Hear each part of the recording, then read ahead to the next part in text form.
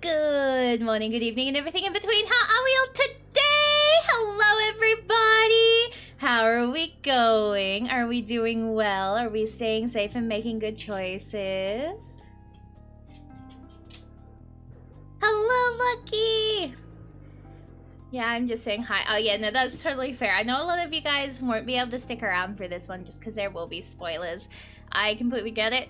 I have also been like avoiding everything to do with this game because I didn't want spoilers. I was like, hee hee, towards her. Silly. But yeah, hello everybody. It's here. It's here. We get to play the sillies. I'm so excited. As I said, I've done so careful. I've been so careful to avoid any content. If you have seen me retweet anything, I can guarantee you I have probably not read it. I have seen that it is Twofold and I retweeted it because I don't want to know anything. Played the demo. Nice. I did not touch the demo.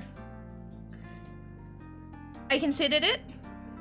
I was fighting God to not do, not touch the demo because I really was considering it. But I'm very excited because we have now got the game and we're gonna do our silly little playthrough. The game gave me a fucking fright though, I'm not gonna lie. It sat me here with just the voices in my head and they sound like Olive because we had a silly. I opened the game and I moved the music volume down to like 34% and like when I was getting all set up. And I don't know what happened between like, oh yeah, I turned the music volume down. I go and I like set it up so that you can see it, like, you know, set it up so it's true, like OBS sees it. And then it was just silence and I was like, huh? And it left me with my voices. The audio just went, goodbye. And I was like, oh no. So I like did like the sound test and test voice and I was like, okay, you can hear sounds, you can hear voice. The music just was like a goodbye. 34% more like absolutely not. And I was like, oh no, but resetting it, it fixed it. But boy, was that funny. Scared the crap out of me. And then the update came out like an hour or so beforehand. And I was like, yes, get that done. So we're very excited. We're also very feelings right now. We're gonna go for it. Yeah. So yeah. I hope you all have been doing well. I'm going feral. You scared of what? I've been playing BG3 a lot lately, and I can confirm that after playing part of Act 3, I am in fact scared of some women now. Got a fucking time. Cinderquill, can you not do that, please? Reconsider your options. Reconsider your options. Reconsider your options. Move back. Girl. Real. Oh my god, please don't fall. Okay, she's just doing stupid things. I fear a women fish one. Oh yeah! Monster on the loose! Thank you so much for the gifted more. I am not free from this fucking audio.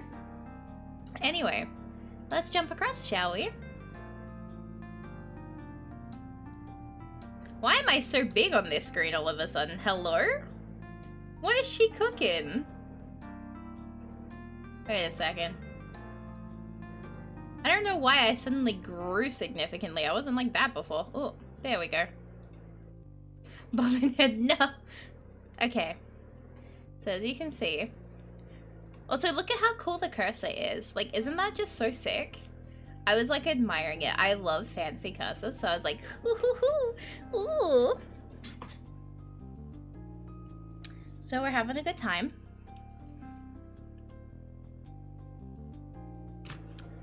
Alright. But yeah, so I was looking around at it all, and I'm very curious on all of this. And all of this.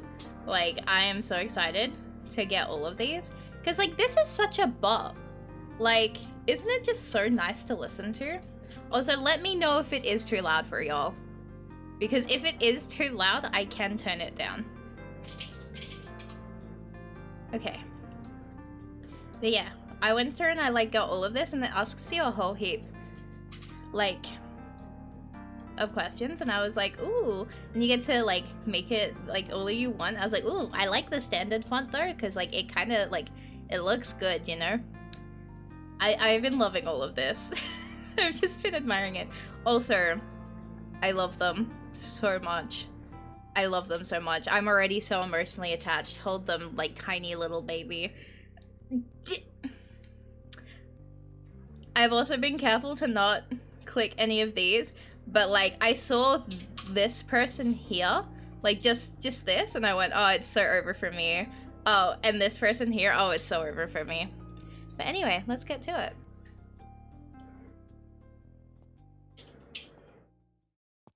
College will open new paths for you, is what my mom had always said. Okay. I took those words to heart, despite my usual cynicism. Even as my high school friends drifted away from me over the years, and the stresses of moving out and living alone mountain, I continued to believe in them. Then came today. The meeting with the advisor was never going to go well. Academic probation isn't a term thrown around in good circumstances. Even with all that, a 1.2 GPA was a surprise. 5 whole credits. After cruising through school before college, it feels like a bad joke when I repeat his coldly delivered words in my head.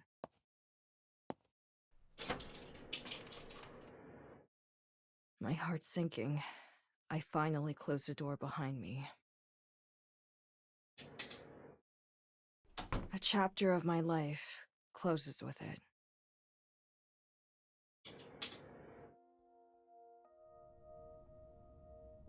Oh my god, look at how nice that looks. Okay, sorry.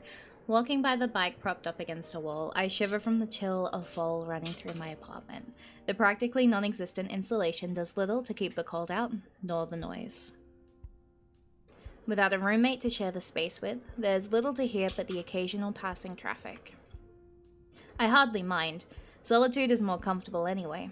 Unfortunately for me, that same silence makes me focus all the more on my failure. Upon reaching the living room, I simply stop. It's not like this should be out of left field. I'd stopped checking my grades on the school website, knowing full well that the hours eaten up by work would take their toll. Between working late and studying early, it's all I could do to not fall asleep during lectures. Denial, that's all it was. Now it's caught up to me, and I have no real way out. What do I do now? For all I've tried to avoid burdening my mom, neither of us could possibly afford another semester or so of college if I failed out. I shuffle to the kitchen counter and grab a glass of water to calm my nerves. With little else available to distract myself from what I should be doing, I step over to the fern on the sill and slowly drizzle the pebbles around it with water. I'm surprised it's still alive after all this time, having bought it when I moved here.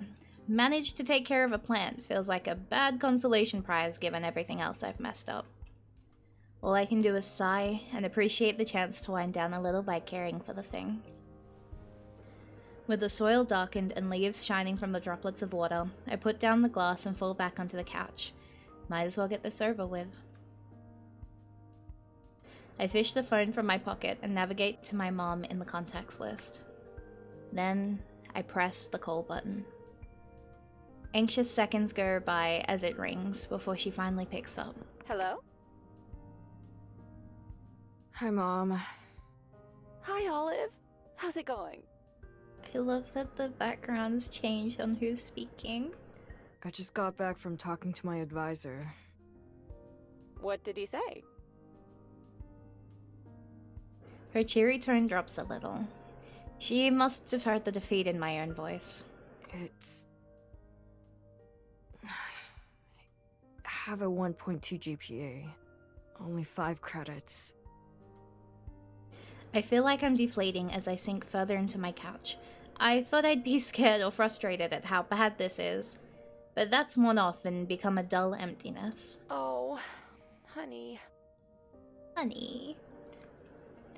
The last tone of voice I wanted to hear was that sweet, concerned voice. It'd be so much easier if she just yelled at me, a sentiment I've thought more than once. It's okay. This doesn't mean the end. I know someone as smart as my Ollie can find a way. Ollie! If I pulled off a decent GPA and passed all my classes and managed full credits for them, I'd still end up short. He did try to give me some options, but See, there you go. I don't know if they'll do any good, Mom. It's an intro art class and a creative writing class. He even said they're basically filler. It sounds like it's something you should try, don't you think? You could easily tackle either of those. I've never been good at that kind of stuff. You know that. You can only give your best shot. I think that's more than enough. You've been through harder trials in your life, and you've overcome those, and you're so much stronger for it. What this means is that there's hope. Hope. I really wish I could believe her on that one. This is one hell of a long shot. I did fine in topics like science and math back in high school, but I've never had an inkling of creativity. The art scene is also the last place I'd want to be anywhere near. Passing one of the two courses should give me barely enough credits to pass. Barely understates things. Then again, a pass is a pass, and skipping a semester isn't an option financially.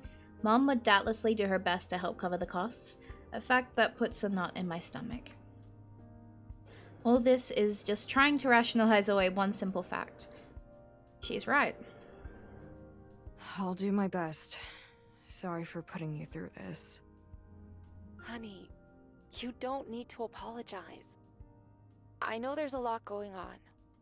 I know you're doing what you can. You always have me on your side. Your advisor wants you to succeed too. That's why he gave you this option. I know you can do this.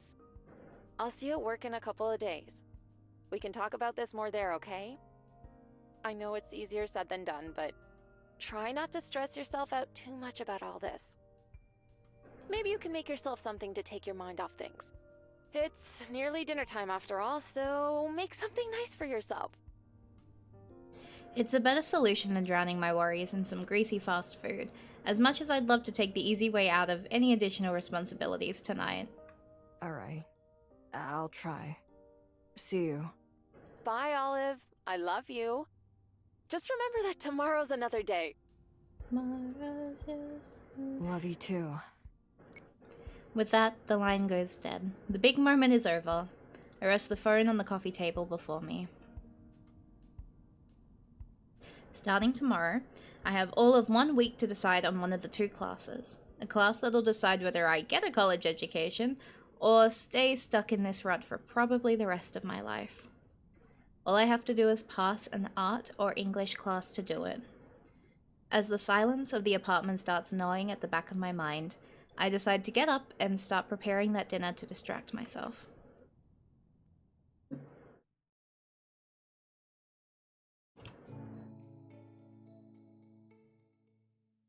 So we all know which route I'm taking for the first one, right? Right.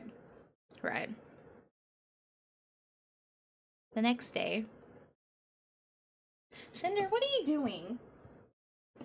Okay. Today marks the beginning of the experiment. The drop period for classes ends next week, and so, at my advisor's suggestion, I've signed up for both of the art and English lessons. The plan is to sit in on both, decide which is best for me, and drop the other. I only need one to survive, and I'd rather not stuff my already full schedule any more than I have to. So here I am, sitting in art class. I've gone back and forth on this all day, oscillating between I don't have an ounce of creativity, there's no way I can do this, and it's just drawing, right? Could it be so hard?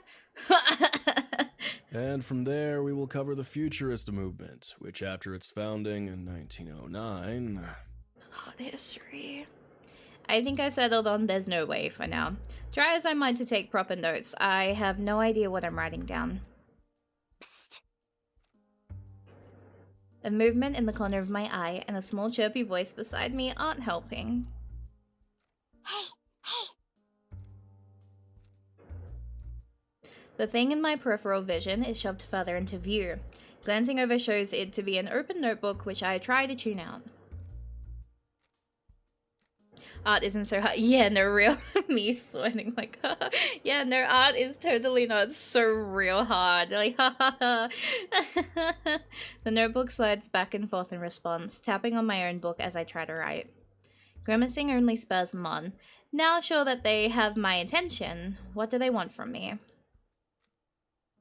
I lightly slap my hand down on the paper, stopping their movements. Far from being discouraged, the culprit beams back at me as I glance over. Oh, she's pretty. Ah, fuck. Anyway, cast against the window beyond her, the girl smiles cheerfully. The two of us couldn't look more different as I stare warily at her, the sun behind her paling in comparison to her own bright nature. Don't give me sun. Okay. She gives me a thumbs up of encouragement, earning a bemused furrowed brow. Oh my god. Okay, I'm fine. I might as well humor her at this point.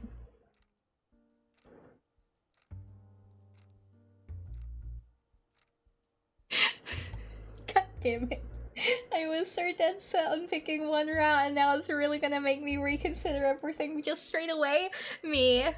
Yeah, I know which route I'm taking. Me. Few seconds later. Bam! I raise my tired eyes back to the author, only for her to resume her thumbs up pose. Is she genuinely interested in helping or just making fun of me? Look at that. Hey, you look pretty lost. Are you doing okay? You need some help? Look at the little scribbles beside, like the little scrunky. Oh, that's insane, actually. Would it be too rude to add that she's only making it harder? I decide against it and slide it back.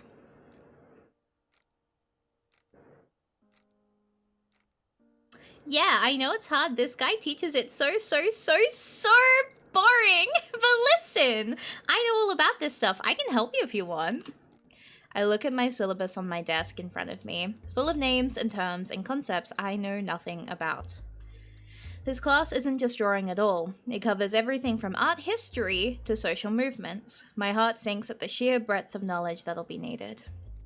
The professor's droning lecture is soon lost on me as my attention wanders to her notebook. Though she's dedicated the full page to this conversation, I can make out various notes about art bleeding through the back of the page, even if the handwriting is hard to decipher. My eyes drifting further, I notice another book sitting on her desk, an open sketchbook this time. Its pages covered with drawings of this and that. That's in addition to the doodles and the notes she's been passing me.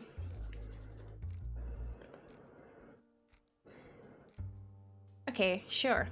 I love the I'll be fine. Oh, I love them so much, actually. This class must be perfect for someone like her. Yes! Oh. Upon reading my notes, she suddenly shouts aloud in excitement. All I can do is freeze as the attention of the entire class, including the professor, is instantly drawn to her. Yes. Caprice. Is there something you need? His pronounced sigh makes it all too obvious that he knows this particular student altogether too well. Just excited and ready to learn. Is there something you need? I've missed this voice. I need you to stay quiet while I'm talking. If that's okay with you.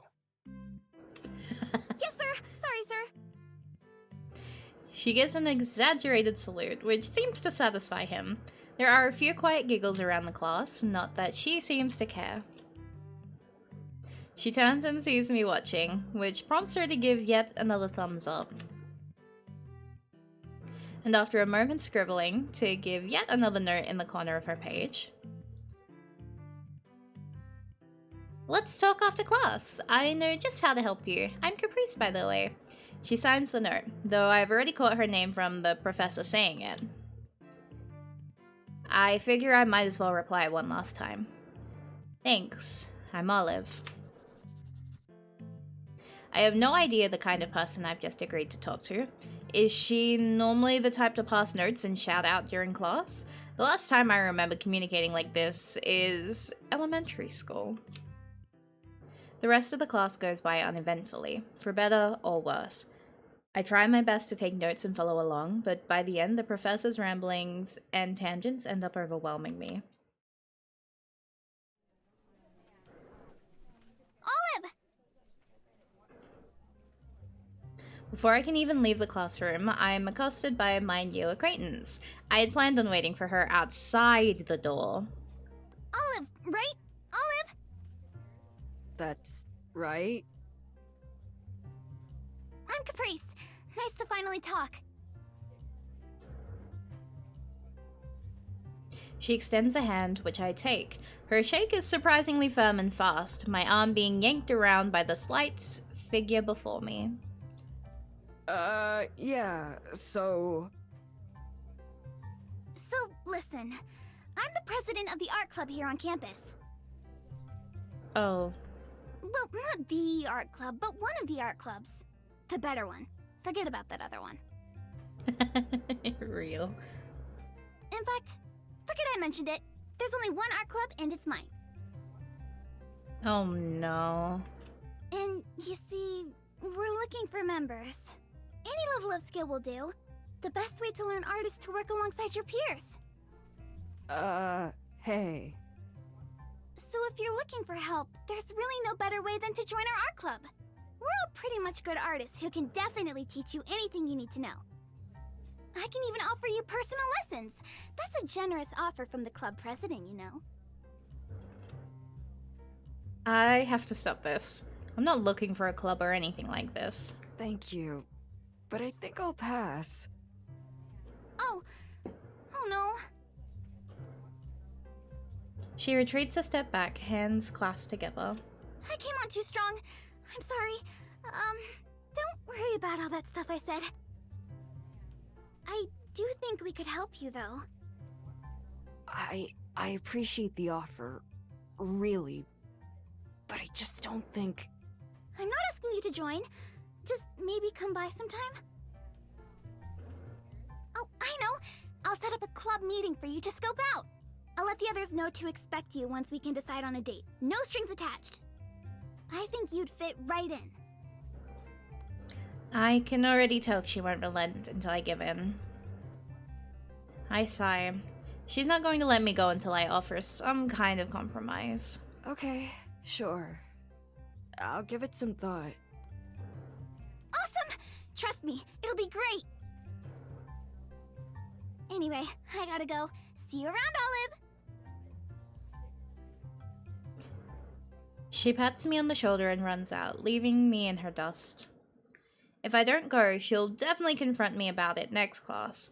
I'm not looking for a club to join, though, and I'd rather not deal with someone so high energy. Maybe just sitting in won't hurt.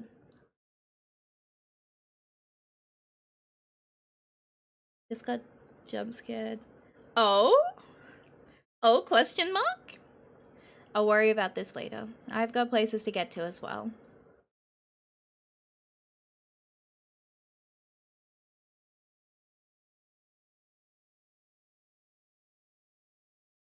The next day.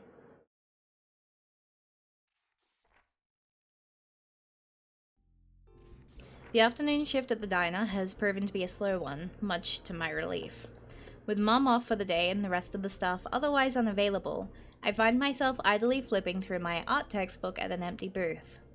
The contents are overwhelming compared to what I expected from a class like this. I have to constantly remind myself that courses like this typically rely on participation and effort more than anything. Still hard to not stress out about it as my eyes glaze over foreign terms and information though. The small chime of the bell pulls me out of my trance as a customer sneaks through the door without me noticing. I bounce to my feet to greet her, trying my best to hide how off guard I feel. Hey, welcome to the Bell House. Party of one?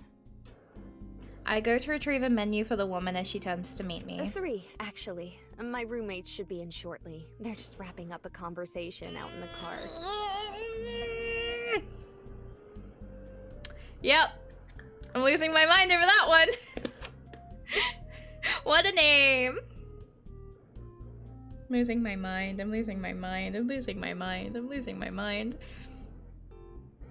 Also, she is so... I knew it. I knew this would happen. I looked at her and I was like, hydrate. All right. Yep. I deserve that. Got it. Booth it is then. Right this way. I take a few steps further into the diner, ready to lead her to a spot near the back. I only make it a couple of feet before a voice interrupts my train of thought. Hey, Millie, catch. She turns back around towards the entrance of the diner, handily catching a small keyring sent flying towards her. Oh, no. Oh, no.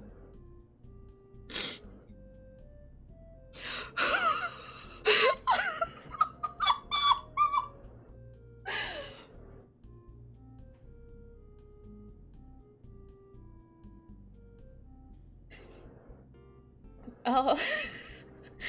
It takes a moment to get my eyes on the picture. A woman in orange and yellow seeming to be the culprit, and behind her... Oh no. She does... Who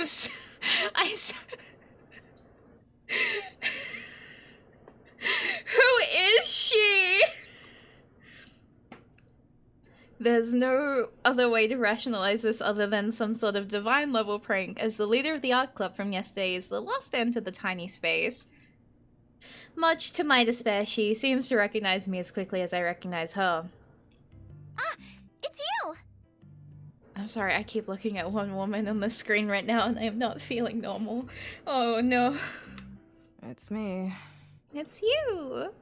I feel like I'm missing something. Oh, why is her voice so good too? It's fine. Oh, right. Haley, Millie, meet the newest art club member. Olive. I'm pretty sure their name was. Haley!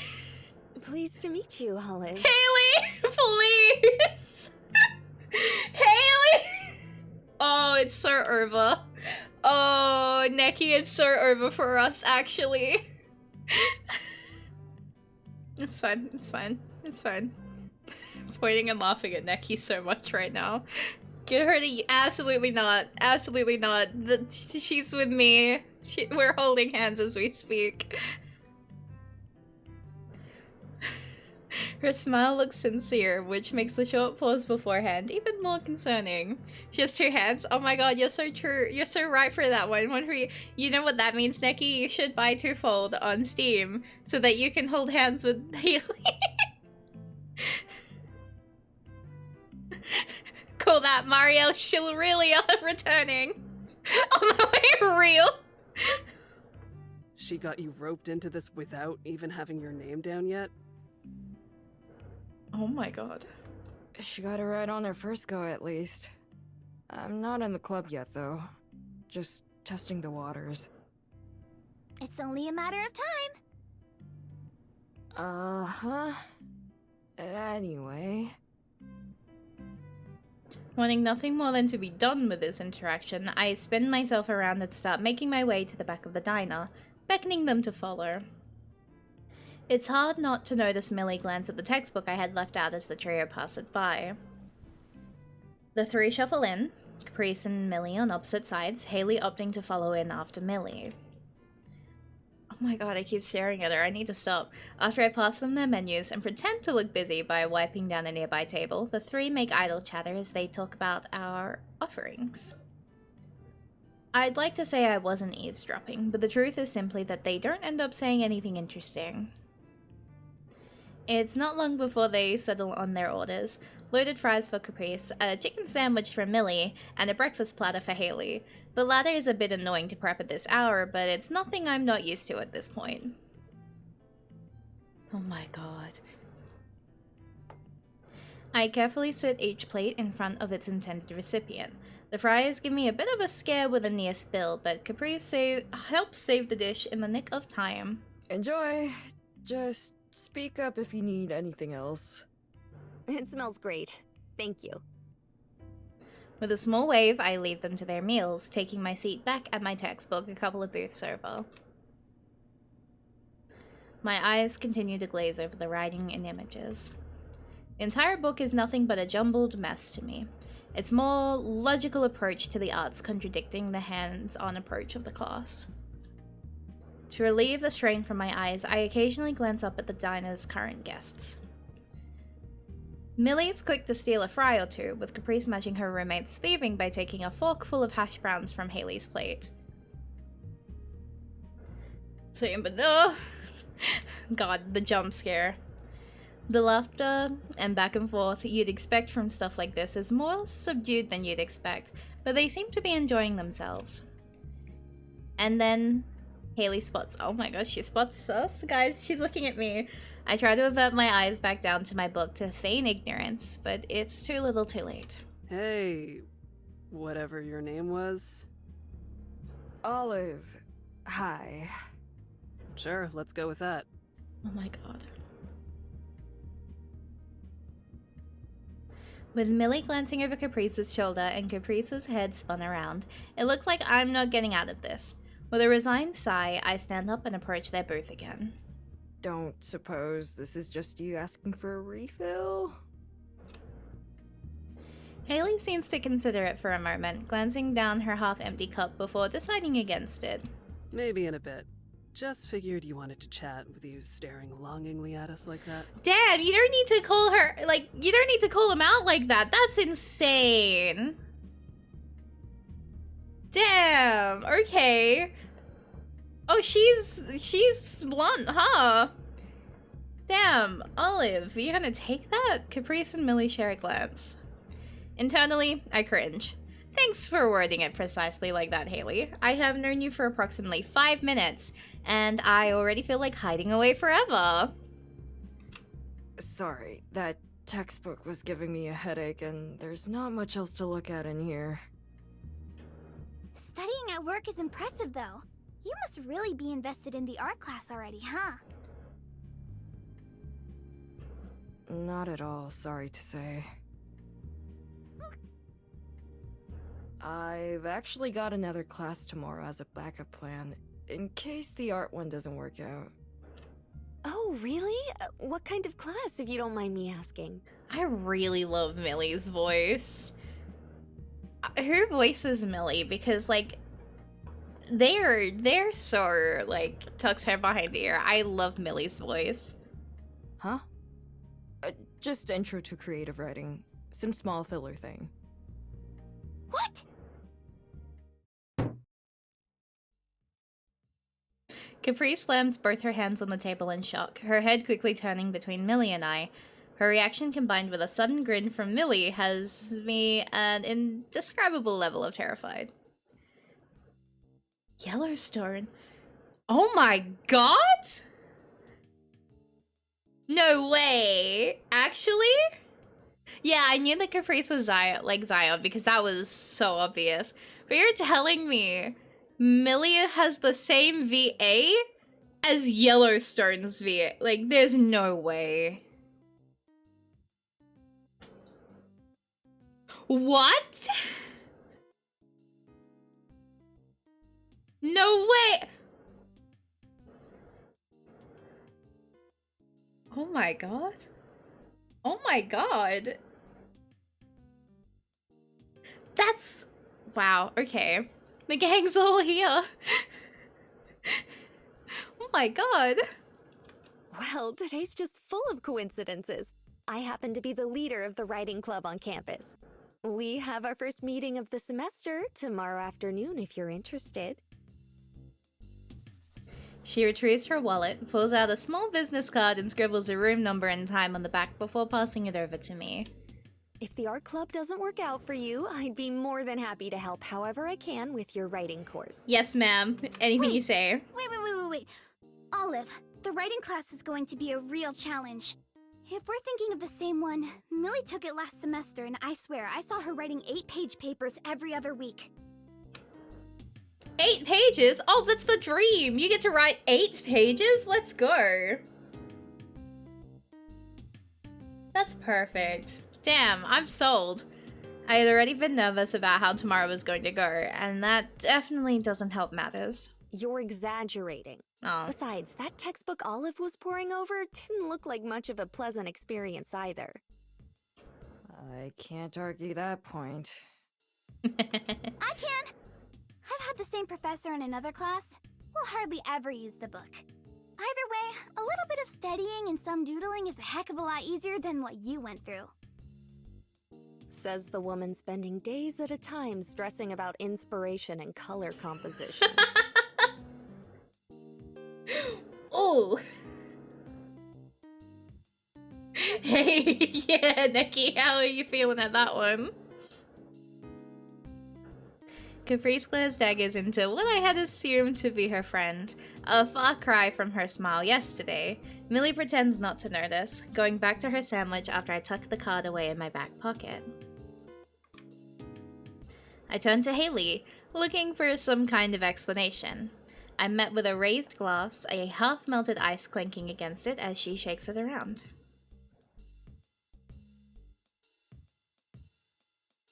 Lemon lime. Thanks.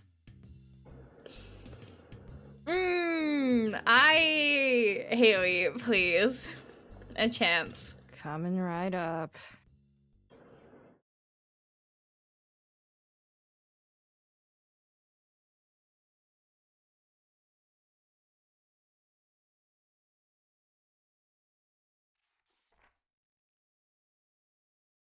I'm having feelings right now. I'm getting call-outs in my DMs. We're just having a time here. The writing class ran longer than I would have liked. The professor definitely belongs in that course, with a clear love of language and words. A lot of words. The syllabus didn't enter our hands until 10 minutes after the estimated end of class, and the rigorous requirements listed on it didn't make me feel any better. Neki, I feel like this entire game is going to be just a call-out for us. I'm feeling it. I'm feeling it. Given Millie's experience in the class, I want to go into the club today feeling optimistic. But in truth, neither leader has done a spectacular job of selling me so far. I mindlessly turn the card over in my hands a few times as I navigate the halls of the building. Judging by the advertisement for a car repair shop on the front, it's probably some trash she had yet to throw away before she handed it off to me. The information on the back is a lot more useful to me at the moment. I'm on the right floor at this point at least. Now it's just a matter of finding the right door.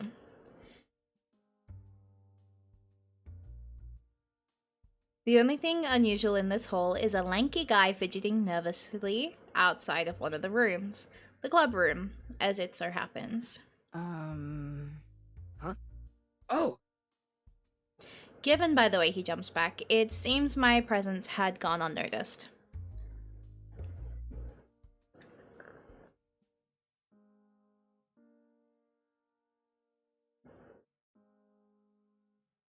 Haley's Alyssa Park. You'll get more familiar with her when you play HB. Oh, okay. No, okay. Noted. Getting a decent look at his face, something feels familiar, but I can't quite place it. His widened eyes seem to imply he's come to a similar sort of conclusion. Olive? Olive Penn? Oh, we know you? Yeah, that's me. And you're... Real. We shared a few classes back in high school. I don't blame you if you don't remember. I go by Darren now. Darren Baker.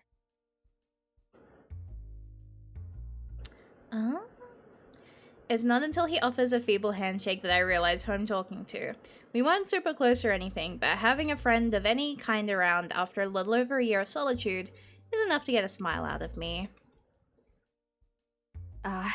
I remember. Don't worry. You're looking good. And you're looking the same as ever. Glad to see college hasn't changed you much. Well, I think I might be overdue for a little change, honestly. I end my greeting with a small chuckle to play it off, which seems to satisfy him as he retains his smile. If only he knew the half of it. As much as I'd like to do a bit of catching up and continue avoiding the matter at hand, I'm becoming more and more aware of how late I'm running. Anyway, are you here for the writing club too? I glance down at the card to triple check the details before returning my attention to him. He gives a dejected nod without so much as even glancing at it. Yeah. That was the plan, at least. Something up? It's just more crowded than I was imagining it. Lots of noise and talking over each other. I poked my head in for a second, and that was enough. Eesh. Yeah, I can't blame you. It's good to hear that it's active, at least. I can definitely sympathize with Darren's situation, and it's a sentiment I'd echo in any other scenario, but sidestepping it is out of the question. I've already committed to checking out Caprice's club, so at this point it's better to get as many options as I can. Well, wanna check it out together?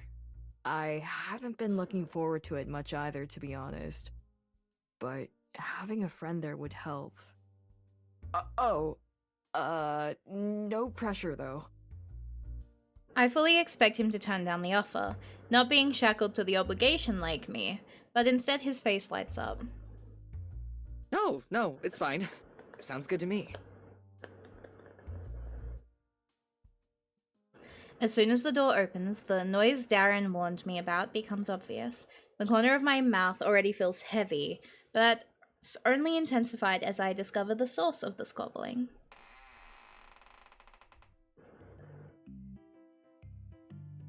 Oh my god. Hello?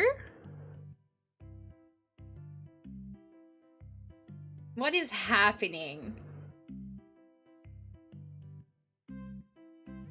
In the back of the room is a small group of people talking amongst themselves, scouring through the counters for supplies.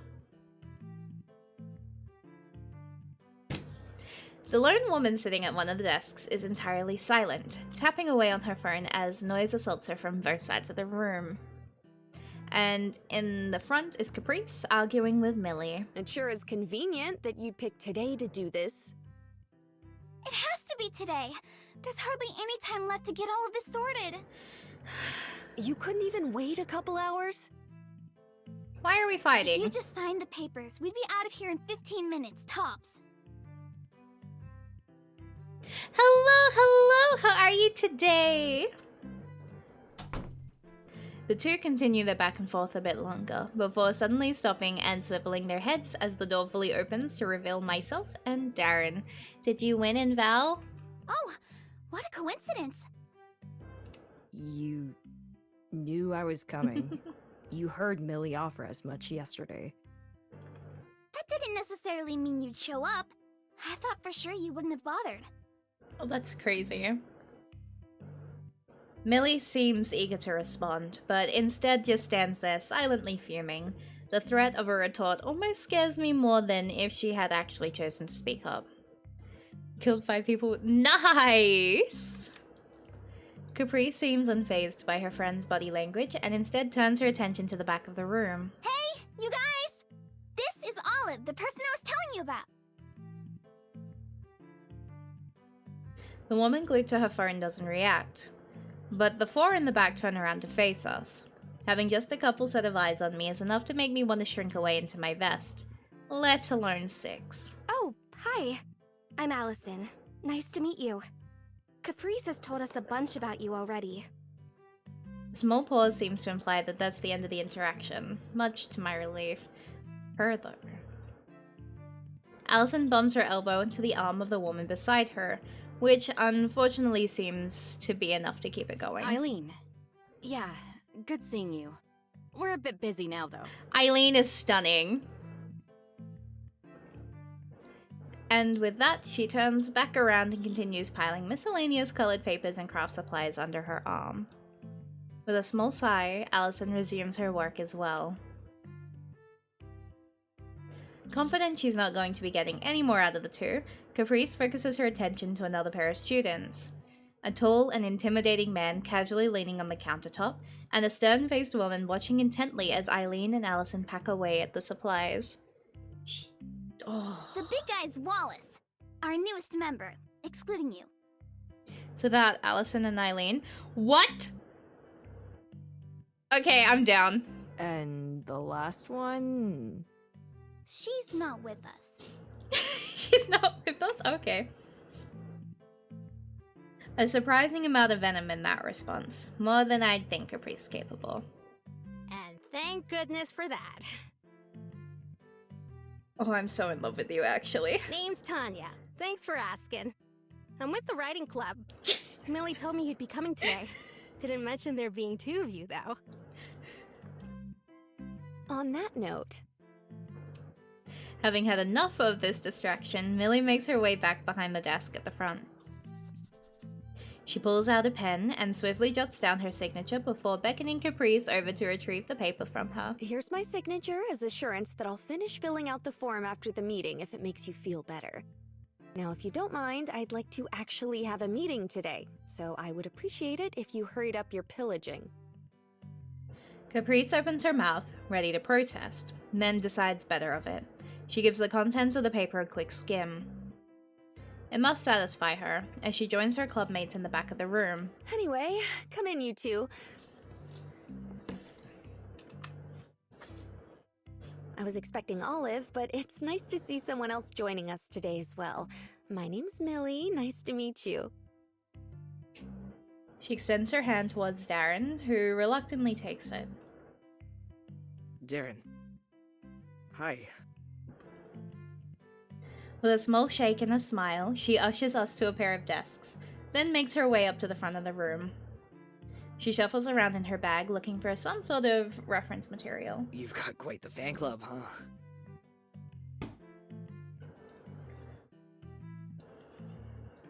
The sound of my forehead hitting the desk is louder than any kind of argument Caprice and Millie could have. A sharp clearing of the throat from the front of the room is enough to drag my gaze back up, albeit slowly. With all of that finally out of the way, it's time to begin the first writing club meeting of the semester. Welcome.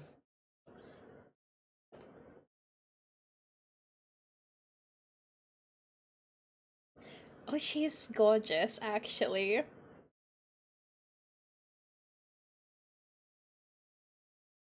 Oh, she's actually stunning. Yep. I knew it. I knew it from the start.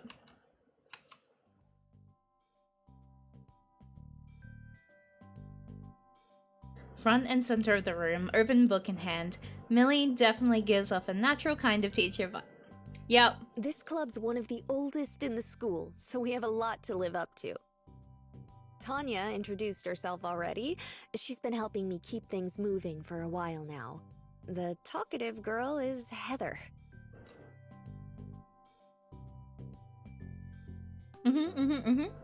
Giving up on her phone for the distractions, Heather finally sets it down and gives a disinterested wave in response to Millie's equally lukewarm introduction of her.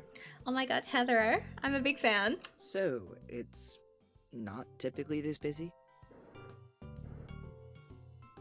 Heather smirks, though it's hard for me to gauge why.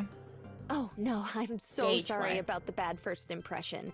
Things are typically a lot quieter. I don't even need to turn my head to imagine the look on Caprice's face. I brace for a response, but oddly enough, it never comes.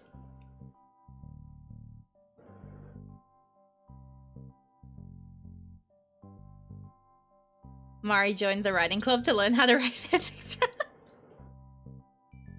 Oh no. Yeah, I'm about to join the writing club, guys. My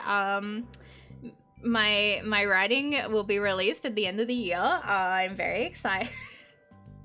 My god. Well, I'm sure the news is a relief to Darren. I can't help but deflate a little. It's my fault for getting my hopes up, but even I expected more than 3 people.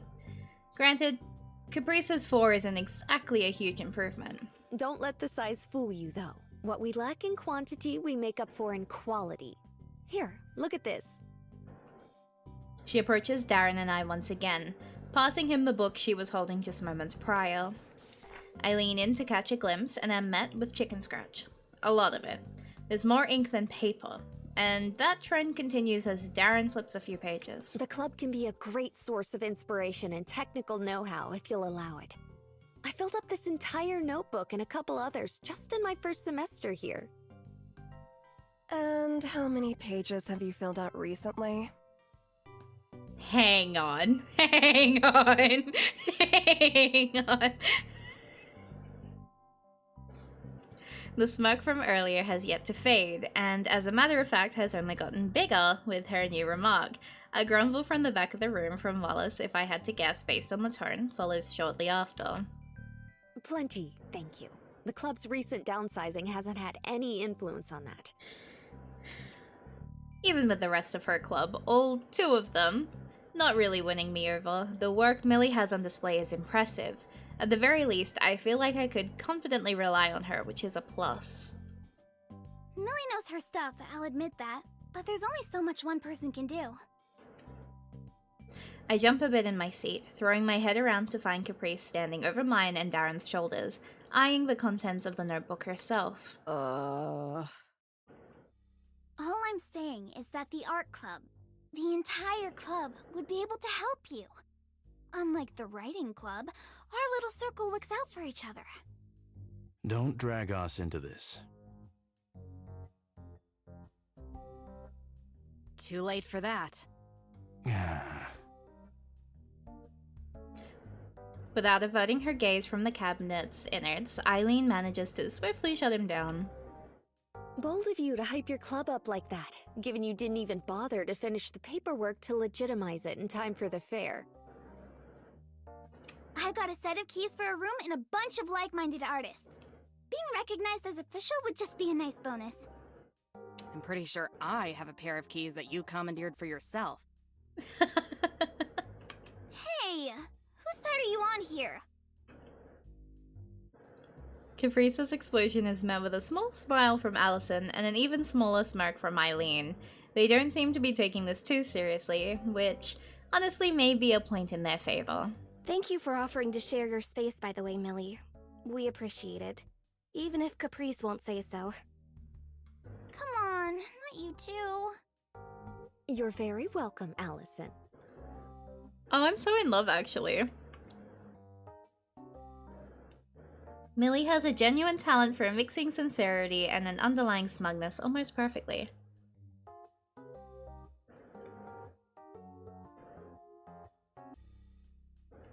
Anyway, if you're all done chatting it up, we're gonna need you out of here soon. We were promised 15 minutes and you've already used up 5 of them. Yeah, we're going. Just give us a few minutes to finish grabbing everything. Wanna help us out, new kid? Eileen continues her work, not bothering to turn around as she addresses me. Likely for the best, given the mutual surprise on Caprice and I's faces. Huh? If you're being dragged into the group, you may as well start getting used to it sooner rather than later. What? No! I was gonna bring them to an actual club meeting. Show them the best we had to offer. I had plans. Plans? I didn't expect Caprice to object before me. Eileen merely shrugs in response. I also haven't really committed one way or another. I've heard that one before. 3 times, actually. Jeez, what did I do to earn all this sass today? To be betrayed like this, time and time again? It's more than my poor heart can take. I'm sorry, but all I can think of in my head right now is, and there was only one classroom. Like, that's all I can think. Caprice cranes her neck back and places a hand on her forehead in a display of theatrics, prompting a couple of smiles out of Allison and Wallace. Far cries from the smirk that seems permanently glued to Heather's face. The thought of Heather is enough to remind me of my current situation, and I snap back to focus my attention on Millie and Darren. The latter seems content to keep paging through Millie's notebook, as a means of staying out of the conversation. But Millie is obviously trying very hard to hide her transparent frustration with a smile. It's fine. It'll get them out of the room faster, and we'll have time to catch up after you're done. Win-win, right? She couldn't sound more disappointed if she tried. And boy, is she trying. I don't want to flake on Millie or Darren, given I willingly put myself in here with them, but at the same time, it'll only be a few minutes, and that'll tell me way more about the art club than a fully planned and rehearsed meeting would. No, I want to stay. No, I don't want to go. I want to stay in the writing club. It's non-committal for now either way, so I guess it isn't a big deal, but it's hard not to feel anxious about it. Oh, I can choose!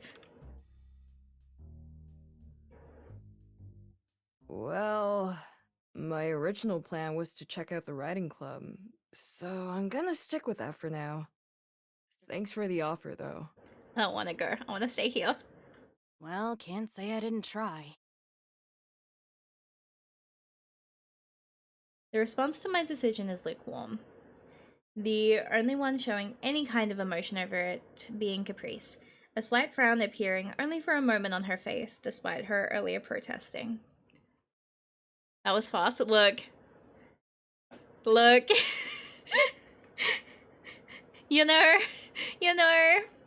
It doesn't last though, replaced quickly with her typical smile and a small wave before turning her attention back to her club. Part of me hates to turn down the chance to dig deeper into the art club, but I can't bring myself to split from Darren after inviting him in. I feel like I've gotten at least a decent grasp on their personalities, if not their talent. I really appreciate it. Anything for you, ma'am? Just making sure. You know I still haven't made up my mind yet, right?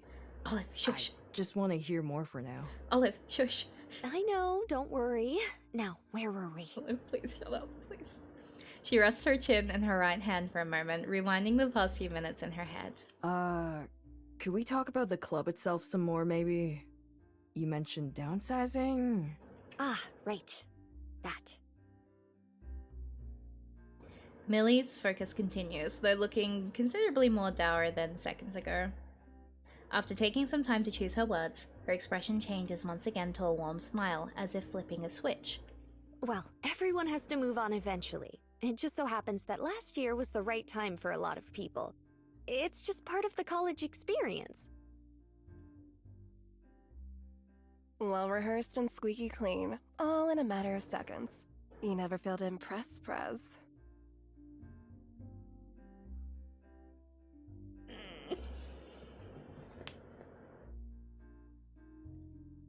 Look, I'm just... Come on. Come on.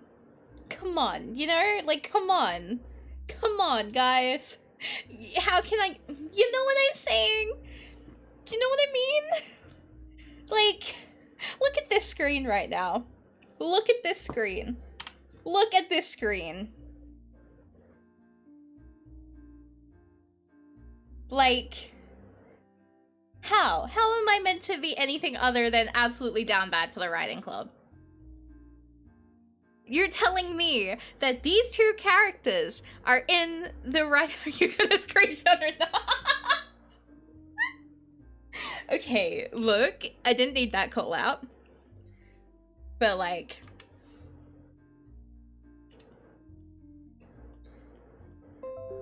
Windows jumpscare noise.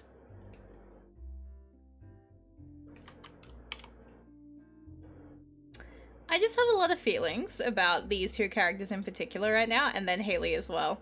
There it is. Shut. Just, oh my god. Do you join clubs based on who is already in it and not the club itself? See, I was already like, oh, I'm gonna do the writing club because I'm more invested in writing. Because I like reading, you know? So I'm more interested in the writing club because I like reading. And like Art and I, we have beef. I've been an artist for many years. I would fight the idea of having to go back to any kind of art themed like things, even if it's just a game art class. No thank you. I am sick of art history. Do not put me through that again. So I was like, you know, writing class. She's very I enjoy a good read, you know what I mean? So, you know, we're going with the writing class for our reading purposes. Yeah.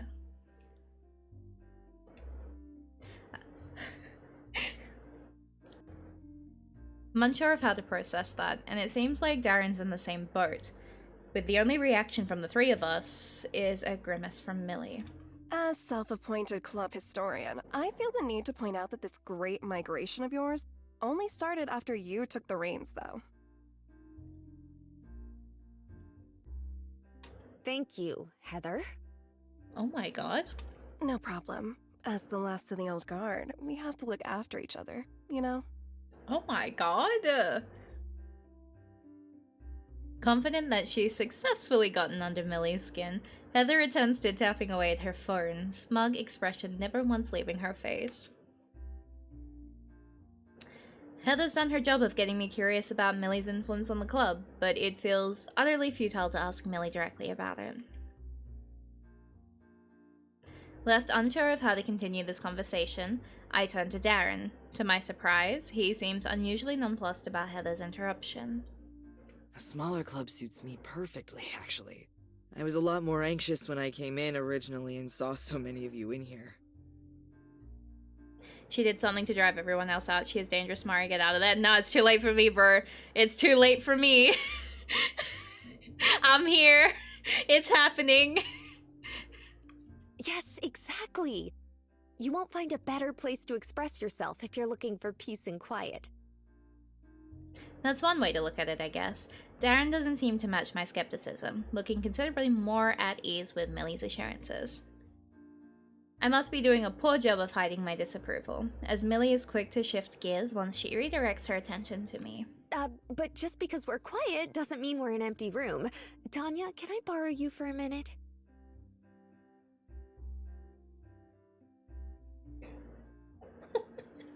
Millie waves the woman in the back down. Oh, I adore you too. After giving the art club another cursory once-over, she obliges her friend's request, casually striding up to the front of the room. Hey again. I want to give you two a proper introduction to Tanya. She's the most recent member, but she's already been a huge help.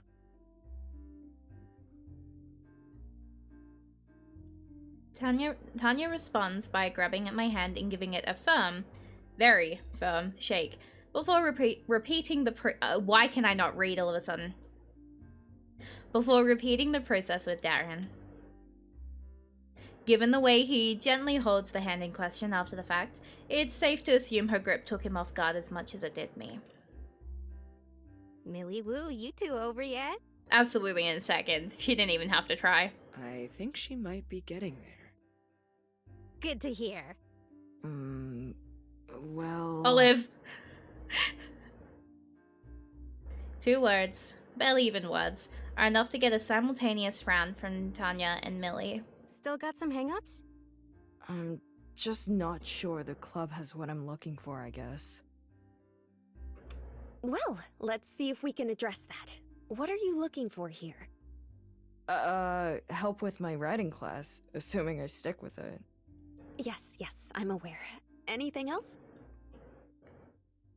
The expectation in her eyes begins to waver after a few seconds of prolonged silence, making me feel as though I've disappointed her with my response.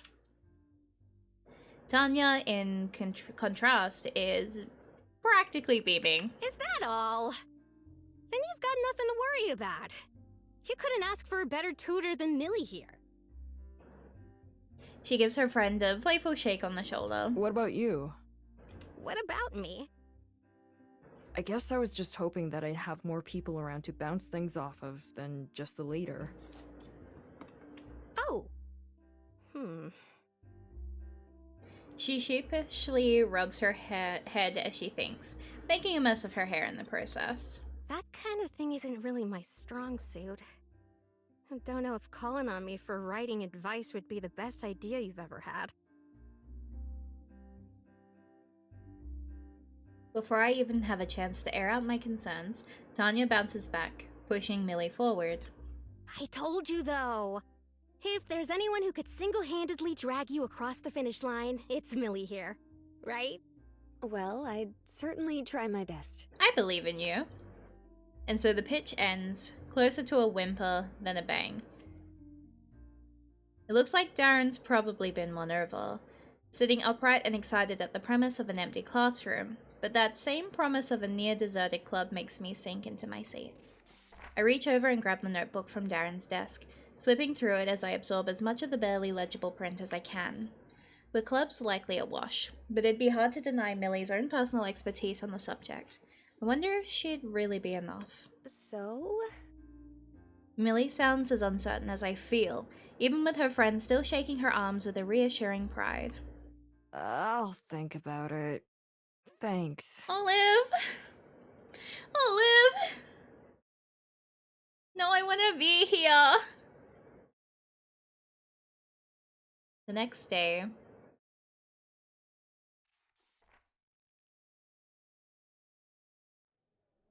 Friday. Every student's favorite day of the week. So we start on a Wednesday. Perhaps it's my imagination, but even as I head into the cafeteria, the chattering of the people around me takes on a slightly happier tone than the days before. Mari Twofold picks up its Oh no. As for me, my mind is still occupied with thoughts of clubs, classes, and my last-ditch gamble to survive the semester. My stomach grumbles, the smell of food from the tables only reminding me of my hunger. After skipping breakfast in my rush to get to school, I need something more than a cookie from the nearby cafe to get me through the day. The food here is nothing amazing, but I'm hardly picky. At least lunch will be a brief break from my worries where I can forget. Olive! Oh no. Olive, hey! So much for that. Caprice waves at me from one of the tables. She has an uncanny knack for detecting my presence in a room, however crowded and busy it may be. I resign myself to my fate and take a seat as the woman next to her gives a small, polite wave. Hi, Olive. Hi, Olive. The two make an odd contrast. Allison's shy, almost nervous, greeting in stark difference to Caprice's overabundant energy. So, managed to survive Millie's lecturing after we left yesterday? It was pretty quiet and low-key. Nothing that extreme. By quiet, you mean boring, right? No. Hey now. Yep, it was boring and terrible. The typical writing club MO. Oh my god. Now Heather has appeared, which can only make things better. Even though she's decided to walk up and invite herself into our conversation, she doesn't seem all that interested in giving us her full attention. Engrossed in her phone as usual, she barely looks up to address us. What? Caprice is visibly annoyed, with Heather's only reaction being the corner of her mouth tugging upward. Heather's passion for pressing people's buttons doesn't stop with Millie, it seems. Well, Olive, don't feel obligated to give them the time of day. We'll get you through the semester easy peasy. Right, Allie? Allie? Yeah, of course.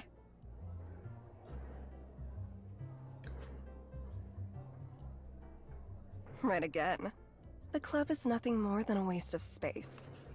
Oh my god, Heather, chill! Girl, what the fuck? She's so mean! And for what? Like, keep going, but like, damn, okay, why? Like, don't stop though. But like, come on. Hey! Nobody asked you! This is insane. What? We're agreeing, aren't we?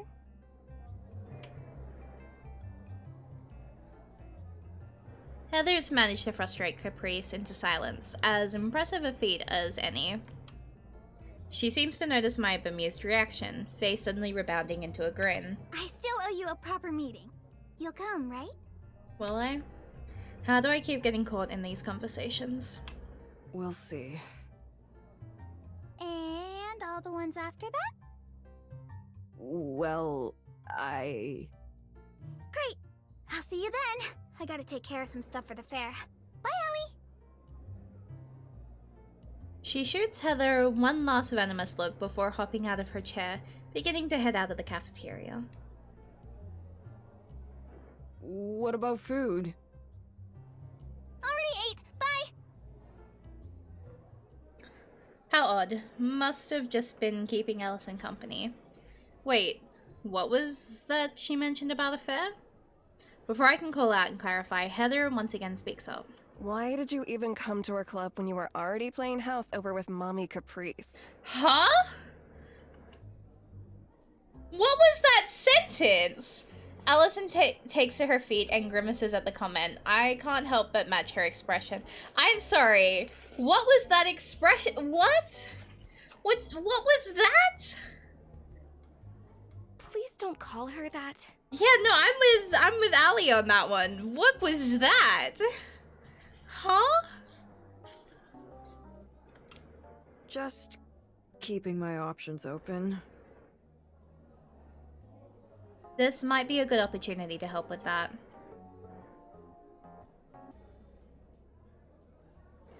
I've got a member of each club in front of me, though not for long as Allison picks up her tray of food and slips it onto the nearby counter.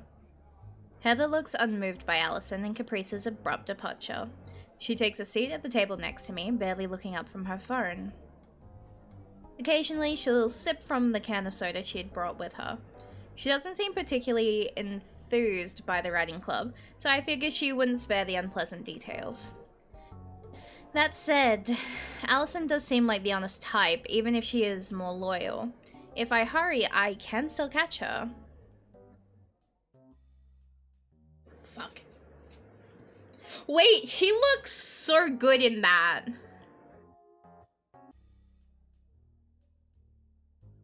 Wait, her little chibi is actually really cute. Like, both of them are cute, but look at her. She so, like, holds her. Like, why does she look so good as a chibi, actually?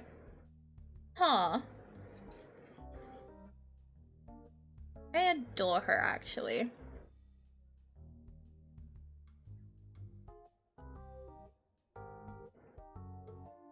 Anyone's a better option than Heather. Damn, okay. I'm actually kind of conflicted on this one. I like both of them. But I like how she looks in the... My deciding factor is that she looks really pretty in the TV. And I am biased to the writing club. But she's so soft. Okay. I had intended to get some food, but that can wait. This is likely as close to her full attention as I'll ever get. So, about the writing club. Don't ask me. Oh no! That was fast. But you're a member, right? Oh, we fucked up. Oh, we fucked up. Sharp as a tack.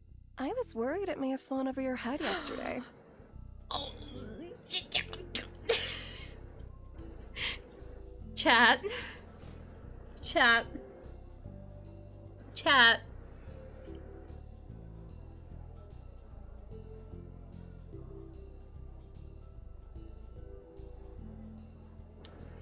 Why couldn't Tanya have been the one to find us here? I'm tempted to cut my losses and just walk away, but... Are meetings typically like yesterday? Who knows? I only show up often enough to remind them I'm still around.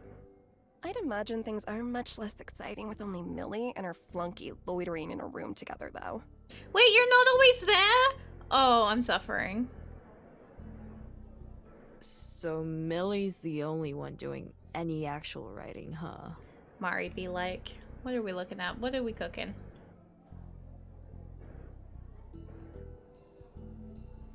Oh, actually, yeah, no, hear me out. That is so real. The Scion's right for that. Oh, don't you worry about that. Tanya and I hand in papers every now and again if Millie asks. Gotta keep in the boss's good graces, you know how it is. And you're doing a fantastic job of that, I'm sure. If you're asking about the number of willing participants, though, I guess you're right on the money. I don't know if I'd call a group like that the writing club, really. You can call it a club all you want, but it's just Millie's hobby at this point. If she wasn't so obsessed, it'd be long gone by now. As soon as the old guard graduated, everyone left with them. It was just a bunch of friends. The writing side was totally just in the name.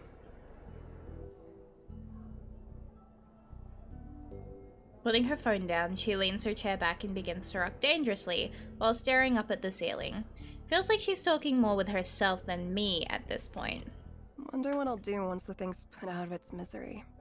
It won't be. I'm gonna save it. I'm gonna save all of you. I'm gonna save you. I can change you. If it's that much of a bother, why go there in the first place?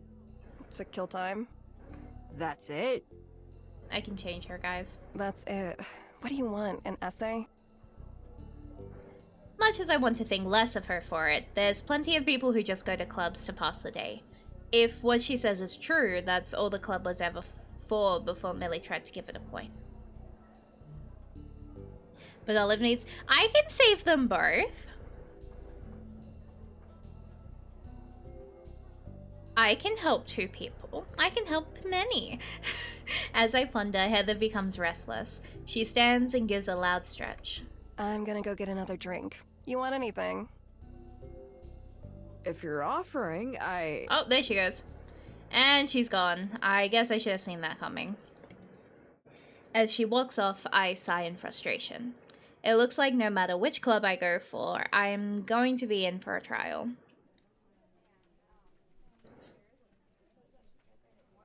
With class still some time ahead of me, I find myself wandering the halls, going over my choices in my head. Hey. Guys, be cool. Guys, be cool. I just about bump into Haley, who is carrying some poster board and other materials. Whoa. Hey, you need some help? Without answer, she shoves some of her supplies in my direction, which I take. I already have a general idea of where she was heading. The gymnasium, right? Smart. Come on, you've been drafted. You know that reaction image where it's like me when a bad bitch tell me to do anything? Like, anything for you, Haley, anything for you.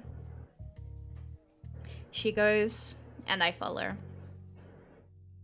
So, how'd the meeting go yesterday? You didn't hear about it? Oh, I heard tons of things. But I'm interested in your perspective.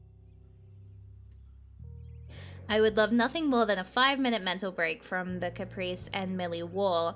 Unfortunately, it looks like something I won't be able to avoid anytime soon. Well, I'm not even entirely sure what happened.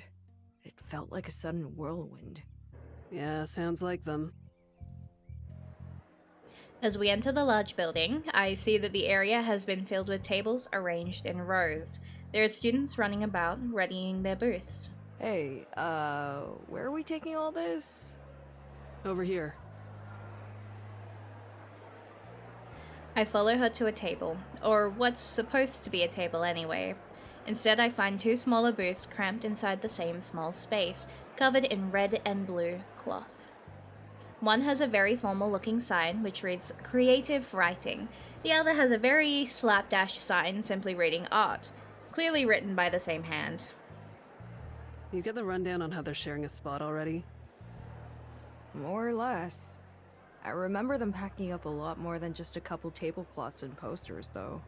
The art club is off turning all that into brochures and other promo material for the 2 right now. This is all just bare bones stuff. I'm surprised Millie trusts them enough to handle that.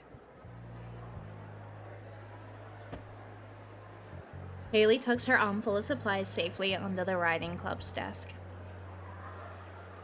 I follow suit, emptying my hands as she lifts the cloth up for me. Millie gets along well enough with all of them. It won't be an issue. Could have fooled me. Things are just complicated right now is all. You saw how they were at the diner. Are you talking about their friendly small talk, or them trying to poach me from each other? That's why I called it complicated. She brings a hand to her headphones, debating pulling them over her ears. After a moment, she thinks better of it, deciding to instead lean lazily against the writing table. You're committed at this point, right?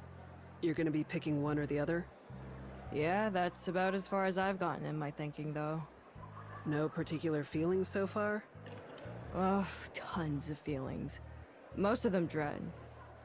It all sort of cancels each other out. Well, good luck. Wait, don't leave me. What's up? That was just Millie stuff. Gotta head over to the art room now. Want me to come with you? Please? I've got it covered, thanks. Once again, the headphones coming up signify the end of the conversation. She pulls herself up from the table and starts making her way past me without any further elaboration. It may be impossible to decipher Millie and Caprice's going-ons, but trying to get a read on their roommate is an entirely different experience. I debate sticking around to catch her again, but decide against it and make my way out of the auditorium, going out of my way to leave through the opposite doors.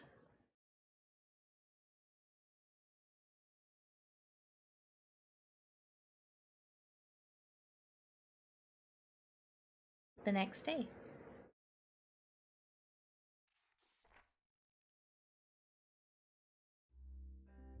Today marks a day so rare that I can't remember the last like it.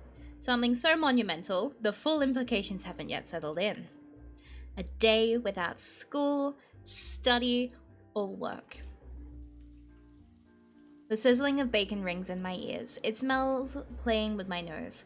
With time on my hands for once, I've decided to start the day with a simple pleasure, the taste of eggs and bacon for a late breakfast. As I nudge the bacon with a spatula, I take a sip of the steaming coffee beside me.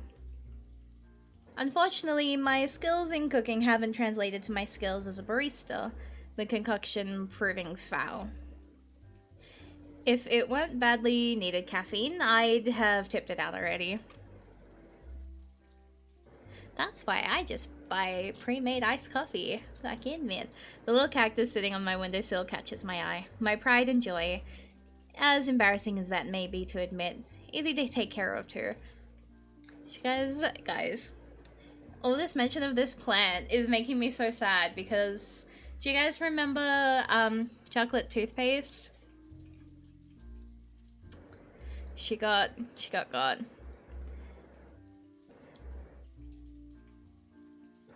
Yeah. Though I'd been leaving her out for a little bit because the weather was really, really nice. And then there was a flash change in our weather and she just went into shock. Like, that plant did not make it. She started, like, no matter what I did, she wouldn't. I couldn't get her to turn around. She was like, nah, that's it for me. I was like, don't be so dramatic. So we lost chocolate toothpaste 2 weeks ago now. And I was so upset. I was, like, sitting there just kind of, like, staring. And I was like, are you kidding me? And I've been debating getting a new plant. But, like, I loved her so much, and I'm so upset. I was like, oh, but I don't think I could get another mint plant. So I have to figure out what kind of inside plants I can get that Cinder won't be at risk of. Because, like, with the mint plant, she had to be outside a lot because technically cats can't be around plants. And since I want to keep this one mostly inside this time, oh my god. I was so upset, guys. You have no idea. So I have, like, her, like, little terrarium inside again at the moment, and I'm just like, I'm sad, bros. So this was, like, talking about plant inside. I'm like, damn it, I miss chocolate. Looks like you're doing better than me these days. Nah! My words to the plant go unheard. Living alone isn't the easiest thing. Every chore, meal, and errand needs doing myself, after all. But it is comfortable. I can do things on my own schedule and eat at my own pace. Solitude might not be easy, nor cheap, but it is simple. Pleased with my plant's quiet and unassuming company, I take another sip of my foul coffee. A distant ping from the couch announces a received text. Considering how few people I know, it's either mom or work calling in to ask me to help cover a shift. Knowing which I prefer, I turn down the heat on the stove and walk over to pick up my phone. Unlike me, she had work today. I look at the time, not even noon yet. If she's texting me now, she's probably just getting off her opening shift. Wait, I didn't read the fucking- I didn't read the- I didn't read this. Oh no. Ah!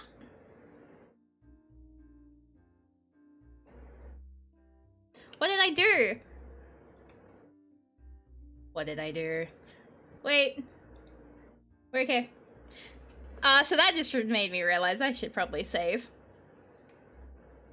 There we go. We're fine. Neki save Jackie as a reel.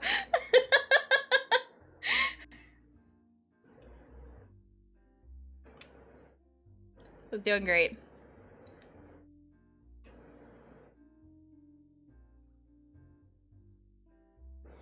Ollie, are you home right now? Yeah, what's up? Mind if I drop by for a bit? Maybe over lunch? Sure. Great. See you then. See you. She's fussing over me again, as she so often does in quiet moments. It's hard not to notice this happening more often now that I'm living alone, though she's never outright admitted that. Not that it really matters. I cherish any free time we get to spend together, and it's not like I had anything in particular planned for the day ahead. Besides, she can probably lend some more insight.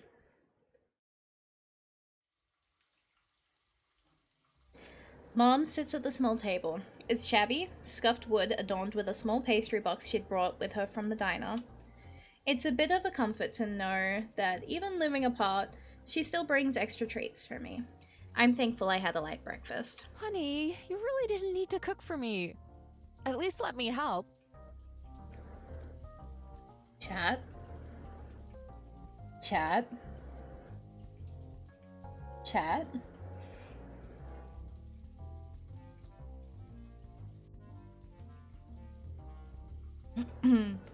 I was going to cook lunch for myself anyway. Whether it's for 1 or 2 people, doesn't make that much difference. Neki.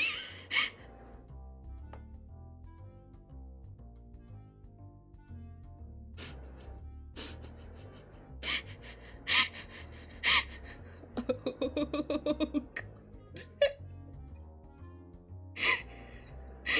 You plastered for everyone. Not everyone. I swear, not everyone.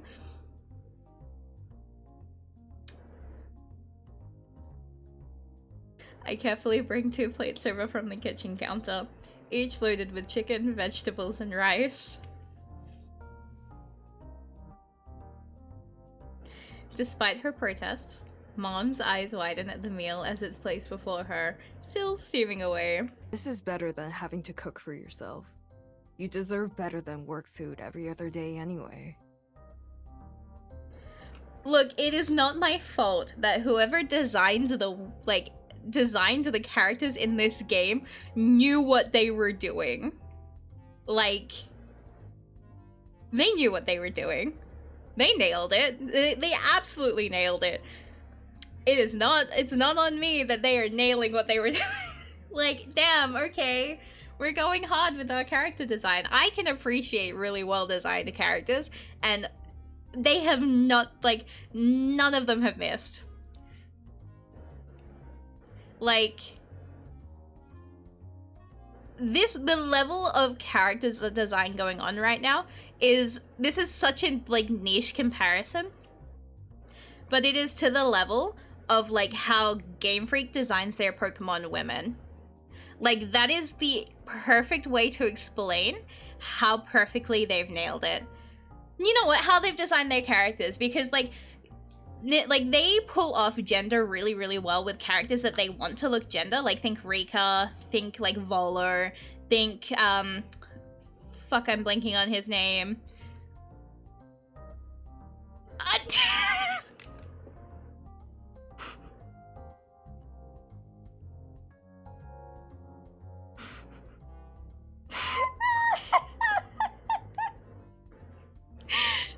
Hi, Cap. How are you today? Hello, welcome. Thank you for your first chat. Welcome today. Normally I would do an introduction of what we are playing, but I think I need to do that right now. Hello.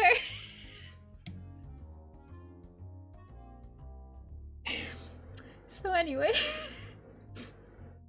before I set an alarm to watch my slip through it and jump. Oh my god, no, that's so good. I know it's like super early when it comes to like the other side of the world. Unfortunately, I have the Aussie debuff, so my time zone is a little bit silly. But yeah, we're gonna put a pin in that train of thought before everybody, 'cause just no TLDR. Yes, very yes.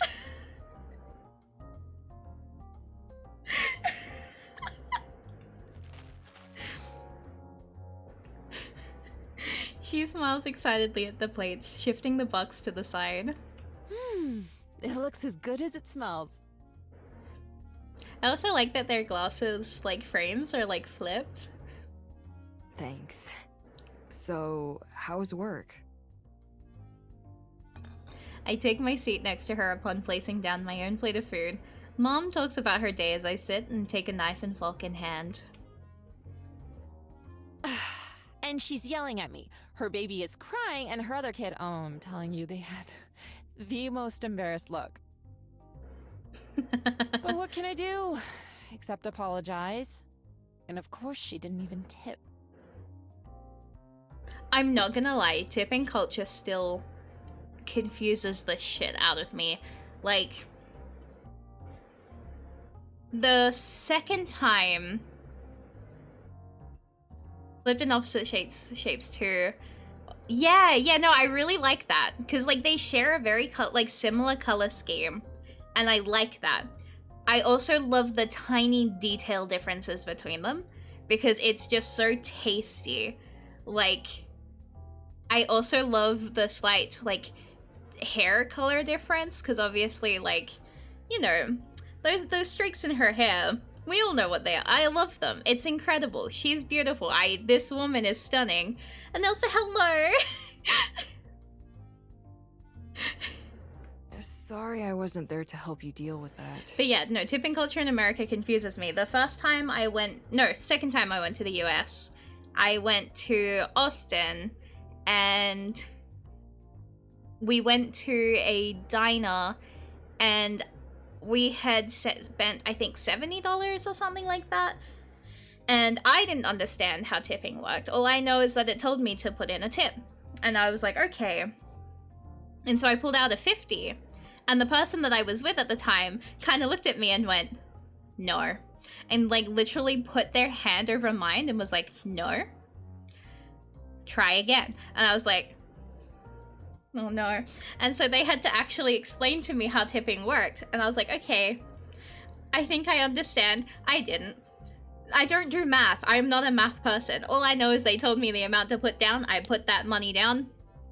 And then the last time that I went, earlier this year, when it came to like tipping when we went to all the places, I think Rye handled it for me in terms of what I needed to like know. Because, like, I was just, like, Rye would go down and grab, like, all of the Starbucks. Every time we went out for dinner, someone else was handling, like, all of that stuff. And I'm like, okay, so good, so good. I don't have to think anymore. Like, I can't math. I just get told off every time because it's like, no, that's too much. And I'm like, well, then what is it? Because we don't do that here. We don't. And it's confusing. And I'm like, I need to learn for when I move over. But, like, oh my god. Math is hard. I'm glad you weren't there. Speaking of which, how's your day off been so far? Oh, boring. Stressful. What did you do? I sat around here. Mostly just a lot of thinking. Okay. Why do you want to move to America? I want to be an event coordinator. Well, I want to work for conventions. And unfortunately, in Australia, cons aren't very successful. Even our biggest ones, they don't do well in keeping themselves well. So I want to give myself the best chance possible. So by moving to the US, I would be in a country that is very con-cultured. So it's basically what I need to do to really make sure that my dream job gets the best chance. Because, like, I've done a lot of conventions here. Like, I've worked for them, I've helped, like, run them, I've done a lot of, like, back-end stuff. And it just, as much as it is growing now, it's hard to get guests. It is so hard to get people to fly over to Australia for a convention. Like, that's the sad truth. It's expensive. Housing guests, like, in hotels, like, it just adds up way too quickly, which is why it's very hard for us to get guests over here. And then not only that, like, it's just not quite the level that we want it to be here. But in the US, there is such a strong con culture that people will literally travel around state to state to state for these things. Over here, you don't really get that as much. Like, there are some people that will travel across east, but to go from, like, WA to the eastern states, you're paying nearly $2,000. If you include hotels, like, and flights can cost like $700 plus, and then hotels on top of that, transport, like, it just counts up so much that you could fly to America and you're not paying that much different. Oh, a friend of mine is in events management and she spends several months of the... That's amazing! I would do anything to do stuff like that, honestly. Like, I had to put a break on my studies for event management because of life things that happened at the time. You might meet Studio Élan in some cons in America. I plan, so, like, for American cons, I went to KatsuCon this year. Next year, I'm going to Off-Kai, because I really, really, really, really want to go to Off-Kai. But, like, yeah, no, I definitely want to get more into the American con culture, because, like, Off-Kai, like, not Off-Kai, freaking, Katsu was life-changing. The con culture for American cons is so vastly different and so much warmer than it is here. Like, it is a completely different world when it comes to how, like, cons are here versus over in America. And I really like it. So I just want to keep going back, honestly. And I'm really excited to go to Off-Kai because, like, I feel like that's gonna be the silly one, like the silly fun one. While Katsu was, like, insane. The parties were insane.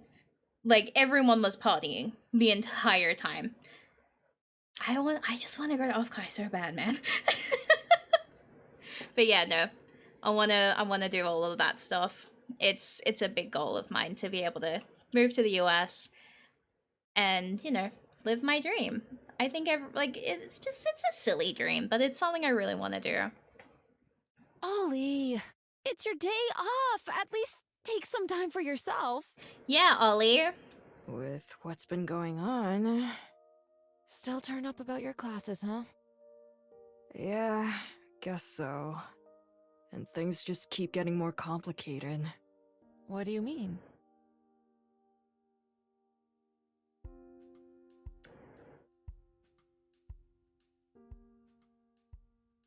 I explained to her about the clubs, between the meeting from a couple of days ago, the upcoming fair, and the feud between the two leaders. She listens attentively, her expression varying between interest and concern. I feel myself deflate further and further as I talk, the hopelessness of the situation becoming all the clearer as I put it into words. It never quite sunk in until now, just how bad my options are. I really don't know what to do, Mom. She has that soft, caring smile I've seen so many times in my life. I know it's tough, but look at it this way. Even if they're fighting, the club leaders have been nothing but nice to you, right? Right? Sure. Maybe a bit too nice. I just don't know how things will go. My whole college career hinges on this. You're more resilient than you give yourself credit for. I'm sure you'll pull through. Everyone wants you to do well. I know you won't regret your choice, whatever it is. That's easy to say. It's true, though.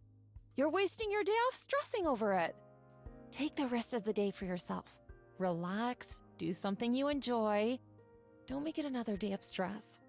That way you'll be going to this fair with a clearer head. She's speaking facts, honestly. That's easier said than done. She does have a point, though. I can't do anything more than I've already done at this point. It may not sit right with me that my future depends on people I barely know, but those two are who I'm stuck with. I have no choice but to gamble on this. I'll try. That's my Ollie. She gives me a hug and a kiss on the forehead. Now? She pulls out the pastry box from earlier and places it on the table. I brought a slice for each of us. Which one do you want? I'll let you pick first. Oh, I love her, actually. Inside lies 2 slices of pie, signatures from the diner we work at, 1 slice of blueberry, and 1 slice of cherry. If I didn't know any better, I'd think she had done this on purpose.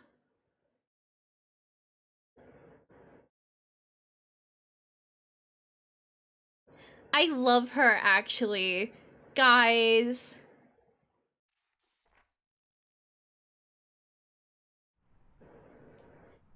Hopefully you love her as your mom. Yeah, that's my mom now. Mondays come around again. I took mom's advice and tried to relax after she left yesterday. I don't know if I succeeded. I feel like I've come back from an exhausting weekend. Today's the day of the fair. I'm not sure if I'm sold on either choice yet, but I don't really have time to mull it over anymore. I went over it again and again. I'm hoping seeing them at the fair today will finalize that. With the morning study over, the cafe beckons for a quick pick-me-up before going to war in the club fair's gymnasium venue. Never having been to this kind of event before, I expect chaos, especially so given the circumstances. The oak tree. Who are we meeting?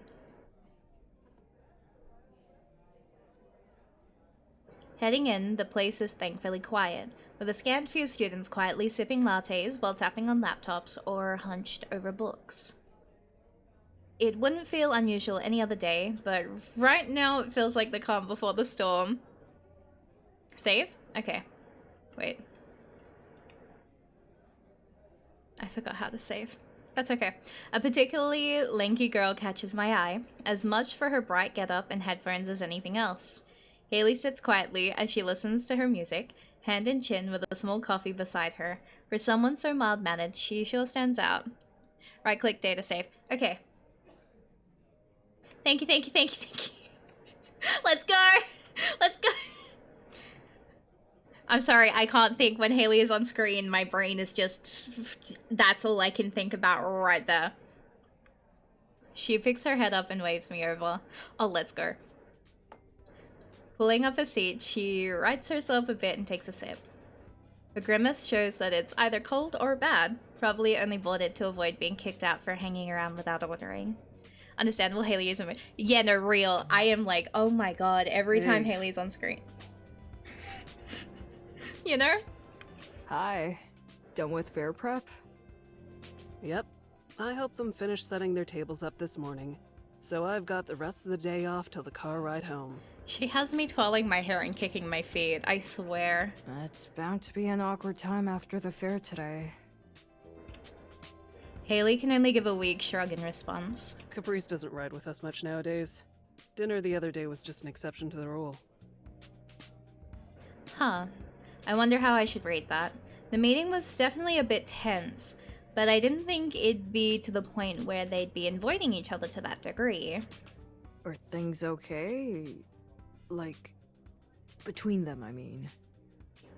Her face remains as deadpan as ever, but I can faintly make out a raise in her eyebrows. What am I reading?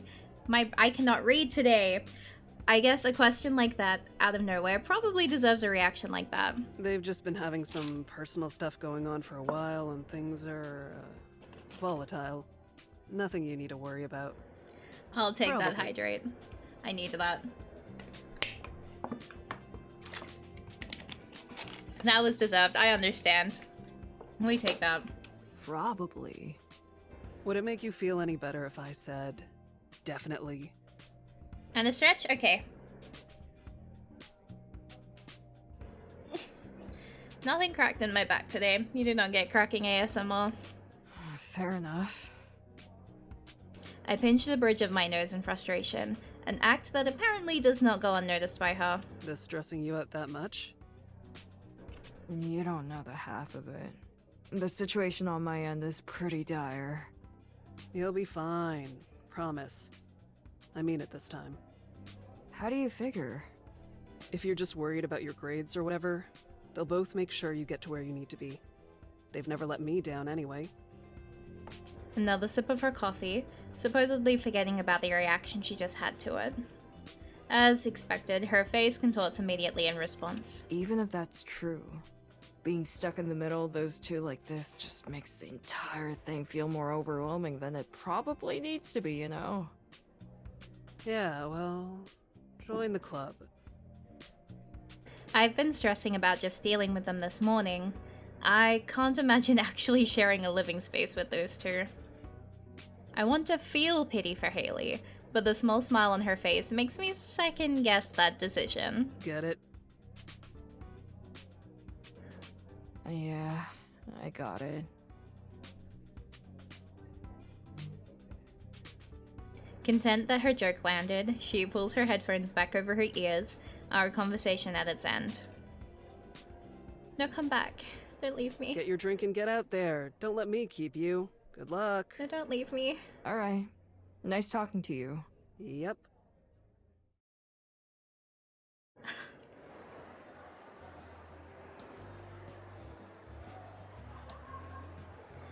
By the time I arrive, the club fair is in full swing.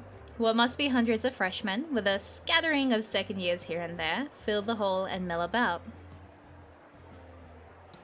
It's interesting to see which ones look like they're on a mission as they head directly for a particular club, compared to others who peruse the tables as if browsing a farmer's market. Dozen of small stalls are lined up, with varying amounts of work put into them. Piles of flyers sit on each, the odd standee or prop set up to try and catch the gaze of passing students. I love that that says clubbing. No, you're real for that.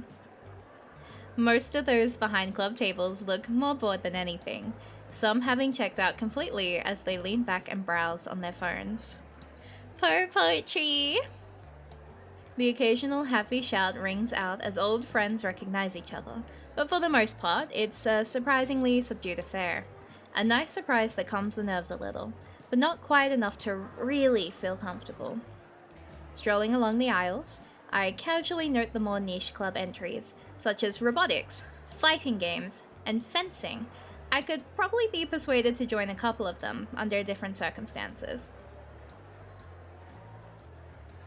Nearing the end of one particular aisle, it isn't hard to spot, or should I say, hear, the art club's table. Looking for fun? Come to the art club! We're accepting anybody, no artsy experience required. Sounds about right.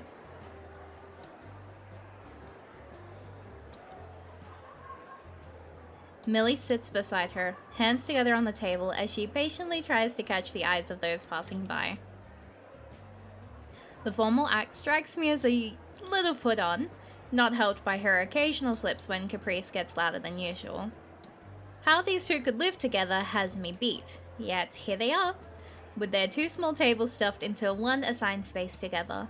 I feel like I'll never fully understand the relationship these two have. Then it happens. Caprice and Millie both set eyes on their prey at the same time. Far from a fight breaking out, an intensely awkward silence reigns between the three of us as they carefully maintain their smiling facades. The occasional student passing by only exacerbating the standoff. Sighing at the cruel fate assigned to me, I realize I'll have to take the initiative. Alright, so we all know what's happening here. Let me hear it. If I may, the writing club's a great working environment, and you could get a lot more done in a peaceful workplace than a party. And being a real club, we have actual resources and didn't have to rely on sneaking into the club fair to even be here. Get 'em. Even if she's too eager to bite, Millie isn't really wrong as she sneaks a smug look to her right. Your Lego Olive? Oh my god, wait. Your Lego Olive? Shows how much you know. I actually did the paperwork. And yet here you are, sharing my allocated space. I don't need to explain anything. Olive's seen how great we are already.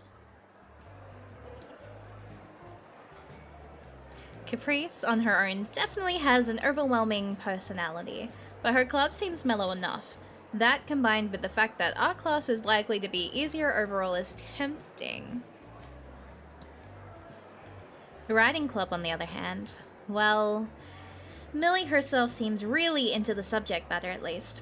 Even if the rest of the club isn't much of a factor, it'd be hard to find a better tutor. So, have you made your decision? Absolutely, I have. Let's hear it! Hey, you guys, whichever club I pick, I'll have to drop both the other club and the other class. There's not much chance I could do both and pull out a pass. I'm sorry, I didn't even hesitate. Caprice, but I think the best shot I've got is with Millie. Save? Nah, we're not going back. This is it, we're committing to the bit.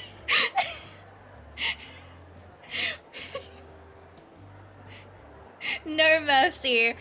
I am too emotionally attached to Millie at this point. Fuck it, we ball. The collapse of Caprice's face stings a little, though at least Millie has the grace to give her a moment to deal with it.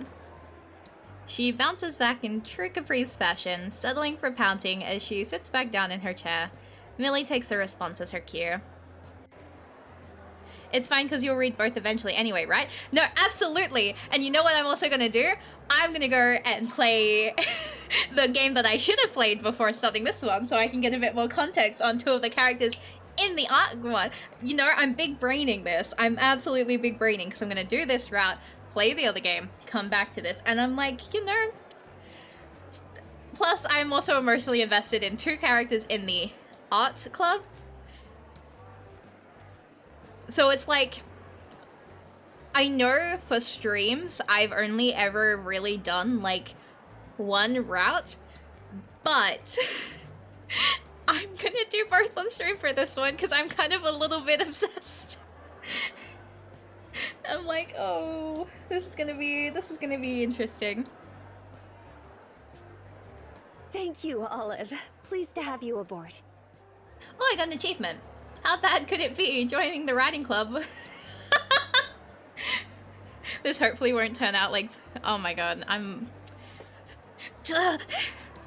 She catches herself and reels her excitement back in, though not quite quick enough for it to go unnoticed. Even if she was successful in riding her turn, the large smile on her face is still as obvious to tell as any. Your first club meeting will be on Thursday evening then. I'm sure you know the place. Oh, I adore her so much, actually. Have fun being bored with boring people. If you want to switch, the door is always open. She has no chill. Picking a club does not equal to dating the person though. Yeah, but I'm so emotionally attached to everyone in like the riding club already. Plus, as a person who reads,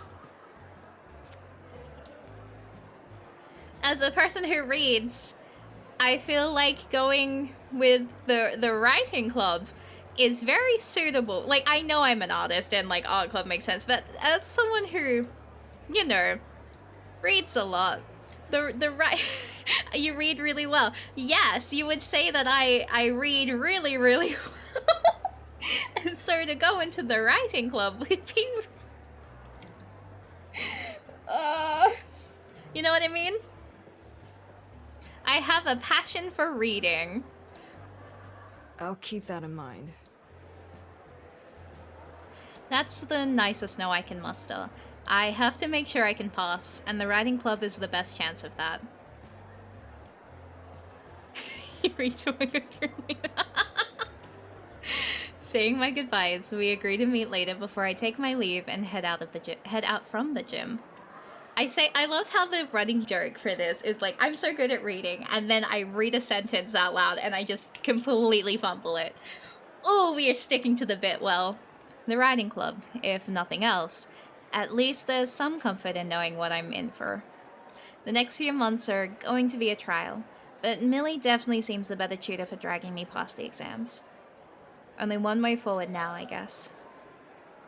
I am still struggling with the idea of putting all of my trust into a single person, but it's the best option I have. Even if her smile was just a result of her winning her little war with Caprice, something about it manages to reassure me, at least a little. Buy a thread, finish the prologue. Let's go! Achievement wins. It takes a moment for my eyes to adjust as I step out into the dazzling sun. It's a Thursday evening, and that means everyone with a life is leaving the grounds as fast as their legs can take them. Everyone else, myself included, is walking right back into the campus. I pick up my pace as I walk. It'd look bad if I was late to the club I just joined. Reaching the arts building, I wait for the flow of students escaping the day's classes to taper off, before squeezing inside and leaving the beauty of fall behind. Looks like a full house today, as sad as the idea is. The only sound to be heard is the squeak of a marker on the whiteboard. Millie shoots me a polite smile as she notices me enter, before busying herself further with her very important work. See, the gestures, you know what I mean? You know what I mean? Look at this. Look at them. Tanya rocks her chair while looking out the window, Heather apathetically plays with her phone, and Darren dutifully writes in his notebook. Taking off my backpack and swinging it beside me, I take a seat in the front row with the others, the only open seat being next to Heather. Can't imagine why.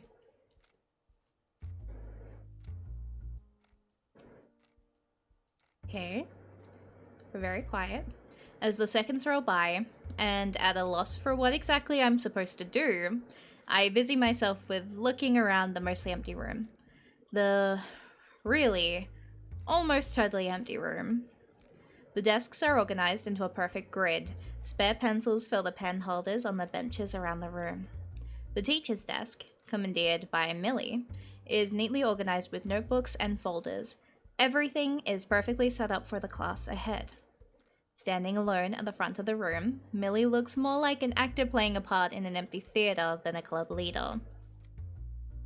She's taking her time comparing the notes in her well-worn journal to what she's writing on the board, but she's coming across as more nervous than diligent. In my wandering thoughts, I lock eyes with Heather for a moment. I offer a polite smile, being that we're in the same club. For better or worse, it's worth at least trying to get along with her. Rather than return the awkward greeting, she simply rolls her eyes and goes back to her phone. See? I'm glad. I absolutely love her, actually. Oh my god. Hi, Luca Nightlife. Thank you so much for the raid. Hello. How are you all today? We have just gotten through the prologue of Twofold, so just to let you know, we are currently doing the, we're currently playing out the game. So if you need to leave, I do thank you all for joining us today. But other than that, my name's Marielle Aurelia, Keeper of the Flames, and Idol of Natural Disasters. It's wonderful to have you all here. And Luca, what game are you playing today? Hello, do you like carrot cake at a specific month of the year? I have never had carrot cake before. I'm so, I don't know how to tell you this, but I've never had carrot cake before. I'm so sorry. She just rolled her eyes to your greeting. Yeah, no, she should do that again, actually. I think she should do that more. Like... I have no idea how I already have 330 channel points in here already. I think that's around, like, the starting amount, right?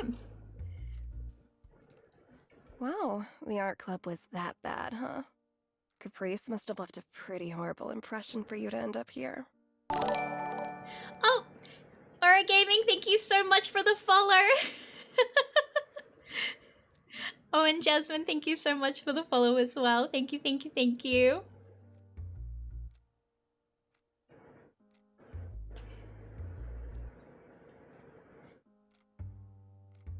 She doesn't look up from her cell as she talks, scrolling through her social feed way too fast to actually be reading anything on it. What? No, it's not that. This just seemed like a more legitimate club. At the time. Hang on. Heather scoffs at that, half smiling in a way that mocks more than words possibly could. What is it we're actually meant to do? Beyond writing, that is. Show up every Tuesday and Thursday. So long as we have an extra warm body in the room, the club doesn't get killed off. That's crazy. The snap of Millie's notebook closing takes my attention. Our teacher turning back to the classroom. Heather pointedly turns slightly away from me, ending the conversation. Welcome to another meeting, members new and old. So I need to quickly check. Here we go. I'll get right into it since I know everyone's busy. Everyone will do some writing today on a topic they'll choose. You can finish your stories off after the meeting if you don't find the time today. Wait, that's actually kind of cool. Now that I'm actually processing what a writing club would do. So they just get together and they write? Oh, actually... So they failed to get any other new members from the fair beside the Karen. Yeah, no, actually. I'm feeling for them. We need a random fact for the new people. Okay, but what kind of random, what kind of flavor are we thinking? Are we wanting lore? Are we wanting some silly stories? Like, what kind of, oh, do you just want, like, a hobbyist fact kind of thing? Because, like, I have some silly stories.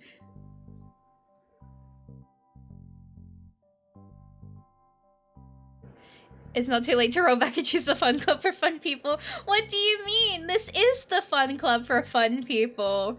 I'm seeing all of the fun people right here. Look at them. Look at her. You can't expect me to pick any other team when you hand me this person right here.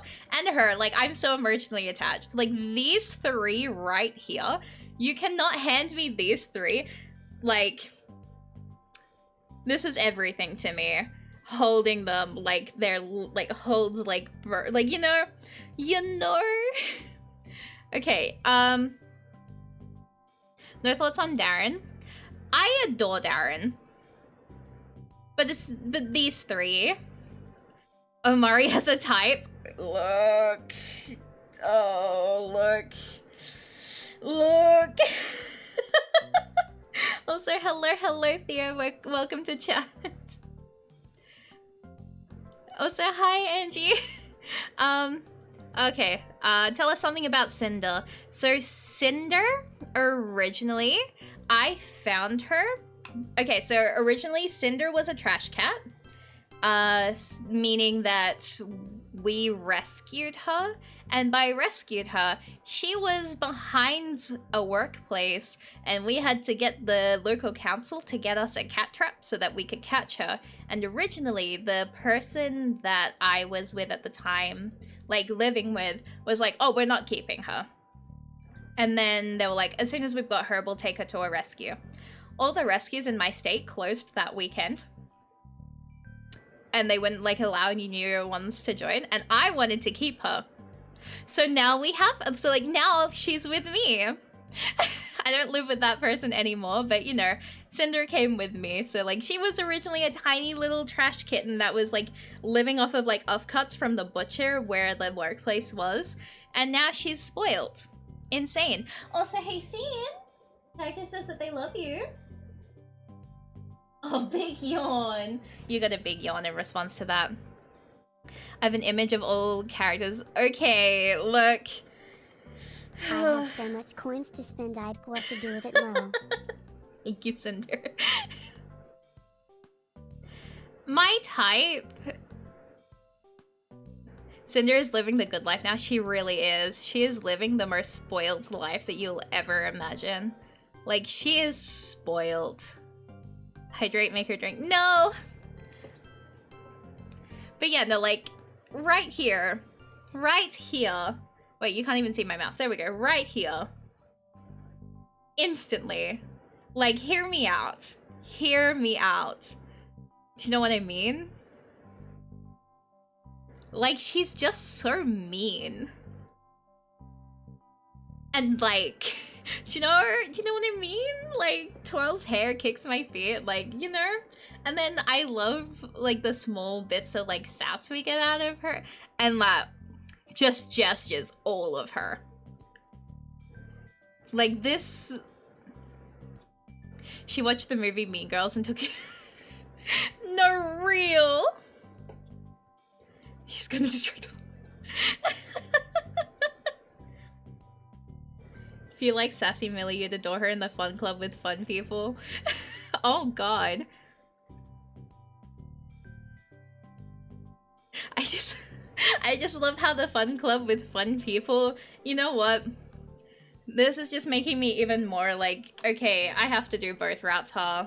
Because like, with other games that I've streamed VN-wise, I pick one route and I tend to kind of stick to it, and then I'll look up other people's playthroughs for the other one. I don't think I'm going to be doing it with this one. I think you guys have won me over. I think I am going to be doing both playthroughs. This is the end for me, honestly. I don't think I'm coming out of this one the same person anymore.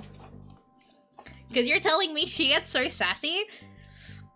Oh no. Oh no. At the next meeting, we'll share our work with each other. That'll help us all gauge where we're at in our writing skills and what we'd like to focus on going forward. For what it's worth, real talk, we do consider both parts to be like two halves of one. Ooh. Oh, so you given me the illusion of choice. Wait.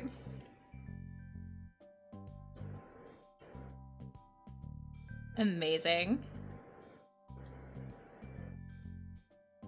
Her voice actress said something like she really enjoyed playing villain Millie when we recorded. Oh my god. Wait. Twirl's hair? Wait. What do you mean by that? Oh no, it's so over for me. Oh, it's over for me actually. Oh no. Oh no. Unlike the dead silence from earlier, Millie is trying to project her voice in a loud and clear way, even if it's only to the four of us. Whatever issues the club may be having, I'm reminded of why I thought it was the better choice. She's honest, and at the very least gives off the air of a good teacher. Question, Miss Clark. How long does the story have to be? Miss Clark? Oh my god. Only as long as you want. This isn't classwork. Lucky us. Miss, for you, I'm about to drop a 20k one. Let's go. Unlike Tanya's somewhat rehearsed sounding participation, Heather isn't even hiding that she intends to do nothing. Darren looks like he's copying down the notes on the whiteboard, so that leaves only me left as Millie turns towards my direction. How long are these classes? I have a 1 point... Wait, what was it? 1 point... I want to say, what was my right? I have a typing speed of over 1.5k words an hour. Trust me, anything for you, ma'am. I'll write so much. Yeah, 1.5. There we go. 1.5k an hour. I'll do whatever you want me to. If you need any help, don't hesitate to ask. I don't know where to even start, to be honest. I haven't read a book on my own time since 5th grade. I'm better at more logical subjects. The arts aren't really my thing. Neki, how did you remember that better than me? The world isn't so neat that everything can be divided up into logical or creative sorts. A blank page is always a writer's worst enemy, but this is a writing club, not a workshop. We can work through it together. She closes her eyes, giving serious thought as how to best make do with my less than useful outlook. Because of that one thing I managed to for real. Yep. To my surprise, it doesn't take before her eyes reopen, a newfound sparkle in them. Tell me, where do you think a story should start? The beginning? Wrong. A story starts with a plan. A story without a plan is just a meandering series of sentences. No, she's real for that, actually. I wasn't prepared for this passion. Glancing sideways to see if this is considered normal, my neighbor sits there unfazed, apathetically scrolling her phone. That answers that then. This one thing that I read, I read the part, it ended up being 50k-ish words before. So, okay, I'm trying to figure out how to word this right now because, you know, I gotta keep to the bit. This thing that I read ended up being, like, in the grand scheme of it, where I started with this, reading this one bit, right?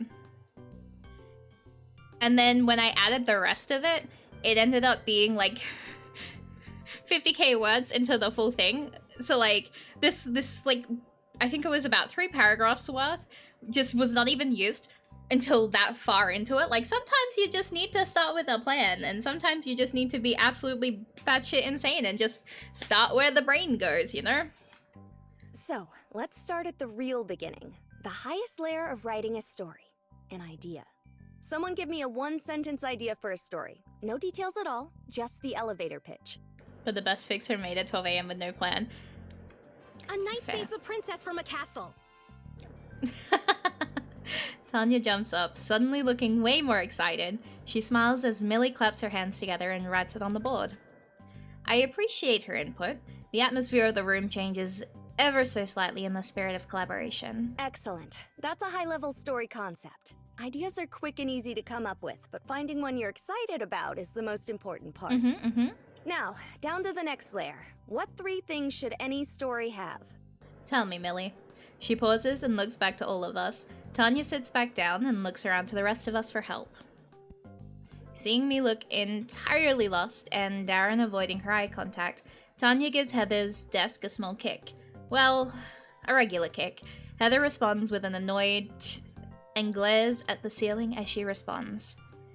Consider everything about Heather. That was a pretty tame response. I wonder how often something like this happens. Introduction, conflict, resolution. Yes. Thank you, Heather. Now, Tanya's story about the knight and the princess needs an introduction, a conflict, and a resolution. Darren, could you fill that out for us? I guess it'd be... Go on, Darren, I believe in you. The knight and the princess's situation is set up for the introduction. Mm-hmm. The conflict is the idea itself. The knight has to save the princess. Yeah. Then I guess the resolution is for the princess and knight to get married and live happily ever after? Almost there, but the conflict needs to be an obstacle to reaching the conclusion. Why does the princess need saving? What's in the way of the two being together? Usually, it'd be something like a dragon has her locked up. No, wait, look at the dragon. It's so cute, actually. He's so scrunky. Oh, I'm holding him. Just a little guy. He's just a little friend.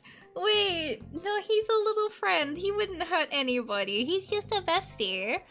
Oh my god, I'm spiritually I am emotionally attached to this little dragon. That's my new friend now. I need a marketable plushie of that little guy. Oh, okay. Good, but now this story feels a little too formulaic. No, don't cross him out. He's just a baby. How about for the assignment this week, you all write the story of the princess and the knight with your very own twist. Something to make the story uniquely yours. There's one last layer before we start writing in earnest. We have our outline, but now we need to attack the structure. How do you approach a big project? 2 liters of coffee, 3 Red Bulls, 3 hours of sleep, and a hope and a dream. We need to take our story outline and break it up further into chapters. That too. If you like TV shows, think of them as episodes, or maybe as different scenes from a play. How about 3 chapters, or just paragraphs for a short story, between each of the introduction, conflict, and resolution? You can change that as you go if things don't feel right, but that gives us a framework to hang our story on. I think you two approach projects very differently. I don't know. I think we have the same thought process. I don't know. She's speaking the same things as I am, right? So it's actually good writing advice. I'm so glad. Yeah, no, like, I'm sitting here, like, I am so glad I'm here right now, actually. There. Does that look like something you can write? I can kind of see it in my head now. Yeah. Yeah, Olive. Yeah, Olive. This whole process doesn't feel very creative, though. I mean, carefully dissecting a story into layers and components feels a bit clinical. A sparkle shines in her eye. I've stumbled into something she wanted me to work out for myself. So clinical that you might say it's almost logical? Tanya gives an amused nod from the other side of the class, and even Darren smiles a little at that. She got me. She was leading me to that this entire time. Millie leans back on the desk behind her and lets me stew for a moment. There's no clear line between creativity and logic. You need both to write, or make any sort of art. Wait, that's actually really smart. Wait, I like how they did that. Wait.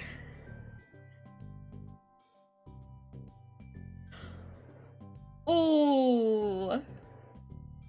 Because when you think about the start where it's just like, oh my god, like when oh my god, when Olive was like, oh, I'm not a creative person, I have math, science, and then she's just like, so anyway, it's logic, right? Oh, okay, no, I'm having a moment. Shooting Élan Red is drilling at this real, and like it, oh. No, but it shows though. Like, there is so much I'm so glad I picked this route, actually. To paint a person, I imagine you need to understand anatomy. To write a story, you need to understand structure and how readers will think. Anatomy. Theo wrote Millie's route. You're incredible for this. Thank you. That is an anatomy. Real though. Me having to think about 8 hours a day of anatomy practice, like, ooh, pain.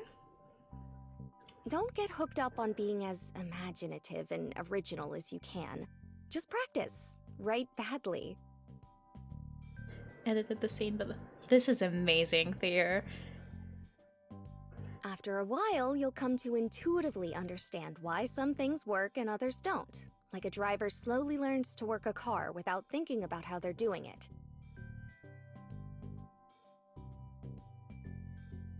And when you're stuck, you can always talk it out. Giving each other feedback is the most important and fun part of writing. Me literally real. Also, yeah, no. The claymation be a... Also, that's actually really good advice, because when I'm reading and I have really bad reader's block, Neki can vouch, because sometimes I'll be like, Neki, this is the thing, or like Kaida's heard me like ramble about it sometimes, or like it's really good advice, actually. I'm just saying. Like, there have been many times where I've been like, Sir Neki, this is something that I'm reading and I'm like, reader's blocked right now, but like this is the idea, and then I just end up rambling for like 10 whole ass minutes. It's the first time I've heard such a thing. Yeah, like I read, you know? I'm like, when I'm really reading, like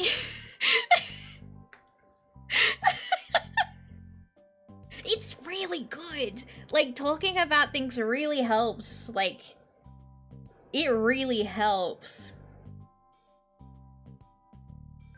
Mari, why don't you start your own writing club on Discord and then No. An outer perspective is really helpful when it comes to the creative process. So like, yeah. And sometimes you can get somebody else absolutely insane over the idea in your head, and then they think about it too, and then they contribute to the thought process, and then you can find yourself like bouncing back and forth, like off of people. Like, you find that you have a lot more naturality talking about something that you have in your head. It's still in my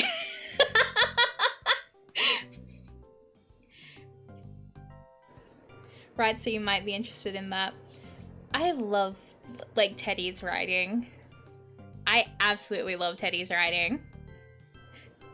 You're welcome, Neki. I aim to get thoughts in people's heads like there's no tomorrow. But yeah, no, like, this is all really good advice. I'm not gonna lie, this is insane. I am thriving in here. So take some time to plan it out, think of your knight and princess, and ask around if you're stuck. We can all share our stories next Tuesday. Can I actually write for this project? Thank you.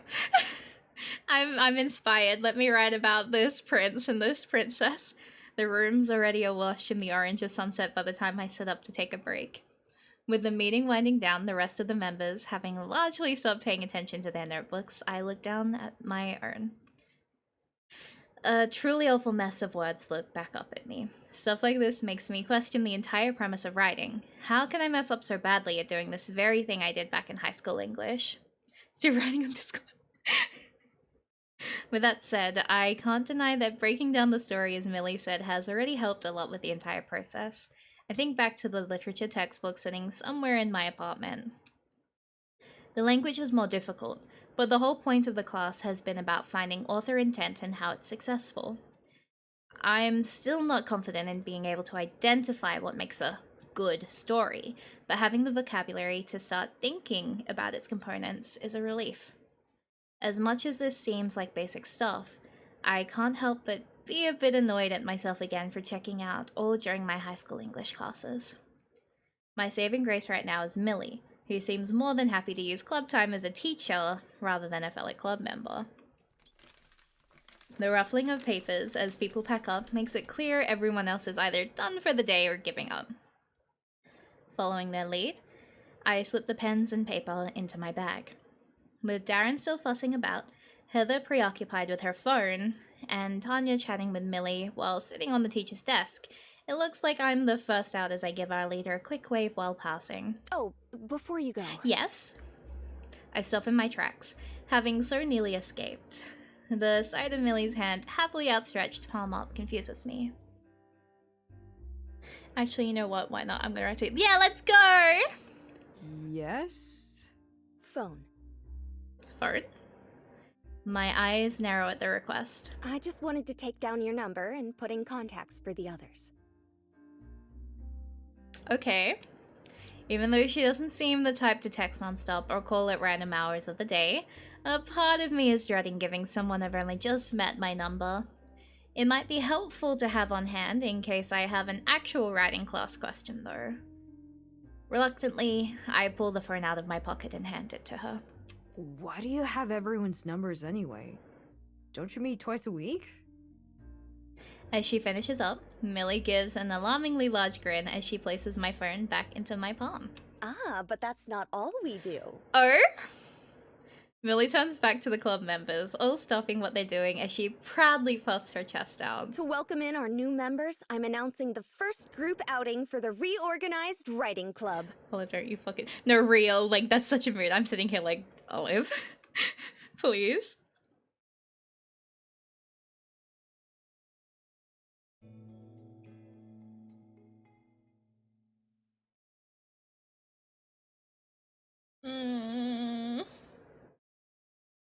Hear me out. Hear me out. I know that I'm normally meant to do 1 chapter per stream, but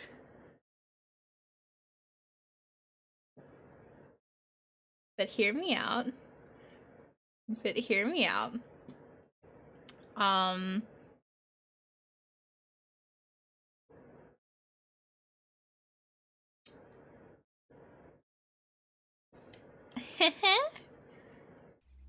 The trees are a nice color this time of year. Fall's always been my favorite season as far as I can remember. It's not as hot as summer, and spring's weather changes wildly in a single day. It's not that late. I think 1 more chapter is good. Yeah, like, it's only 10:30. Like, we can go for another 2 hours, maybe 3. I have to be up at 5:30 a.m. So, like, as long as I'm, like, not streaming by 1 a.m., we should be fine. I believe in us. Making the most of the few warm days left of the year, I passed my morning raking up the leaves, which have piled up on the path outside the apartment building. Also, thank you for the hydrate routine. No one else in the complex seems interested in this kind of busy work, but I've come to enjoy little chores like this, giving me time to quietly work away in solitude. I all but jump out of my skin as a deafening wolf whistle rings out from behind me, my sense of peace abruptly ruined.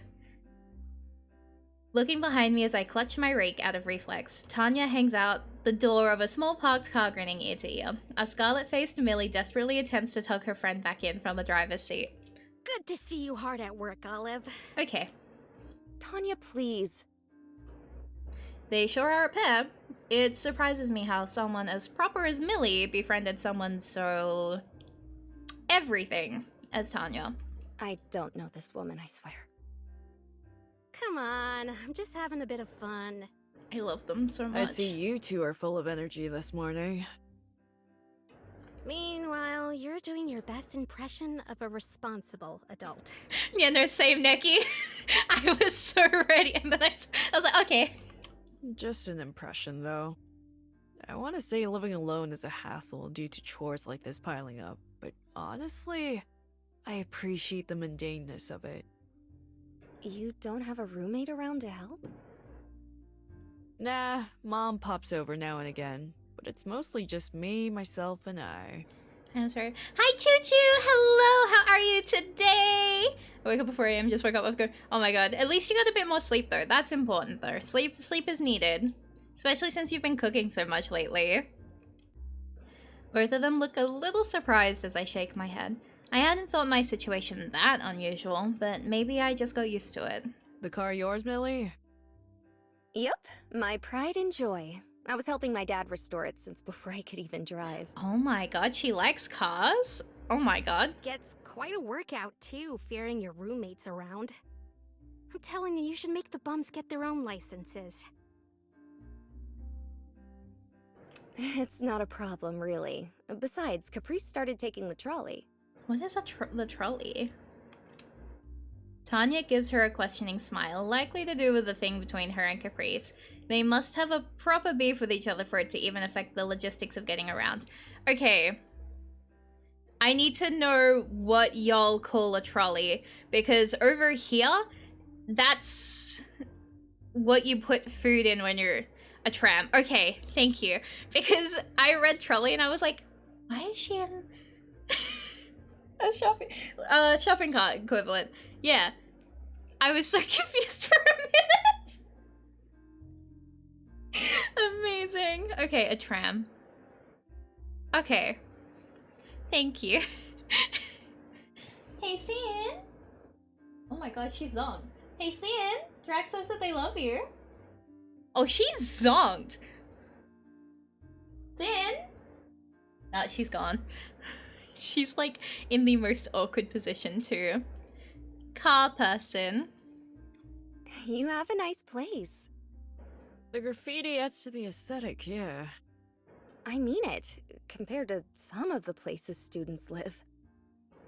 She gives a small glance over to Tanya for just a moment, who responds with a dismissive shrug. How are the neighbors?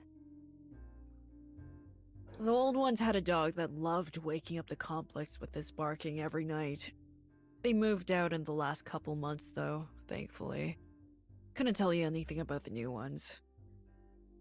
While we may keep to ourselves, that doesn't mean they don't make their presence known in other ways.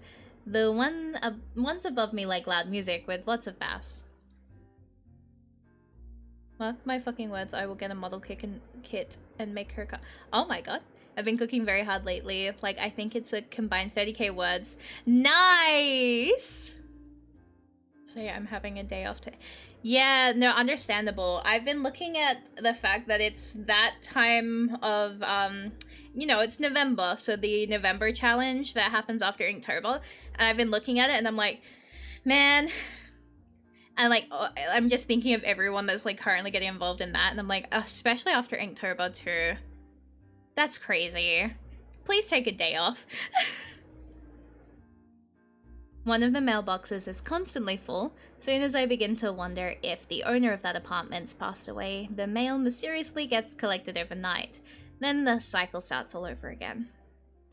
I wonder what they think of me. We all live our lives without talking to each other at all, despite living just inches apart. So, are we doing this thing? Should be about time we headed off. Sure, just let me put this away. Thanks again for giving me a lift. Sorry, I needed to get a photo of Cinder because she looks so funny right now. Not at all. It's the least I can do after taking your free time for something like this.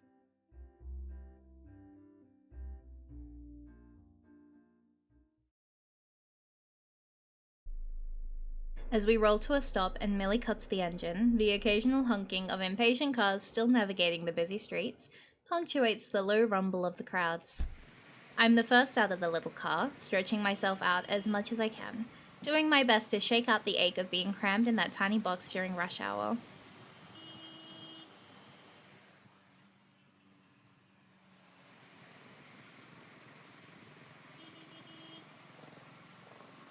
Millie and Tanya, on the other hand, are entirely unfazed, stepping out with little dramatics. I've never felt embarrassed about stepping out of a car before, but I guess there's a first time for everything.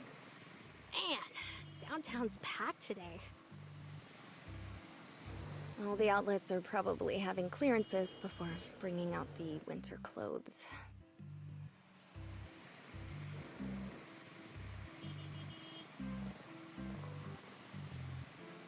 Was it with It's the power move, actually. You think Heather and Darren are stuck in traffic? It was pretty blocked up on the way in. Where's this signing at, anyway? Bookstore is a bit of a hike up the road from here, but this is probably the closest parking spot we're going to get. The forecast called for a chance of rain today. I hope they get here soon. I can't say I've ever been to a book signing. It's rare I even go to a bookstore these days, unless you want to count the one on campus.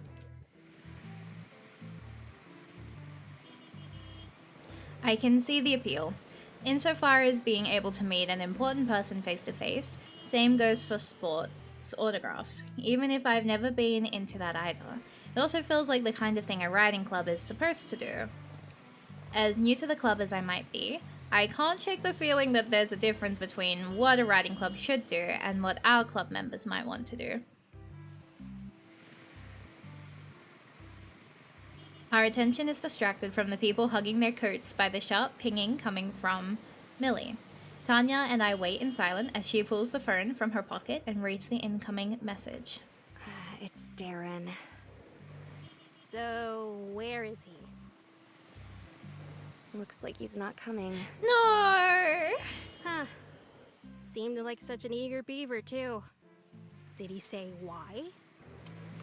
Man's got anxiety. Millie shakes her head. I'll just be a minute. I'm going to give Heather a call. Tanya and I exchange a brief glance as Millie steps away, tapping away on her phone before bringing it to her ear. The two of us watch and wait, Millie fiddling with her braid as she talks. She looks surprisingly pensive despite her efforts to hide it. After what feels like minutes, though it was likely only seconds, she gives a couple of quick nods before tapping the phone to hang up. With that, she shoves her phone back into her bag with a sigh before returning to us. Wait, is this a writing club game? So you can either pick the writing club or the art club, and I, as a person who loves reading, picked the writing club for reasons. I picked the writing club for reasons. Well, she's not coming either. I was expecting that one. Tanya and I let out a long sigh. After all that build-up, this whole thing's a bust. Reminds me, Mari, did you say, no, I haven't had time to read it yet, and I'm going insane because I want to read it so bad. But I'm like, that's a reward for tomorrow. Because I have, air quotes, time off tomorrow. And by air quotes, time off, I have an hour break between work and other work, and I'm going to read it then. I'm very excited for my hour break. I'm going to be thriving. Should we head out on our own then? Millie smiles a sad smile. Maybe another time. I won't drag you two in there. It's not much of a club outing if half the club isn't here. I debate pushing back, if for no other reason than to soothe my guilt, but Tanya perks up before I get the chance, swiping away at her phone. Well, feel free to scream at me about— Oh, I will. I'm gonna scream. I'm gonna be in your DMs like, hello? Sorry, Tanya. Tanya flashes her screen at the two of us triumphantly, offering us salvation through a silent declaration. Not quite what I was imagining. It's not even 10. Adorable. Should've. Sure, why not? Okay. I can only stare in stunned silence at Millie's response. She's quick to notice, giving me a sheepish laugh. I mean, I wasn't super optimistic about today anyway, if I'm being honest. No point in getting too worked up about it. This sounds as good a backup plan as any. Millie turns to her car, eager to get going and break eye contact. Needing no further prompting, Tanya practically skips over, crawling over the passenger seat into the back. Should I drop you back off at your apartment, or will you be joining us? No pressure. Joining. No pressure, she says, waiting patiently by her door, smiling wide. With a sigh, I start making my way towards the passenger side door. Yeah, let's go! The warm hum of people chattering and glasses clinking fills the air, each of us sitting on our stools before the counter. Mari, I'm noticing a pattern. What's the pattern? Wait, what's the pattern?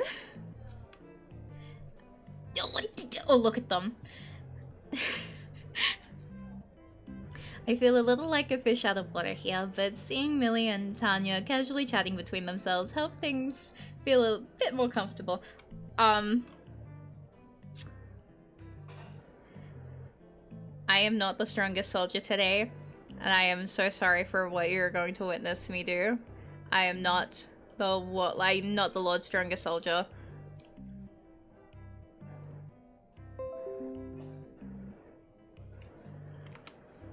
I love how I say that and I know that Necky's instantly like, alright, here's the DM in 3, 2, 1. There it is, unbelievable. In hand, a cheap beer, one largely inoffensive as far as taste goes. The sheer variety of alcohol to try is a bit intimidating, so I decide to stick with what I know. Yeah, Windows jump scare sound. I need to not use that way of doing it. I actually have technically a button that I can press that'll just automatically like do it, but I keep doing the other way out of habit and I'm like, hee hee. Tanya's grabbed a simple beer as well, while Millie sips on some bright blue concoction. Looks intense. It's not. I just drink it for the flavor. Oh my god. I'd hope so with how fast she's managed to empty her glass so far. So you two are regulars. Okay, but her drink looks good though. I want to know what that is. What is that drink? Cause like, it looks good. But this reminds me that earlier today we were talking about like drinks and I introduced everyone to what a fruit tingle is, and I feel like I changed people's lives today with that one. And that's all I can think of right now. And now I want a fruit tingle so bad, but like it looks good. I want that.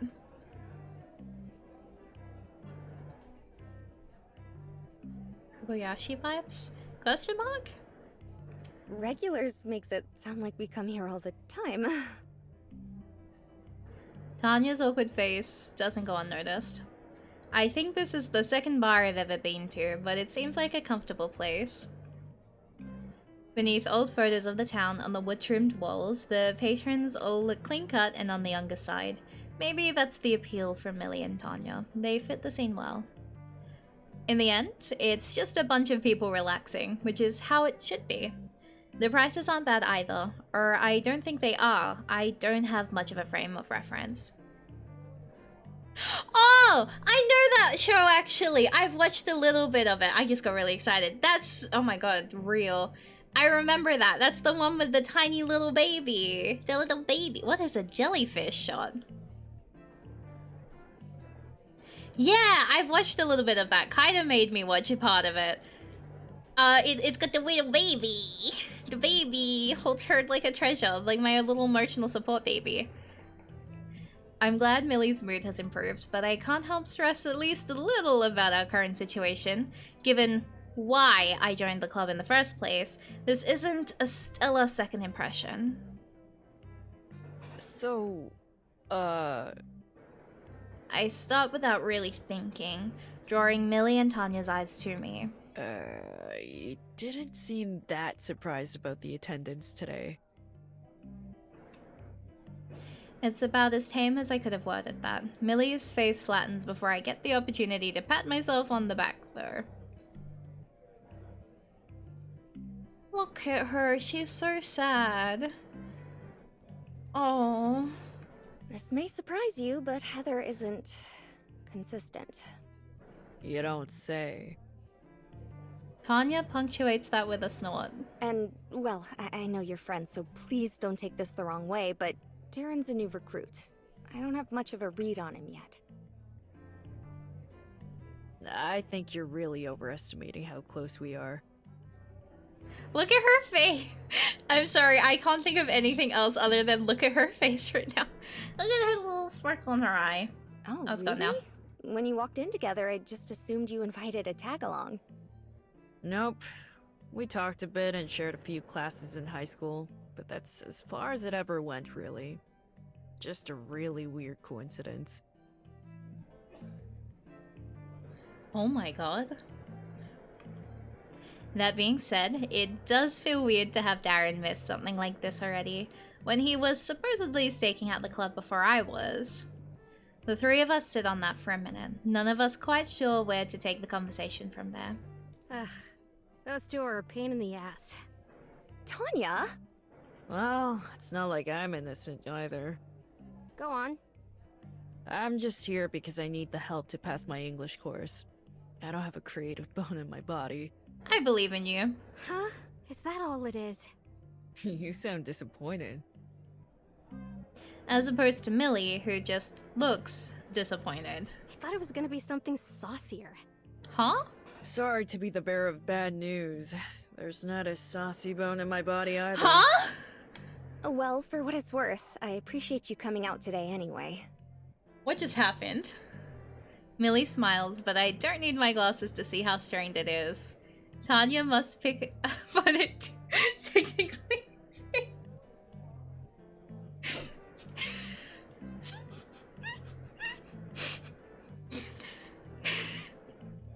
Signaling down the barkeep to refill her friend's drink. I'd appreciate you not trying to get her driver drunk before noon. Tanya doesn't bother to offer me anything past a roll of her eyes and a smirk. Millie looks down on her mostly empty glass, her smile softening to one decidedly more genuine. Sure. What harm could one more round Go, white do? girl, go. Every time oh my god, Nikki. I just think of that Pomu gif every time I hear that now. A new round of drinks arrives, and Tanya orders the table some bar food to soak up the alcohol I am so worried about, she teases. As Millie and Tanya laugh together, chatting about some movie I've never heard of, or a teacher they have together, something feels a bit off. Chew! When the conversation...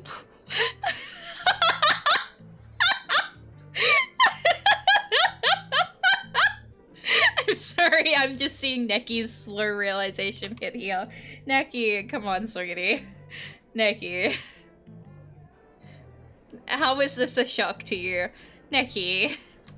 When the conversation lulls, I catch a glance of Millie looking down at her drink, brow furrowed and lips pursed. The moment Tanya pipes up again, it disappears, but never quite completely.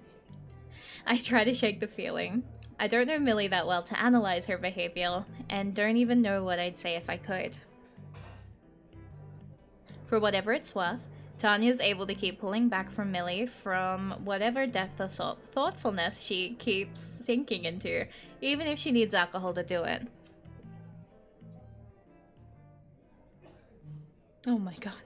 Time passes quickly, and before I know it, it's been over an hour since we got here. I leave some cash for my order and a tip before excusing myself. Millie has been handling herself well, looking alert and sober since switching to soda a bit earlier. I still decline when she offers me a ride back though. Responsible. Stepping into the frigid air and daylight, I have to squint to see. The overcast sky from this morning has been replaced with a typical sunny afternoon. With nothing more to do, I head back to my apartment. Hopefully, I'll still be able to do something productive today.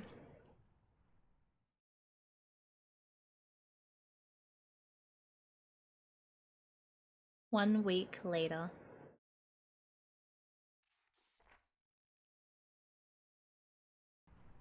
Millie's handwriting reads more like an alien language as I squint and concentrate to make out her sentences. What might have started as cursive has devolved into a scroll, as if the pen were desperately trying to keep up with her train of thought. What's all this? Editor's notes. Do you have them in English? With my story writing complete, Millie, decided it best to go over things in more detail after the club. The outdoor seating was also her idea, even if the small tables make trying to sift through this mess even more of a hassle. Given how extensive her notes are, any optimism I may have had has been quickly dashed.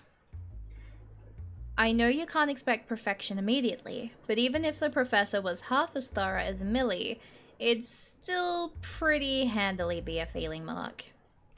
Slouching into my uneven seat, I rocket back and forth as I mull my situation over. Our cups of coffee steam away on the table between us, Millie's bright face watching my own. It's been a week since the failed outing, with a couple of club meetings happening since then. If she's annoyed or sad about what happened, she hasn't shown it. Even now, she smiles wildly? Am I okay? Even now, she smiles widely while waiting for a response to her writing critique. That only made the charade of the writing club meetings all the weirder. Just another week of everyone silently ignoring the elephant in the room, that nobody actually cares about any of this. I take up my cup of coffee and try to think over my writing. I can't think, says the energy of an extrovert. Yeah, real. That's the look of concentration I wanted to see. I knew you'd get into this. What's on your mind? Nothing you want to hear. Oh no, this is a nightmare. Try me. Oh no. That these glasses are giving me a headache. The pout. Millie pouts as I grumble to myself, but it soon gives way to a small giggle. I promise you contacts are worse, but you do what you gotta do to maintain appearances. Now, how about we get back on track? Recognizing that my attempts at avoiding this any further have been thoroughly squashed, I return to Millie's notes with a sigh. Almost everything here is covered in corrections and fixes. Actually, I think you've written more than I did in the first place. I appreciate the effort you're putting in, but man, it's hard to stay optimistic about this. What chance do you think I have here, honestly? Are you going to do a second draft with all the notes? Well, sure. I won't be starting from scratch, so this should be doable by next week's meeting. Then you'll be fine. Wow. She sold her confidence really well, considering how much of a non-answer that was. Still, it feels like I'm doing the bare minimum. This is all any of the others should be doing. When I think about it like that, I start getting annoyed. After taking a sip of her drink, Millie takes her little worn notebook and adds something in her hurried handwriting. Perhaps a note about her tutoring, or an idea for her own writing. As she finishes, she notices my glancing. Keeping a notebook handy means I can quickly jot down my thoughts when inspiration strikes. You should try it. I think it'd really help you. I love that she uses a notebook because let me tell you, the notes in my iPhone are an absolute fucking nightmare because similar concept, but I just do the tap taps. Don't know how much use I'd get out of a notebook filled with nothing but bad ideas. Bad ideas are fine. Most of my notebook is junk I never end up using. No, she's real for that. Oh no, this is a too relatable of a route. Maybe I should have.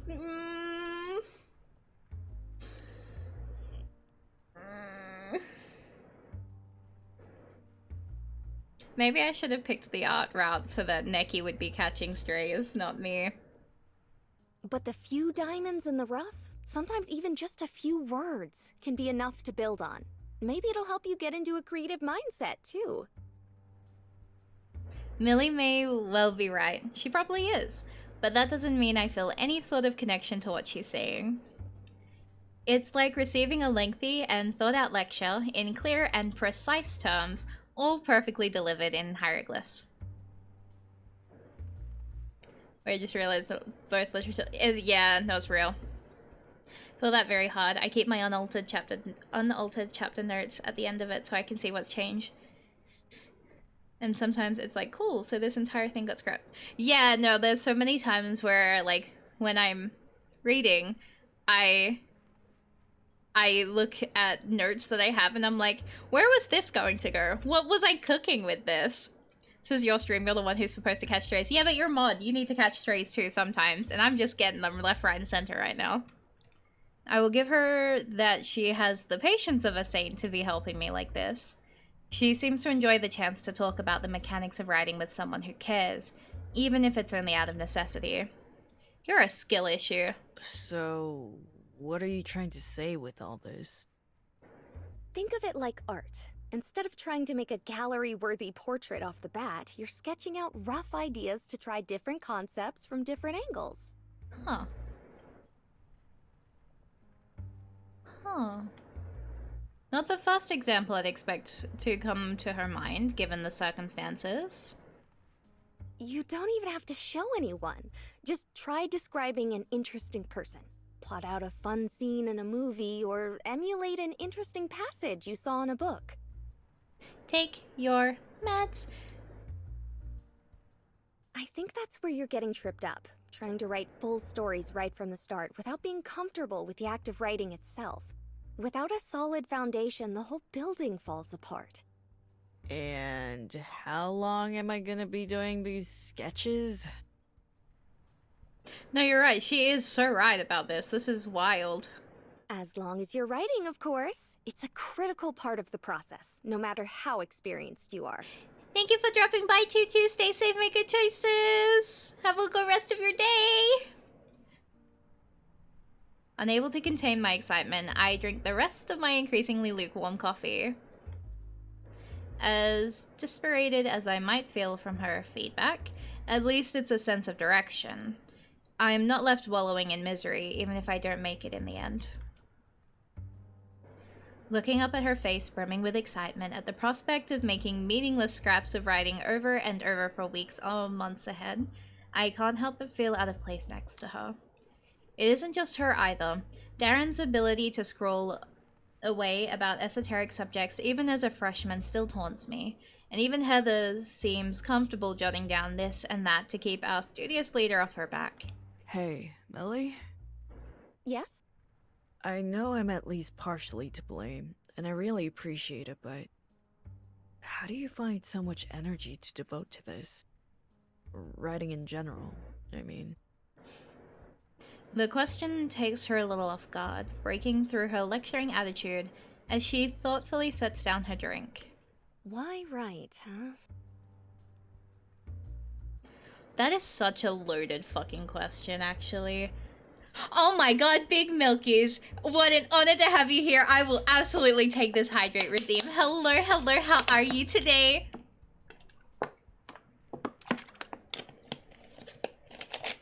I hope you have been having a good day, Big Milkies. Thank you for joining us again. I suppose that I could say something corny, like creativity brings out the best in people, or something. Spin some tale about the power of the great author's writings, opening one's mind and taking us on wild adventures. I'm waiting for the bite. No, there's definitely a but. I'm getting there. My earliest memories are of my mother reading to me. We read a lot together, even as I grew up. Maybe it's a little selfish, but I wanted to hold on to that feeling. Maybe even share that sense of companionship with others, making our own personal connections through reading and writing together. I love that, actually. That's what this club is supposed to be. A place for individuals to get together and offer each other glimpses into themselves, to maybe find a speck of common interest to nurture and grow. Or, well, that's what I thought. It hurts a little to see her wistful smile slowly fade, reality seeping in through the cracks in her carefully maintained idealism. I guess it didn't quite work out that way. That was heavier than I expected, from a question intended to simply fill the air. Well, no reason why it still can't be. I guess she was expecting something more defeatist from me, given the surprise on her face. No, of course. Thanks for the reminder. For what it's worth, I'm glad you managed to find a hobby that means so much to you. We all have our vices. Taking my coffee in one hand, I grab my backpack from the ground and sling it over my shoulder as I rise to my feet. Where are you off to? Much as I'd love to stay and talk more, I also like being able to pay rent, so I'm off to the diner for the evening shift. See you tomorrow, Millie. Oh, and sorry about the grumbling. I just haven't found my footing yet. I'll have a proper look over your notes when I get home and start working on a second draft. It's no problem. Make sure you buy a notebook sometime. A proper one. Spoil yourself. I'm sure it'll help. As usual, it doesn't take long for her to bounce back. At least we're not parting on a sad note. With that, I give her a curt wave and start off out of the cafe. I can't say today was exactly productive, but I suppose I should count myself lucky that Millie's taking this tutoring seriously. Looking back, I see Millie taking her notebook in hand to take yet more notes for herself. I wonder if anyone else gives it much thought. Death. Before we continue, I really like that scene, actually. Like, I really liked that scene. I really liked all of it, and that's driving me insane because, like, her reasoning is wild. And I love, I'm trying to put together a coherent sentence about how I feel about it. But, like, this game is just fucking clocking me left, right, and center with, like, so many emotions. And I'm like, oh my god. Because, like, I think that's my favorite scene so far. Like, it probably feels like it's holds it close. Her reasoning, like, I love her so much. Just, I have so many words and none of them are wording right now, but hear me out. Yes. This is insane. Hitting hard already. It is. I'm catching hits with this one, actually. What was that sound? The bang sound in the background, that was Cinder jumping off of the cat tower. Death comes for me. Is that right, scene? Oi! He's doing naughty shit now. Oh, don't be so dramatic. She flicks my back with a hand towel, but I barely flinch. I've had some long days here, but today was crazy even by our standards. I love Mom. I shouldn't complain. A lot of people my age can't even get a job, and having my mom around does make things better. I get along fine with the other staff too, though we rarely actually share a shift. Still can't bring myself to eat burgers though, not after making them one after the other for hours on end every shift. Mom visibly reassesses her snark after I push myself off the counter and look up to her. Guess I'm not hiding the exhaustion well. Not like I was really trying to. Thanks for your work, dear. It was a rough day, but you got through. Cinder! Sorry, I heard water sounds and I just looked over and because she has a very big water bowl and she just started like doing that thing that animals sometimes do where they just start like hitting the water out. Oh my god. I'm going That's a to later sleep problem. forever when I get home. Real. I don't know about forever, but you've earned yourself a good rest. She looks to me for a moment before shuffling herself into a booth, patting the seat next to her. Eager for an excuse to rest my feet, I oblige. Are you okay, Ollie? Ollie. I'm fine. Just tired. No point in complaining to her. It's not like Mom can change anything. When I think about it, I think most of my problems come down to feeling like I have no control over my life right now. With so few cooks and Mom already overworked, I have to fill in when I can at the diner. Then there's the fact that all my time between sleep, school, and work is filled with frantic studying just to keep up with the others in my classes. How is school going? You said that you joined a new club, right? Yeah, the writing club. It's a bit weird, but at least it'll help me get the credits I need. A bit weird? They show up whenever they feel like it and barely even pretend to work while they're around. The supervising professor doesn't bother attending at all while the leader is... well, she tries her hardest. I wish I had an ounce of the passion she has, whether for writing or anything else. It'd make this a lot easier. Sounds like she's an admirable person. Yeah, you'd like her a lot. I can bring her over if you'd like. She is. That's what bugs me. Oh, you think she's being taken advantage of? Yeah. Everyone shows up, but doesn't bother putting in any effort. She must know that, but she just smiles through it. I think that's what bothered me so much about her tutoring. Am I taking advantage of her enthusiasm like the others? The only reason I'm in the club is to pass my exams, after all. As I think to myself, I notice a familiar smile on Mom's face, the same she gave me as a child, whenever she saw through a petty lie, whenever she saw what I was actually saying. I'm sure she'd be happy to see you care so much. I don't know what you're talking about. Mm-hmm. Mm-hmm. Maybe I have a future in writing after all, with how easy I am apparently to...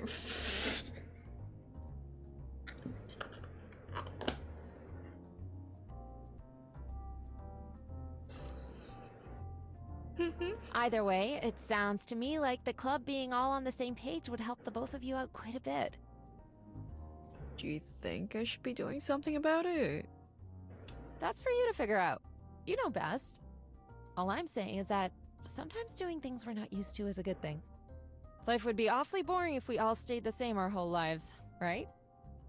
Right. Yeah, I guess. Oh, I almost forgot. If you need any time off work for club things, just tell me. I'm sure you can pull some strings. I cringe a little at her overacted wink. I've no doubt Mom's doing what she thinks is best for me, but I possibly couldn't ask that of her. She's already run off her feet just to make ends meet. Not that she'd tell me so. There's an unwritten understanding between us that we're both in this together.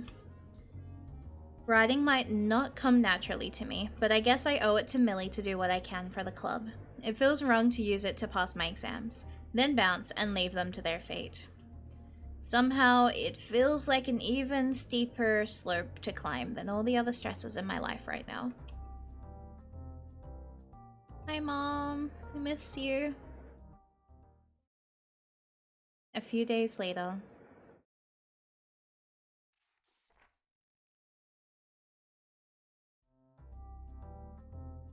To my side, a couple plastic bags shift together as I walk. By some miracle, the half-dozen hearty muffins somehow survive the bike trip over. It's not often that I get the chance to cook for others outside of work, though my motivations aren't exactly pure. If Millie's optimism can't get people interested in the club, then maybe outright bribery will. Coming to the door, I can already hear Millie's muffled lecturing. Taking a breath to summon what little energy I have at this time of day, I take the door handle in hand and swing it open. What's this about? So basically, Olive is failing their classes and they had to pick between art or writing, and we ourselves got to pick which club we wanted to pick, and we picked the writing club, so we're getting the writing club route.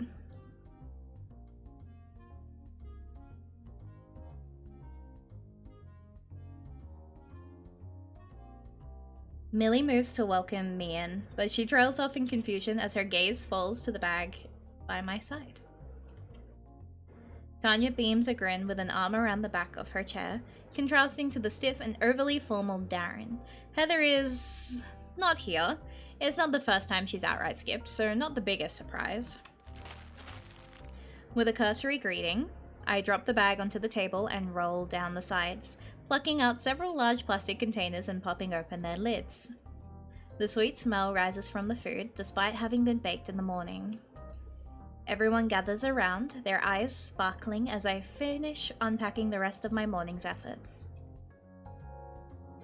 If they took half as much interest in the club as they did this, we'd be in business. Olive, what? Look at the stars! I can do get that lost too. on the way to the baking club or something. She's so real for that. Look, we're like twins. Says the woman in her mechanic jumpsuit. Cooking and baking is a bit of a hobby, so I just figured I'd bring some stuff in is all. Well, no complaints here. Take what you like. I didn't bring these in for show and tell. Just have them while you're writing or whatever. Or whatever. I hope I don't sound ungrateful for asking, but what's the occasion? Well, you know... I have no idea how to word this in a way that isn't tinged with pessimism. The club's had a rough start this semester. I figured something like this might improve the mood a bit and get people motivated is all. Thankfully, it looks like that answer is more than acceptable, as Millie's initial shock melts into a smile. That's really sweet, thank you. It's not the first time I've seen her smiling, but something about it this time, combined with her tone, feels considerably more genuine than before. The sincerity of it is enough to make me look away before I start blushing. With no need for further prompting, the feeding frenzy begins as multiple hands dive in at once for this treat or that, with a single chocolate-flavored muffin rescued for myself. Heading to my usual desk to get back onto Millie's editing notes, I turn around to see the club members chatting away between themselves. It is starting, I'm so excited. I'm ready. Millie delicately tries to catch the crumbs with a hand below her chin, while Darren's technique consists mostly of taking small nibbles of it at a time. Tanya, meanwhile, shows no such restraint. I was hoping people would take my "while you're writing" suggestion to heart, but the club ended up looking more like a party instead. At least Millie seems to be happy chatting away, so I'm fine calling it a small victory. Maybe I should make most of the social atmosphere, especially since I'm going to be around these people for a while yet. Approach Tanya, reach out to Darren, ask about Heather.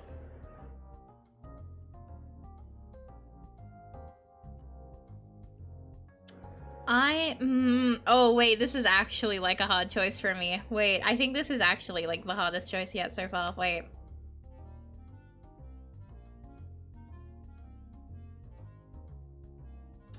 I think Tanya. On second glance, it appears Tanya's inhaled most of her first muffin. These lock you into a friendship path. Oh! Yep, okay, no, I made the right choice. Chocolate chip by the looks of it, drawing a questioning look from her friend as I walk over. Why? I skipped lunch today. Didn't your mother tell you not to talk with your mouth full? Good thing my mother isn't here right now, huh? You could at least chew it before trying to shove it down your throat. And guess I should take it as a compliment. You work at a diner, right, Olive? I'm surprised to hear you've picked up cooking as a hobby outside of that. Cooking at home is an entirely different experience than working the menu at the diner. So I don't really feel the burnout you might expect. It's good you found something you like so much. A lot of people struggle to find that kind of niche in life. That's a surprisingly positive spin on just doing something because it's all I really know. For all I admire that kind of outlook, I can't help but wonder where it's truly gotten her. The contrast of the perfectly organized room to the club members latching onto the first distraction they found couldn't be clearer. Thinking better of outright saying that, I decided to address something I'd been noticing for a while. Hey, speaking of interests and hobbies, what's with the get-up anyway, Tanya? I'm just realizing I never asked. Tanya looks down, her well-used overalls ill-fitting compared to the otherwise smart clothes of the rest. Oh, these? I have a welding class just before the club meets. Not much point changing out of them, so I just chuck the welding gear in the truck and hop back over. Weren't you wearing them during the bookstore visit? It's a matter of efficiency. Uh-huh. Always liked fiddling with metal and mechanical stuff back home, so I ended up taking all the relevant courses I could. I adore her, actually. I adore her, actually. You two sure are different. Maybe not as much as you think. Been a set since high school. Met as the only two girls in the auto shop class. It's easy to imagine Tanya getting sucked into the engine of a car with this tool or that as she fiddles under the hood. But Millie's a surprise. My face must say as much given Millie's sudden sheepishness. I have my reasons. Besides, it's nice to get my head out of books sometimes. Oh my god. Huh. When she said she had been working on her car with her dad, I guess I didn't imagine it quite so hands-on. With her first muffin devoured, Tanya goes back for seconds as Millie continues to occasionally nibble at her first. She seems to like them just as much, enjoying them in her own dainty way. Oh, I love them actually. There's quite a lot of food here. Why'd you make so many different flavors? Didn't know what you guys would like. Besides, muffins are easy because you can throw in whatever's handy for flavoring. Chocolate chips, cocoa, fruits, that sort of thing. The others seem to like them too. It's good to see everyone chatting like this. All two of them. Have to admit, it's different than when you do it for a job. After a while, you forget how nice it is to watch people enjoy the food you've made for them, and having a good time while eating together. It isn't long before Darren says his goodbyes, pushing the last chunk of muffin into his mouth with his thumb on the way out. As Tanya sees him off, she looks back. So, the big question. Who gets the rest? You. We ended up getting through about half of them by the looks of it, even with Darren and Tanya's appetites not quite being up to the task. I do appreciate Millie looking to me first for an answer. I can make more anytime. You guys decide between yourselves. Rock, paper, scissors? Going by how fast Millie agrees and takes up position, this must be a normal way of sorting out disagreements between the two. Their faces look oddly scary given how low stakes this is. Without a word of communication, they begin the rounds, apparently being best 2 out of 3, going by so fast that I can barely keep track. Graceful in victory, winning the final round with paper to Tanya's rock, Millie silently grins ear to ear as Tanya sighs. Such is life. See you guys later. A sulking Tanya wanders out while scratching her head, Millie waving her off as she goes. I'm alright to clean up by myself. You can go if you want. Thanks. Sorry for turning the meeting into well, this. You hardly need to apologize. It's nice to see everyone enjoying themselves in the club. Can't they share? No, real. But like, no. They wanted all of them. I believe in them. Their reasoning was sound. I really appreciate this, Olive. Heather gets nothing. Deserved. You're only saying that because you ended up with all the leftovers. I deserve that pouting.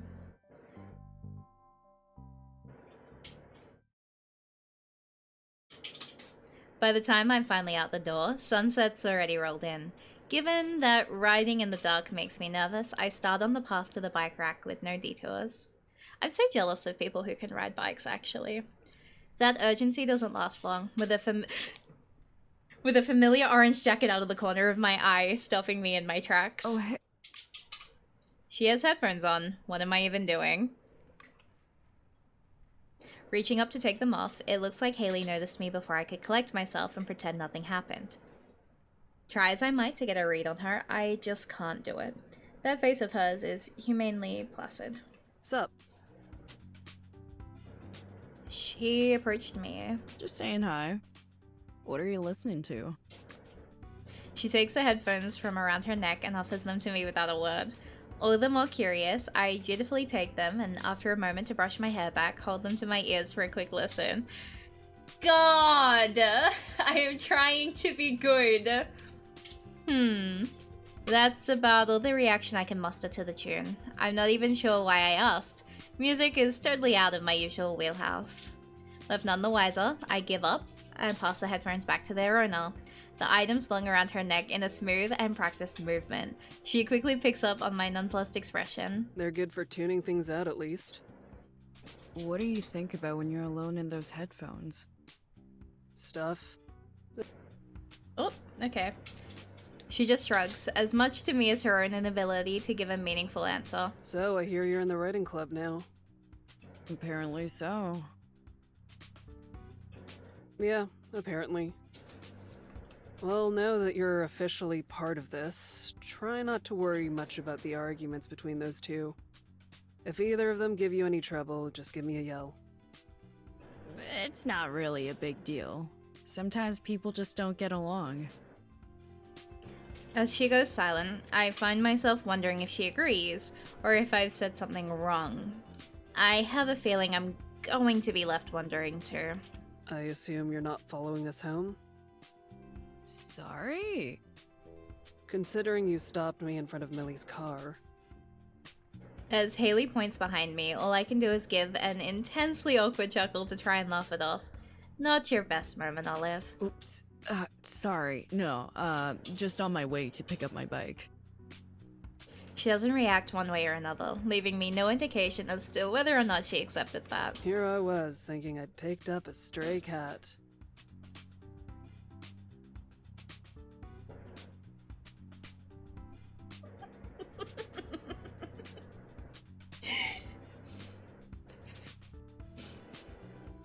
Oh, Olive. Not a stray veggie, no, like, I'm loving this. See you later. Hope the club works out for you. She brings her headphones back over her head, done with our conversation. That's more than fine with me, getting on my way, my pace a little faster than before to escape the situation. Wait, is to dodge it real?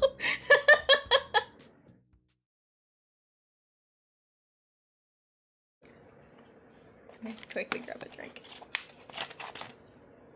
This is the end for me. Why is Olive so relatable though? Ah! Like that is also me every day. I groan, scribbling out an entire paragraph in frustration before just crumbling the paper into ah! I targeted that one at myself. You're right. If it were any other time in my life, I may have accepted the admittedly mediocre work I've been struggling over for the past 3 hours. Unfortunately, I can't. Especially not here, where from my spot in the corner of the diner, I can see Mum rushing to and from to fulfill a giant to-go order that came in during her lunch break. She practically wrestled me back to the seat when I tried to help her. The very least I should do while I'm here is write a good paper, I thought, but no such luck. I can barely get a full sentence down before second-guessing it. It's supposed to be a simple creative exercise, analyzing 2 short stories and creating our own in the same style. What does analyze even mean? If he'd said critique, at least I could just complain. Oh, is that grumbling I hear?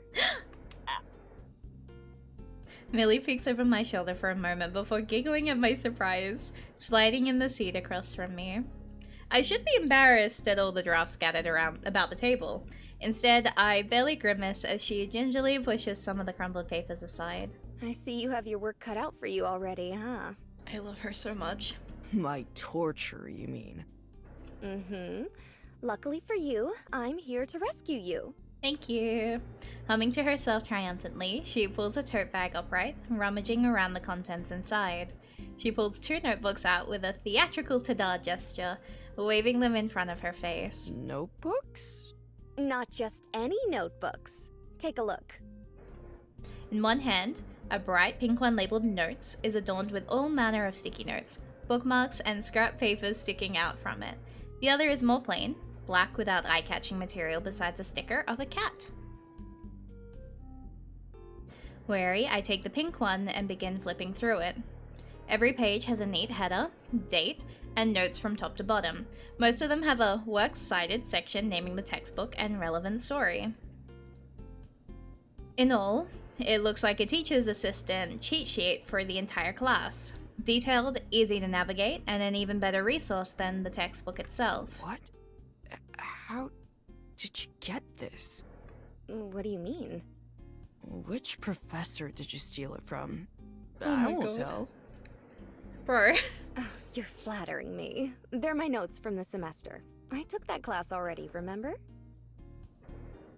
No way. My face must portray the accurate amount of awe and a healthy amount of alarm, because she quickly laughs and takes the notebook, closing it. Don't get me wrong, I wouldn't bother being so meticulous if it was anything but writing. But since I was running the club, I really wanted them to stand the test of time. I do want them back, but... She timidly plays with her braid for a moment, looking a bit sheepish. Well, the class is pretty front-heavy on essay work. You can use them as reference if you ever feel lost or need inspiration. Oh my God. I don't know what to say. Just, obviously... Thank you.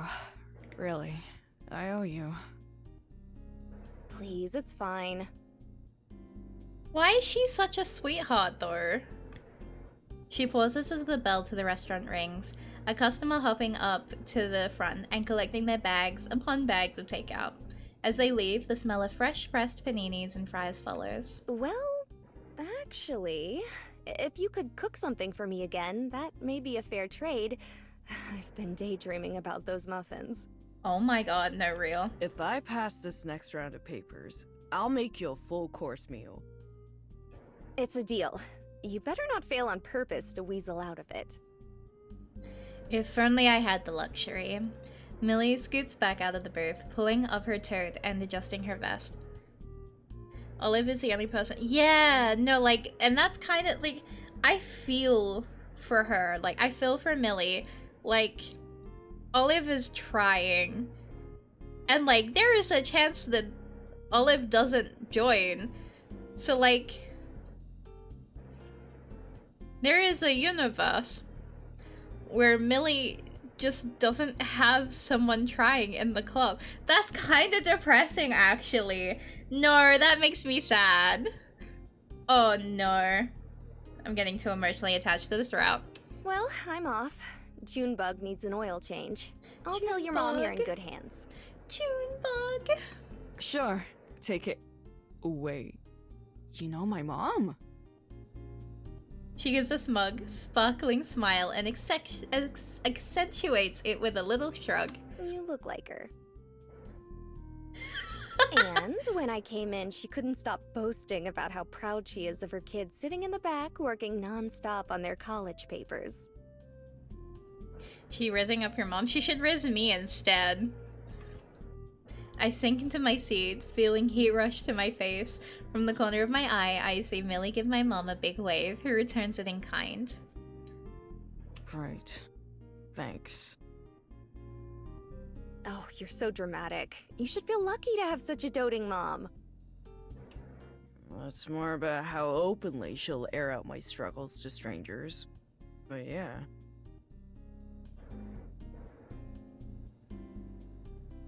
Millie laughs a bit and shakes her head, taking her leave without further ado. When the bell chimes to signify her exit, I heave a giant sigh and slump entirely in the booth. The second notebook sits across from me at the table untouched. I drag it over to my side and flip open the first page. A bright pink sticky note immediately catches my eye, so I sit back up straight to read it. Hang in there. I'll try. The other pages are filled with mistakes, first drafts, forgotten ideas, paragraphs that forget their meaning halfway through, far from anything I'd seen Millie show in public before. I flip open my own notebook and begin my first draft again.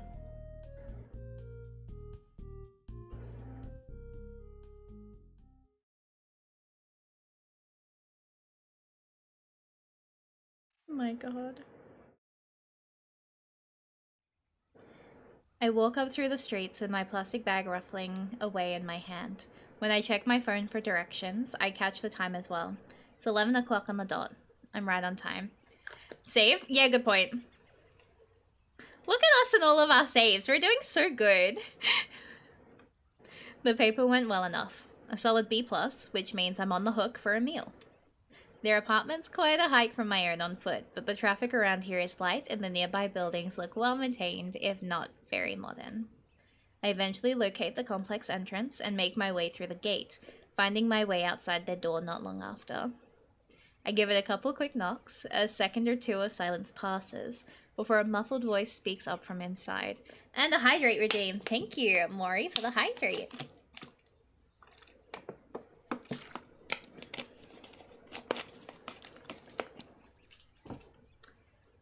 Delicious water. Amazing. Hello, who is it? Me. It's just me. With a click and a shunt, the lock clicks open, with the door itself following soon after. Good afternoon, Olive. Come right in. Oh, look at the order! I follow the cheery woman as she walks back in, carefully closing the door behind me. Noticing the shoes stacked on the carpet beside the door, I shuffle off my own and nudge them with my feet before continuing on into the small entryway. As I scan the living room, it's clear that things have been hastily tidied up from my arrival, in the same way that a reluctant child might clean their bedroom when told to by their mother. While the floor is mostly clear, clothes have been piled on the backs of seats and peek around bulging cupboard doors. I want that order so bad, actually. Books, plush animals, magazines, and DVDs all lie where they were last used, and the dining tables become a makeshift study area by the looks of things. Sorry for the mess. No, it's nice. Well, aside from... I trail off as my gaze turns to the kitchenette to my left. Unwashed dishes and glasses sit piled up in and around the sink, and jars of ingredients sit neglected on the counter. It must have all gone bad by now. I start rubbing the back of my neck as the anxiety creeps in. My diner's hygiene and kitchen protocols have been drilled into me for years, has affected me more than I thought. We're not as tidy as we could be. Honest. It's not that unusual, I guess. I'm surprised how unconvincing I made that sound. I'll clean up before getting started. I brought some stock and rice, so I should be able to work with whatever else is here. Thank you so much. If I have one more pack of noodles, it might be the end of me. I'm glad I came. Nobody should be living solely off ramen. Before you start, at least let me show you around. Sure, lead the way. After pointing out this and that, from the location of the bathroom to where Haley and Caprice's rooms are, we arrive at Millie's room as she swings open the door. And this is my bedroom. It's a bit cramped, but you get used to it. Oh, it's so cute though. She's not wrong about the size. Most of the apartment space is being dedicated to the combined living room and kitchen. She made good use of it though, the bookshelf being filled to capacity, and a laptop, and well-used notebook squeezed onto an old table in the corner. It's impressive that she managed to make such a claustrophobic space feel so homely. What are you doing, daughter? A series of books on the shelf next to me catches my eye, and I reach out to take one of the thicker ones. Majority of her books seem to be in this style, being plain hardcovers with titles in gilded cursive, as many being non-fiction as fiction. As Millie looks back to me for comment, I realize that I probably should have asked first. Sorry, Curiosity got the better of me. I have to admit, though, child psych is a pretty niche genre. Looking back over this particular space on the shelf, she has quite a few books on the subject. Looks like I've been found out. I want to write children's books. A lot of people think it's easy, but there's actually a lot of thought behind them. Huh. When you said you liked writing, I assumed that meant you wanted to be a novelist or something. I wouldn't mind trying my hand at it, but children's books are where my heart is. That makes sense. From what she told us, that makes sense. To see a parent reading my books to their child and seeing their faces light up as they learn about the world, it might not be the most glamorous or well-paying career, but I wouldn't care if I knew I'd achieved that. Sorry, I'm rambling. No, We keep should going. Get started on lunch, shouldn't we? No, throw it back. Go back, I want to hear more. As I nod, I find myself struck by her conviction. Are you really? No, Millie, come. With a pile of dirty dishes slowly starting to shrink, I manage to make good progress on the washing while Millie tidies up elsewhere in the apartment, either inspired or embarrassed by me being here. I could probably just shift some things aside and cook right now, but might as well go the whole 9 yards if she's going to as well. The creaking of the door to the apartment barely reaches my ears past the noise of the running tap. It isn't long before I see who our visitor is, poking her head around the corner. Haley just manages to keep her placid face at the side of me, taking off her ever-present headphones and setting them around her neck with practiced ease. I am starting to wonder if she wears them to bed at this rate. Lost in learning about themselves, a person who wants to become a writer. Yeah, I'm feeling it. I'm feeling it.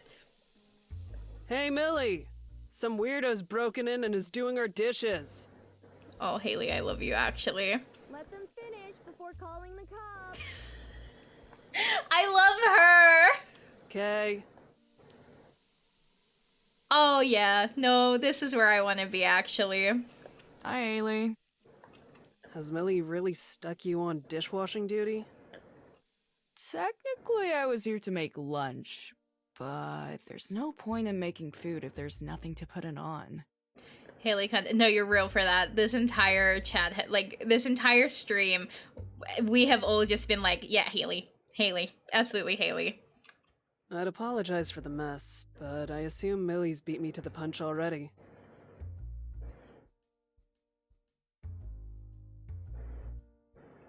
Is it always like this?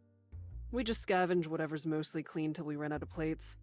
It's worked out fine for 2 years now. Oh my god. 2 years of living like this? I can't believe I ever had second thoughts about having my life together. As Millie comes in, Haley gives her a quick wave. Caprice lives here too, right?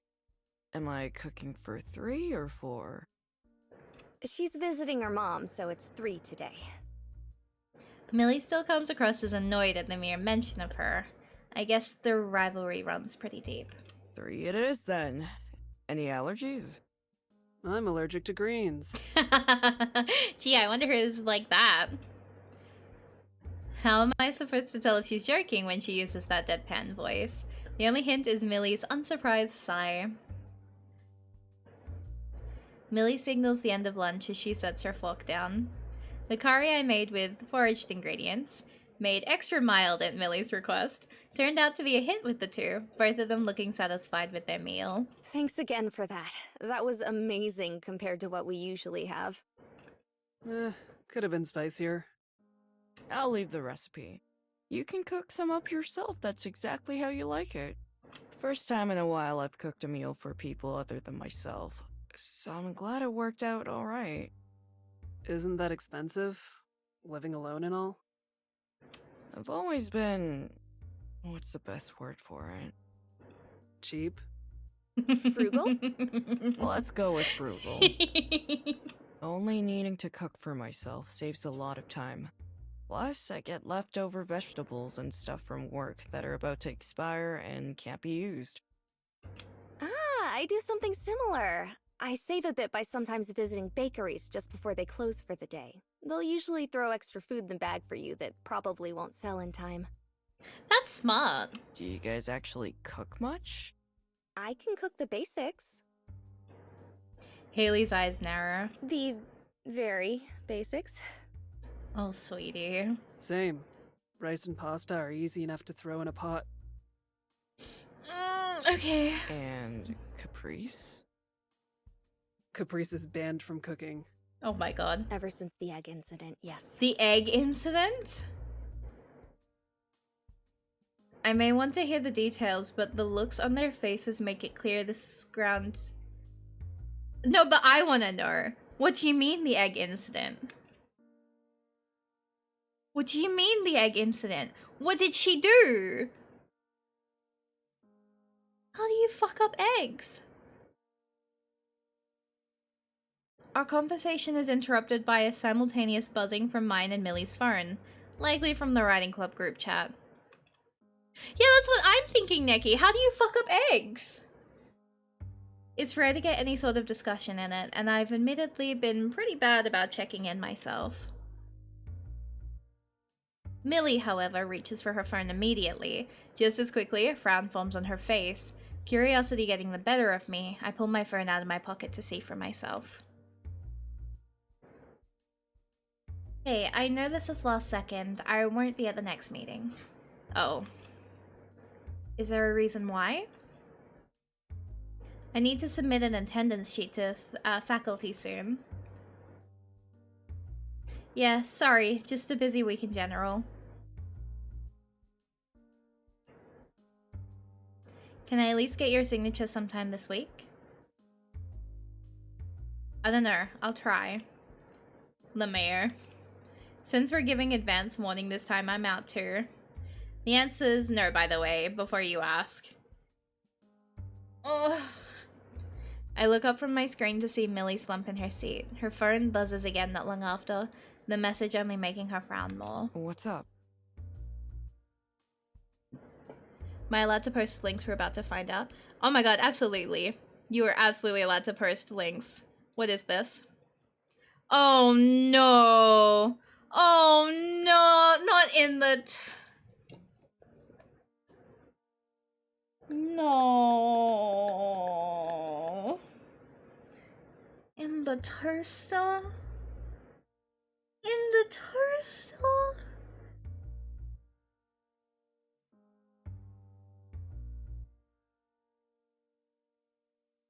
In the toaster. Okay, I understand the egg incident now. I understand why she's banned. I agree. Keep her out of the kitchen. She is not cooking today. My god. It's Tanya. Is that bad? She said she'd get some of her friends in her machinist class to sign for Darren and Heather. With a long, exasperated sigh, Millie drags herself up, excusing herself to the nearby kitchen to sift through their cupboards. Bad news? Haley leans in closer to me, keeping her voice down while she pries. What do you think? What do you think? She doesn't respond to my sarcasm directly, instead opting for one of those shrugs she loves so much. Welcome to the writing club, I guess. My head firmly meets the countertop in an over-exaggerated display of frustration. It doesn't last that long, with a sharp clearing of the throat from Millie bringing my eyes back upward. I keep this bottle hidden away in the back for special occasions. I guess they don't all need to be positive ones. Either of you interested in a glass? She places a wine bottle and a couple of glasses on the counter, now that my head is no longer occupying the space. When'd you get that? Oh, well, you know. I'll pass. I've got a shift tonight, so I better not either. Oh, sorry. Yeah, that's more than fair. Okay. Bros and alcohols. If I had... On that note, I better start making... Mentioning it out loud reminds me to check my phone again to confirm the time. Good thing I did. I've stayed a bit longer than I had planned. I take to my feet, pushing my seat in after I'm up. Ha ha ha! We thought that one through. I need to remember that my space key is fucky at the moment.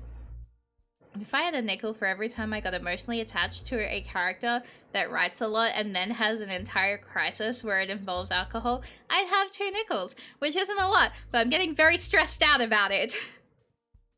Thank you for the meal. You're a lifesaver. Really. No problem. I wouldn't mind doing it again sometime. Who helps her through this if you don't take the route? Because this stuff would still be happening, wouldn't it? She'd still be having this issue. Wait! Is she... Does this mean if I picked the... she would be having this crisis? I'm going insane. I'm holding her and I'm protecting her from everyone. I can't. This... Oh, we couldn't. Sounds like a plan. Looking forward to it. Haley.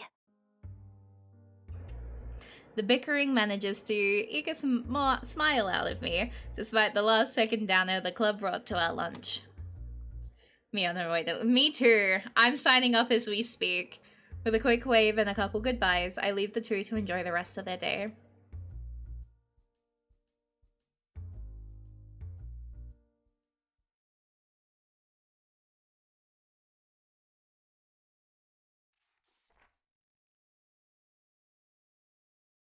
Walking into the building that houses the school machining shop, I feel a little intimidated.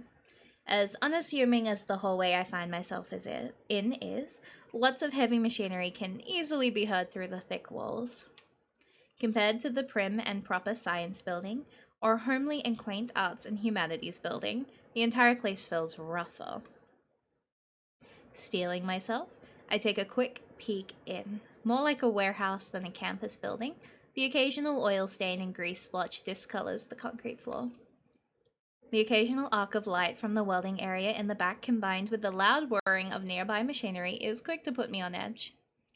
Kitchens might be dangerous places sometimes, sure, but at least I know what everything in a kitchen does.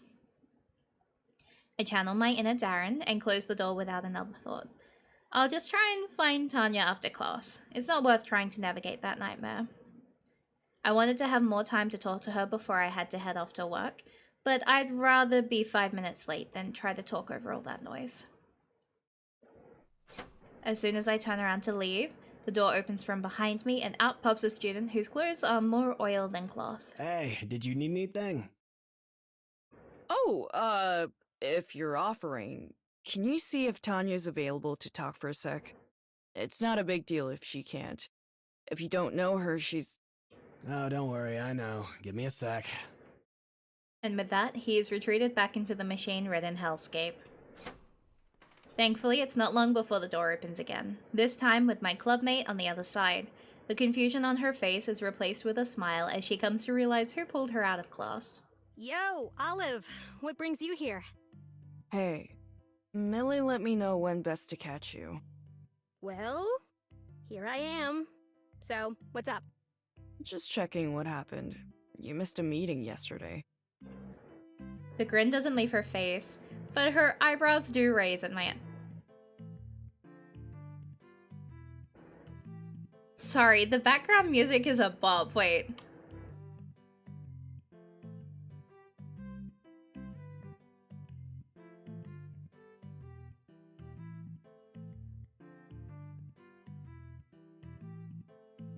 It's giving a specific vibe. Sorry.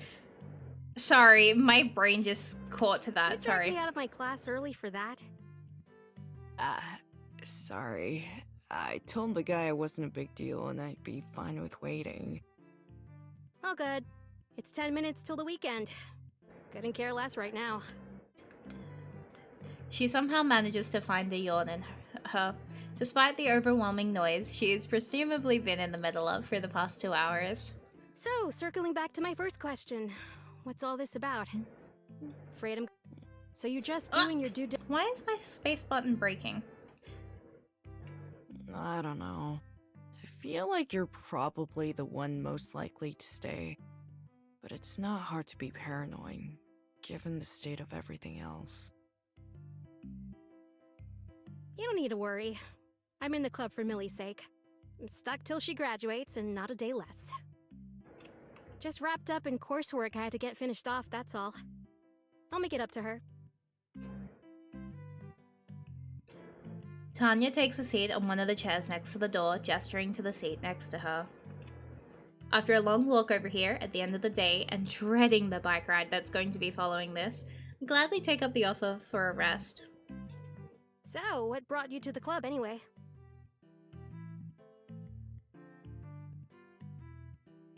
I told you before, didn't I? I need the tutoring to pass my exams. Is that all it was?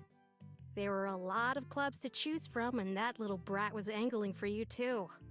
I figured my best chance was in a club that was halfway normal. Whoops. A bit too on the nose there, Tanya. I still can't get over how different you and Millie are. I'm lucky to have made it out of high school alive after some of the stuff I got up to.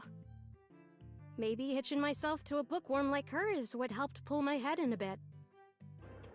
What about you? I'm sure you got up to some crazy stuff in the springtime of youth. I kept my head down, to be honest. I'm not really the adventurous type. Yeah, I can tell. My face falls flat, not helped by the hearty clap on the back in response. Lighten up. We can't all be social butterflies. The two of us are distracted by the professor's shouting from inside the room, clear as day through the door and all the noise within. While I'm more than happy to pretend to ignore the screaming, Tanya leans back with a wide smile on her face, reveling in it. It's not difficult in the slightest to hear every word of his tirade as he rips into a student. Their mistake appears to have been not wearing their welding mask properly, as the whole room now knows. At least they take safety seriously. Ah, the old warhorse is at it again. I'm starting to realize I probably shouldn't be here.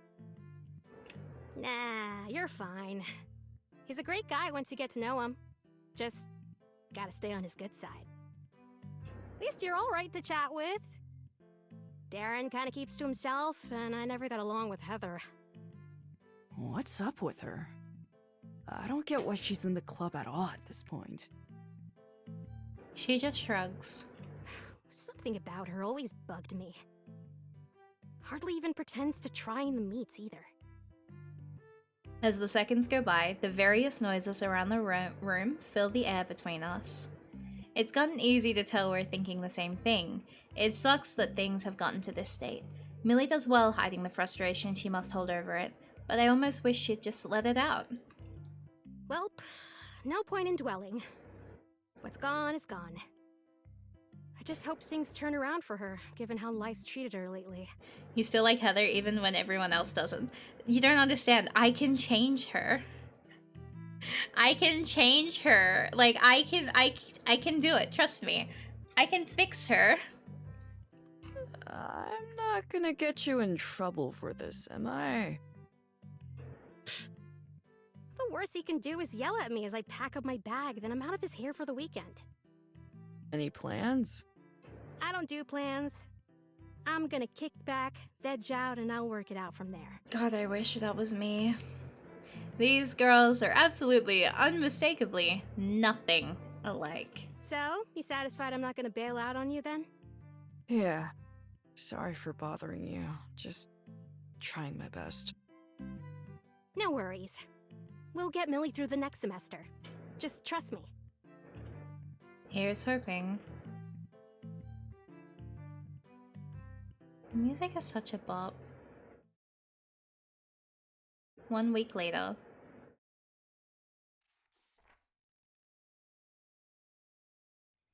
I've never put much stock in possessions. A couple of plants to care for is just about the only luxury I've got going for me. As my aging bike grinds and creaks out of the school gate, however, I realize I might be taking my frugality too far. I need to pick up some grease for this thing sometime, instead of just hoping it'll keep going. I crawl out of my cave to look at your super Hi Mama, how are you today? And I will save. Thank you, Nikki.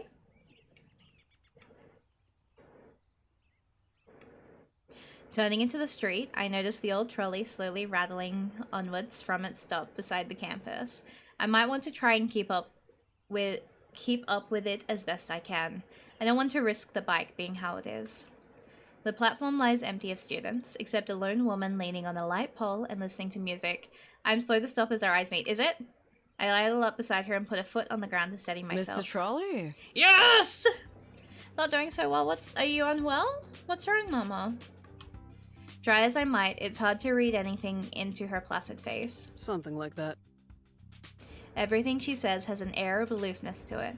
Maybe I should find that snooty or arrogant, but I think that's just how she is, rather than anything intentional.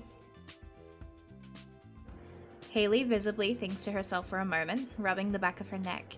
Finally coming to some sort of decision, she takes off her headphones and addresses me properly. Hey, how far is your place from here? Not too far. Close enough to bike at least. It's been another 2 days. What's happened? You know our DMs are open at any time, right? What's happening? Sounds good. Huh? She tilts her head like the answer should be obvious. You can visit if you want, but I have work in a couple hours. That's fine. Well, glad that's been mutually decided at least. With that, I start for home, Haley trailing along beside me. Hibernating is good, resting is well.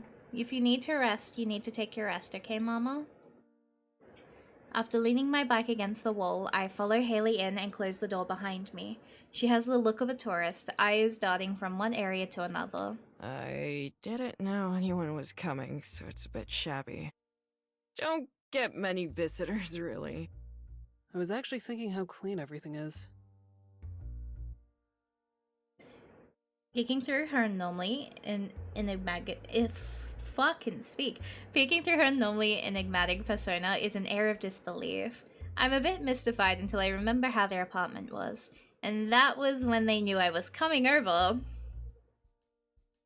At least she's talking now. The ride here in total silence was one of the most strained experiences I've ever had. Something's eating at her. Even I can tell that much by this point. Before I work out how to fill the air between us, Haley's eyes fall on the old console sitting under my even older television. She pushes her chin out towards it, a rare glimmer of interest sparkling in her eyes. That old thing still work? Who knows? You can try if you want. I don't get much use out of it. I want to talk to her about where this all came from, but the timing never quite seems to feel right. What console is it? Haley picks up a controller as I fiddle about with the modest pile of games, nodding to the first I hold up before I put it in, a fighting game. I've tried a couple of times. No sooner do I take a seat beside her and start up a match, am I put on the back foot. She pushes me to the edge of the map before juggling me into the air and comboing me over and over. Her work done, as a round is called, she slumps back into the cushions. I manage to do a bit of damage, but it's already clear that I don't have a chance of winning any further rounds. Well, if nothing else, at least this is a welcome distraction from studies and work. We start another round. I try my best, but this goes about as well as the last. With the match finally over and Haley easing off the controller, I get a chance to address the elephant in the room. So, anything on your mind? Just tired. Not with school or anything, just those two. Are things really that bad? I was about to go home on the trolley, but when the doors opened, I just... Haley trails off, unsure how to explain herself, or rather, stopping herself from doing so. She puts the controller down and sighs. Maybe I should just live alone like you. Nice and quiet here. Maybe you should live with us, Trolls Hair. You don't sound super convincing. You got me. She leans back into the couch. I'm not sure if that signifies a pause or an end to this conversation. I guess I just forgot how much I missed having a normal life with those two till you came around. Oh, where the problem? Me? You coming over for lunch the other day was the first time in forever that apartment felt ordinary. It's rare to see Millie that open and talkative at home. It was nice. I can almost make out the corners of her lips curl into a smile, but they're back to a frown before they get all the way there. And then Caprice came home and got in Millie's face about the wine she left on the counter. She sits there, staring into space as she recounts how the day ended. As she finishes the thought, her eyes meet mine and she corrects her posture, as if just remembering I was there. Sorry for making this weird. That's not weird. You're good. She's quick to break eye contact soon after my response, retreating back to her thoughts. You should have seen them before all this. You'd barely recognize them. That's the impression I get, yeah. She thinks a little, hesitating a moment before taking her phone from her pocket.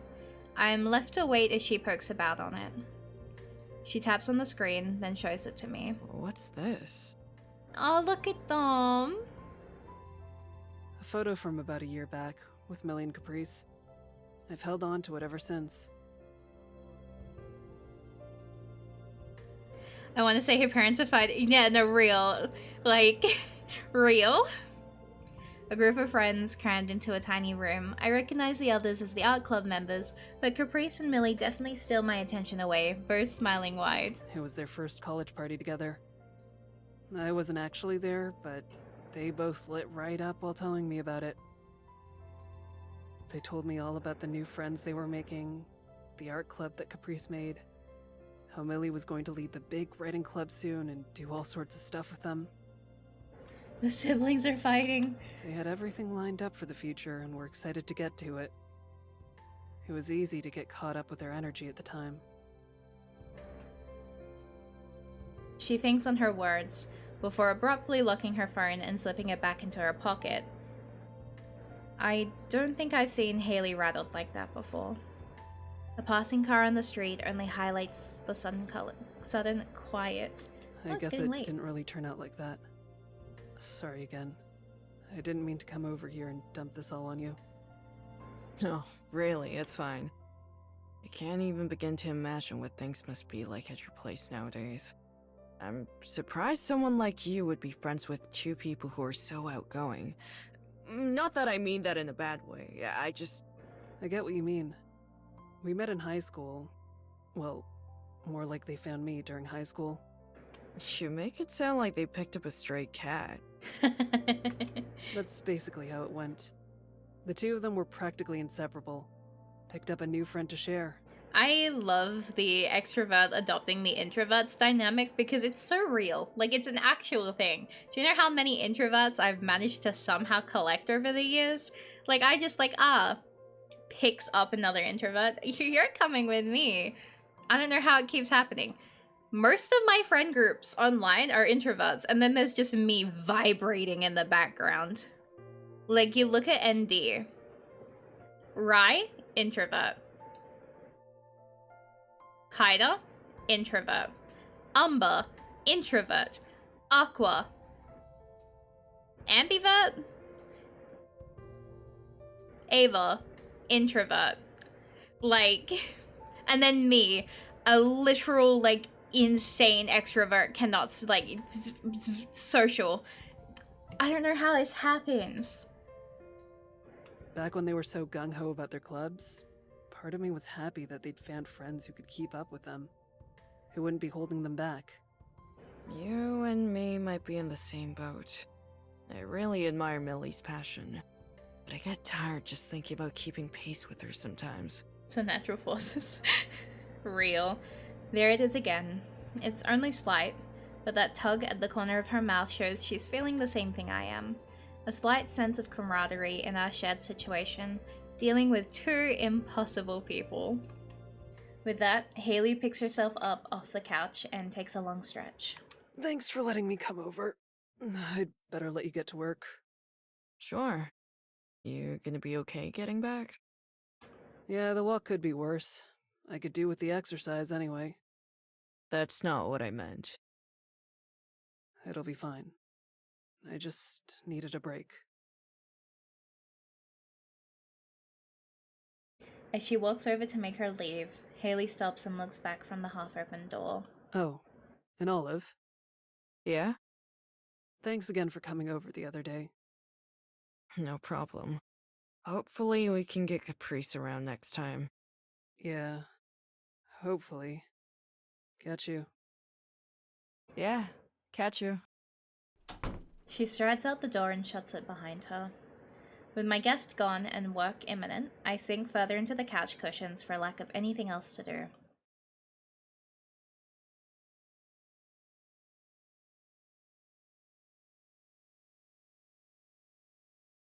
One week later.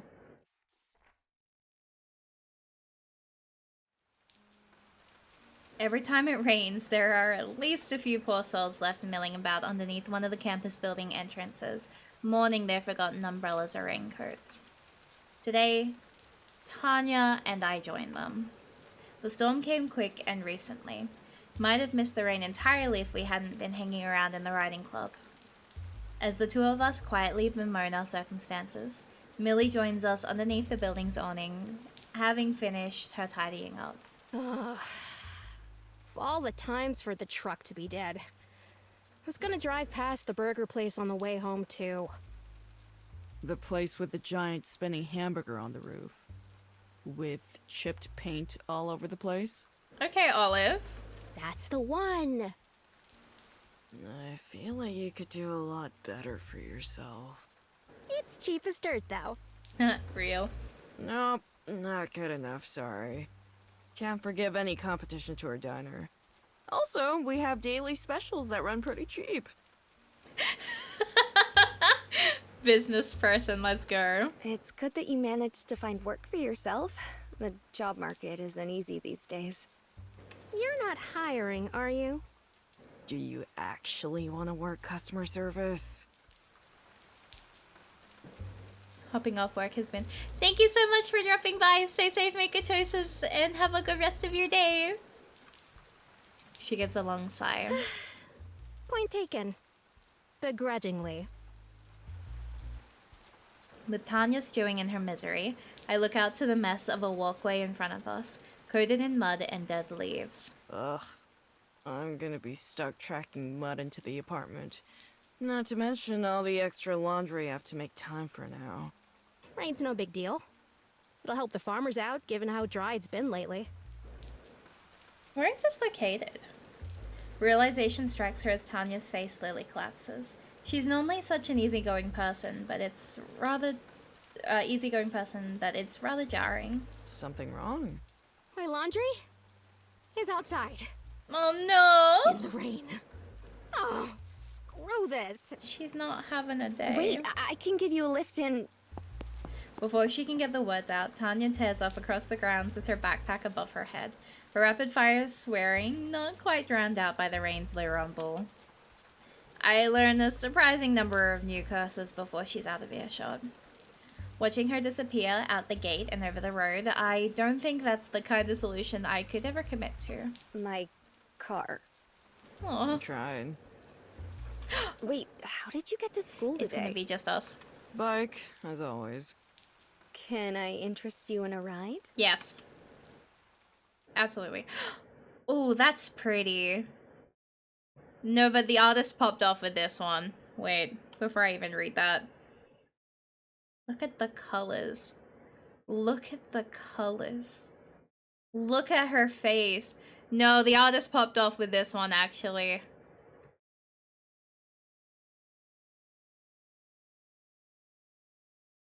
Oh yeah, no, absolutely yeah. Oh yeah, no. This one. Absolutely, yeah. Oof. This is so pretty. I am feeling normal. Screenshot it? Absolutely. You're getting the Windows sound. I'm sure there's probably a better way to get the images than this, but like, let's go. Tradition is still alive with us. God, that is stunning.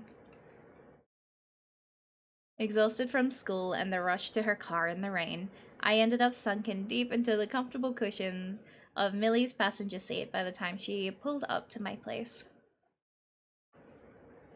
She's a careful driver, especially in the rain, which suits me just fine. I do my best to pat down my wet hair with a sleeve, but all I do is rearrange the mess. Millie tries the same, to even worse result as strands stick to her face. Thanks again. I was dreading trying to get home and all this. Considering I saw you two moping about at the entrance, it would have been mean to just leave you there. I don't know about moping. As my hand moves to the door, the shunting sound of doors locking rings out. Pulling at the handle a couple of times confirms the fact, only making me more confused. Millie? The doors are locked. Huh? She leans over the steering wheel with a smile on her face that's altogether too calm. Tell me, what's on your mind? Huh? Right now? Whether my body will ever be found. She giggles, just audible over the noise outside. I close my eyes to resign to my fate. The inside of the car rumbling from the pounding of rain on the roof. Water pours down the windshield, reducing the street lamps ahead to shimmering blotches of light in the darkness of night. The occasional car shoots by, only to disappear as soon as it arrives. One more try, Olive. Oh, I love her, actually. Is this about the club? Getting warmer. Better that than this being about Haley's visit the other day. At least. Disinterest in the craft aside, I feel like I've been a model student, which narrows it down to... I've been asking around, I guess. About the state of things. She stares at me, patiently waiting for me to say the words she wants to hear. After a few seconds, I gradually work out what she must be pulling me up about. And I may have been avoiding bringing it up with you. Oh, she's good. Her satisfied smile makes it clear. I've come to the right answer. She sure pulls off a convincing impersonation of a teacher sometimes. That wasn't so hard, was it? Oh, I'm in love with her, actually. How did you end up hearing about this? People will tell you all sorts of things beyond what they're asked. I just struck up a conversation with them about you. You'll be pleased to know they're all quite opinionated on the subject. Oh my god. Her smile doesn't waver as she delivers that line, which twists my stomach in a knot more than it should. Look, I'm sorry for not talking to you directly, but I only avoided you because the club, well... is on its last legs? That's one way of putting it, yeah. I might try to be optimistic, but that doesn't mean I'm blind. You don't need to tiptoe around me like I'm a child. One thing still escapes me, though. Why bother in the first place? It's entirely selfish, really. I was worried that if it fell apart, you wouldn't have a reason to tutor me anymore. I'm sorry. I have a lot riding on this. It's the truth, and makes perfect logical sense to me, but only seems to leave Millie more confused. Did I say something wrong? I've never seen that in a person before. So much effort put into convincing yourself you're not a good person. I promise to help you, with or without the writing club. Please don't call it selfish. Next time, just ask. The baffling sense of faith written on her face almost makes me embarrassed. I don't think I'm wrong, but arguing that I'm not as good a person as she thinks feels like a strange hill to die on. The sharp shunt of the doors unlocking reverberates through the car, breaking me from my thoughts. Sorry for putting you through this. I don't often get the chance to talk with you alone these days. You're not mad at me? Why would I be mad at you? All I wanted to know was what's going on. To be honest, I was a little worried you were thinking of quitting too. I wasn't... Sorry, lesson learned. I'll keep you in the loop with this sort of thing, in future. See you tomorrow, Millie. Oh, and next time you drive me somewhere, could you keep the doors unlocked? She just smiles as I step out into the rain and shut the door behind me, the hazards flashing away in the night as I jog inside. I'm having feelings. I'm having feelings. Stepping inside, I shut the door and take a long, deep breath, leaning back against it. My shirt's wet, sticking to my arms and dripping water onto the floor. My hair's a mess from the rain, and the water's reached my socks. Despite that, I can't seem to bring myself to care about such things.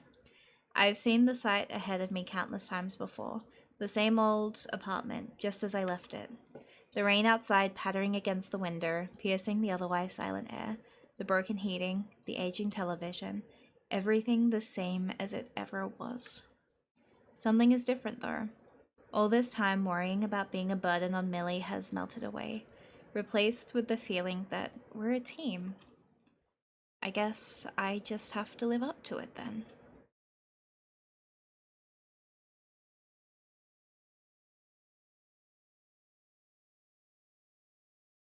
A few days later.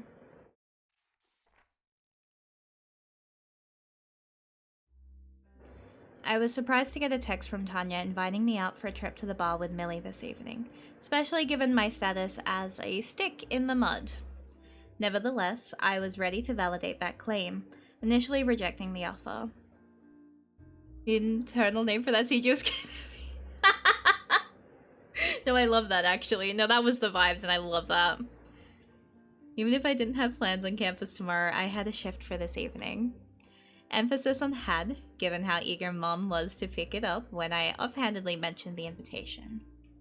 With my plans forcefully ripped from me, I find myself sitting at the same bar we visited near the beginning of the semester. We've been down here for a couple of hours, and my two drinking companions have wound down their excited conversations and have settled into a steadier, slower discussion. No doubt partially because all of us are a few glasses deep at this point. Nice to see you guys a bit more chilled out. Everyone around school's way too wound up about exams. Given what I've managed to pick up on lately, I don't quite think that exams are what's weighing on Millie's mind. In fact, when I look at her, it's hard to think of reasons why she wouldn't be stressed. Exams are the obvious one. Her home life is a mess given the tension with Caprice, not to mention the writing club slowly falling apart around her. I'm probably another source of worry for her too, as she tries to drag me over the finishing line of exams. She sure doesn't seem to have much sense of self-preservation. Of all the things to stress about, exams seem perfectly acceptable. In fact, I think you should be worrying about them a little more. Come on, you know I'll be fine. There's still a month left anyway. Oh my god. A month if you round up, maybe. She might do fine with her more hands-on stuff, but her gen ed courses are another matter, from what I've heard. Hey, what's with that face?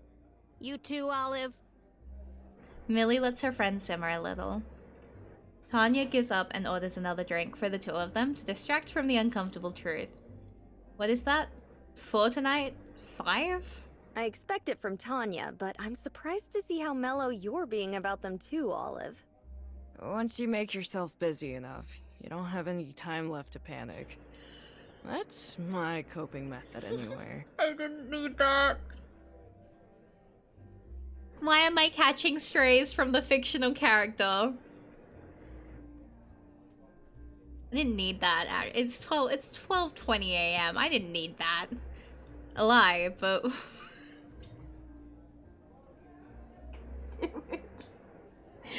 a lie. But worrying about it out loud would just stress Millie out more, I'm sure. You sure you're okay balancing work, chores, and exams? Do I have a choice?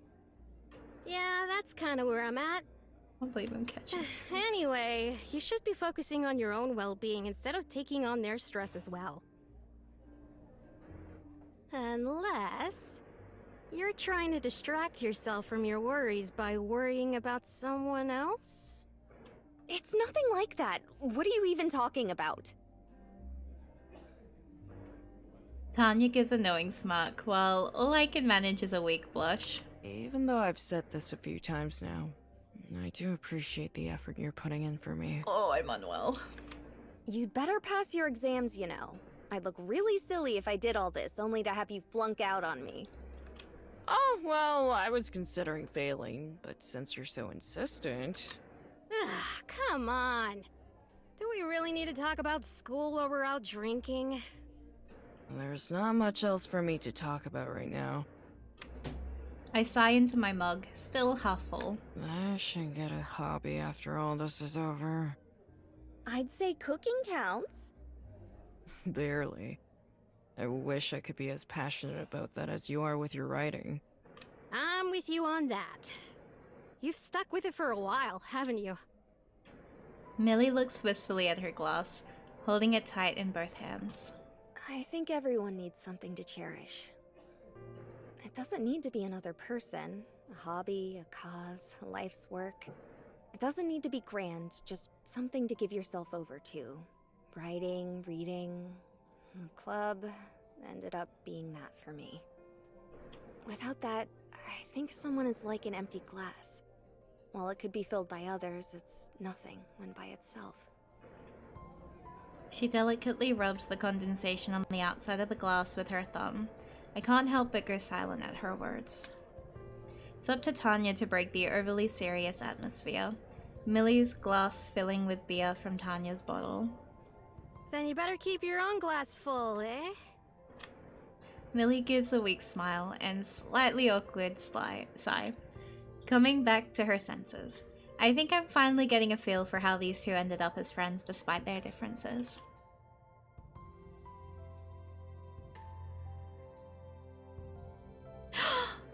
Oh. The night air sure has a chill to it these days.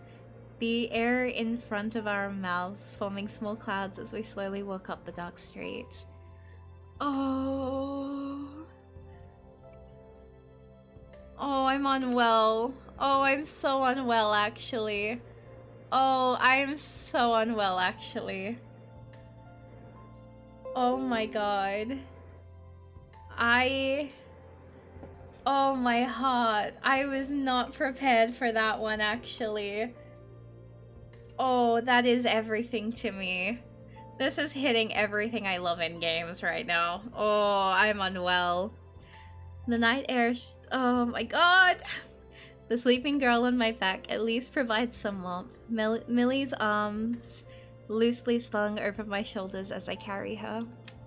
Or at least, I try to.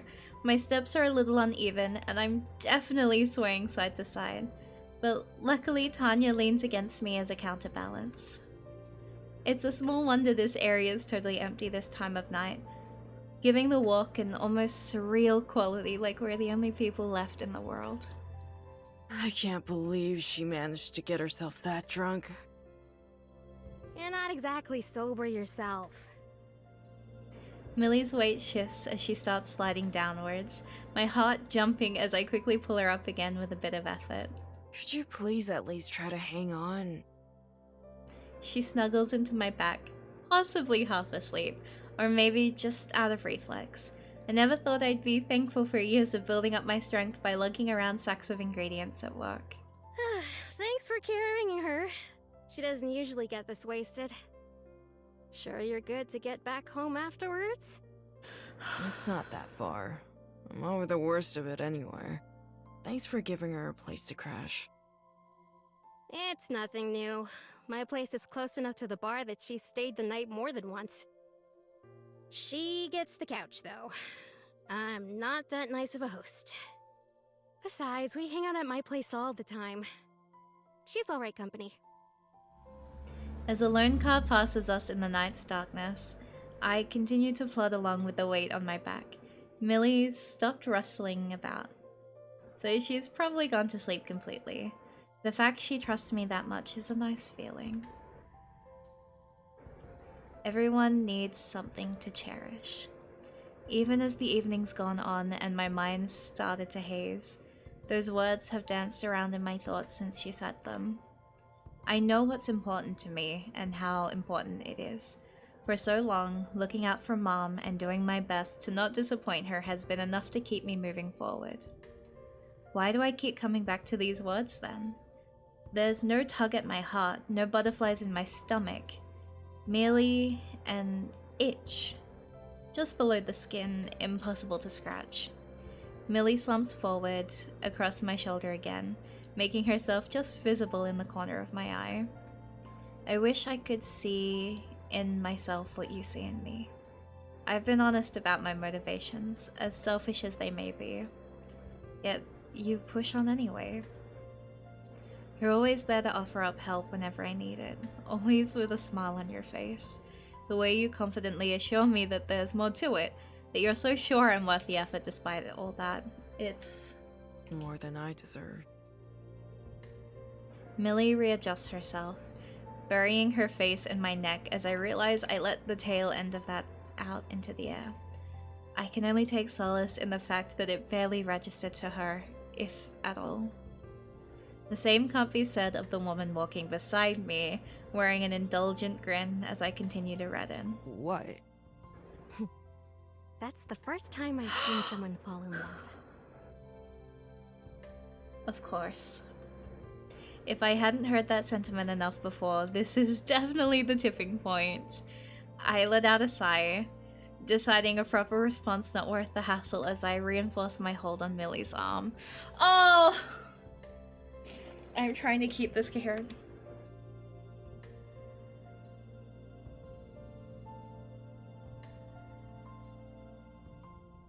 Our discussion comes to a halt as the both of us stop walking, both our attention taken by the sight from above. Standing in the middle of downtown as cars drive to and fro, Tanya and I quietly gaze up at the falling snow. Oh, that hit literally everything I love in fucking writing. I'm not okay. Oh no. Okay. No. No. Okay. Okay. Okay. Okay. Okay. Okay. Look. Okay. Okay. Look here. That's...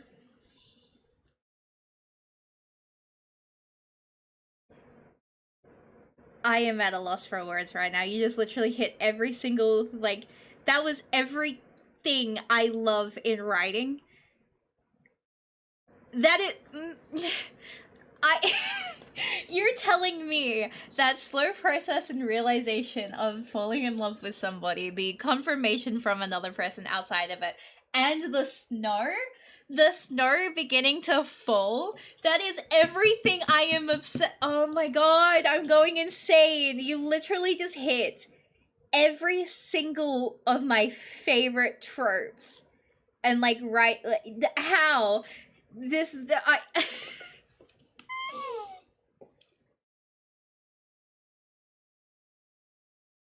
I'm not okay right now, actually. I'm not okay right now. That's insane. Holy shit. Oh my god, just that... You cooked! This is insane. The setup was perfect. Everything about that. Like, I love everything about that scene because I am so weak to that entire kind of build-up. Like, the partying, the small comments, the walking home, the, like, slow process of understanding your emotions as you're looking at the person who means the world to you and you're trying to figure out what your thoughts all mean, and then someone externally being able to just finally put that word into the, like, life. It's just...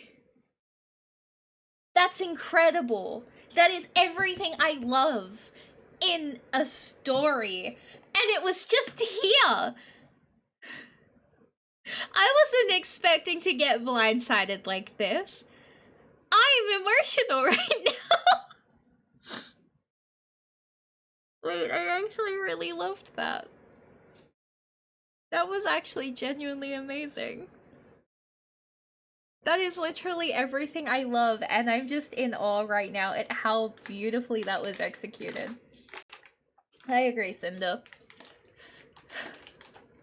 Like, that was so soft, actually. Holy shit. Wait.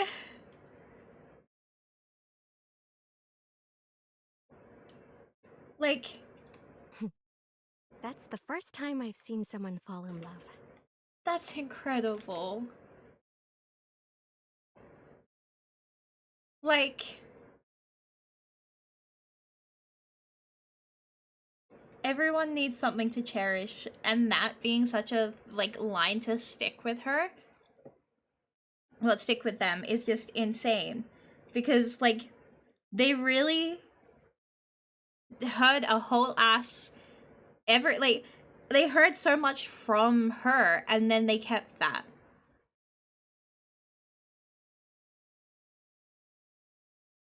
That's insane. And this. There's no tug at my heart, no butterflies in my stomach, merely an itch just below the skin, impossible to scratch. That's an incredible way to explain it. Because, like, it's not, like, you see a lot of, like, but, like, mention of, like, fluttering in the chest, or butterflies in the stomach, or that feeling of something tugging. To compare it to an itch is amazing. And I'm losing my mind over that. That's insane. Storing that in my pocket. Thank you. Putting that one away. That's insane. Of all the ways to explain it, that is just, like, oh, I'm unwell.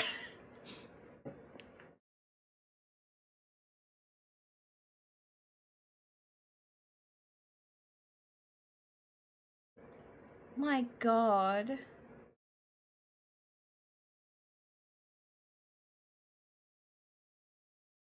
Oh my God.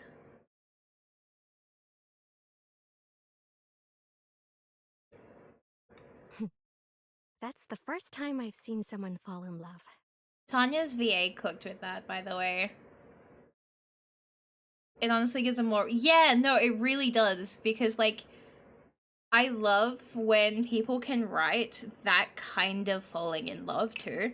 Because, like, it's not always the butterflies in the stomach. It's not always that, like, way. Sometimes you just get fucking clocked by someone else being like, huh, yep, that's a feeling. And you're like, oh shit. Oh, fuck. That makes sense. Like, that's so real. That's so relatable. Tanya's VA. That's the first time I've seen someone fall in love. The way they finish that, like, when they say the someone fall in love. Do you know what I mean? Tanya's VA cooked on that line. That's insane. Like, that's gonna be in my head rent-free for the next few days. Oh my God. Everyone needs something to cherish. My God! I'm having feelings. Oh Lord, I am unwell. Oh Lord, I am unwell today. Did we save already? Yes, we did.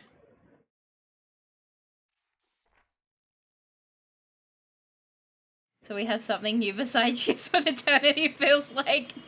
Stop! One of the worst things about living here is how quickly the weather turns. One day it's a little chilly outside, the next there are snow plows clearing the roads. Even though it's not freezing just yet, it's cold enough to bundle up a bit more than usual. There's plenty of time until school starts at least.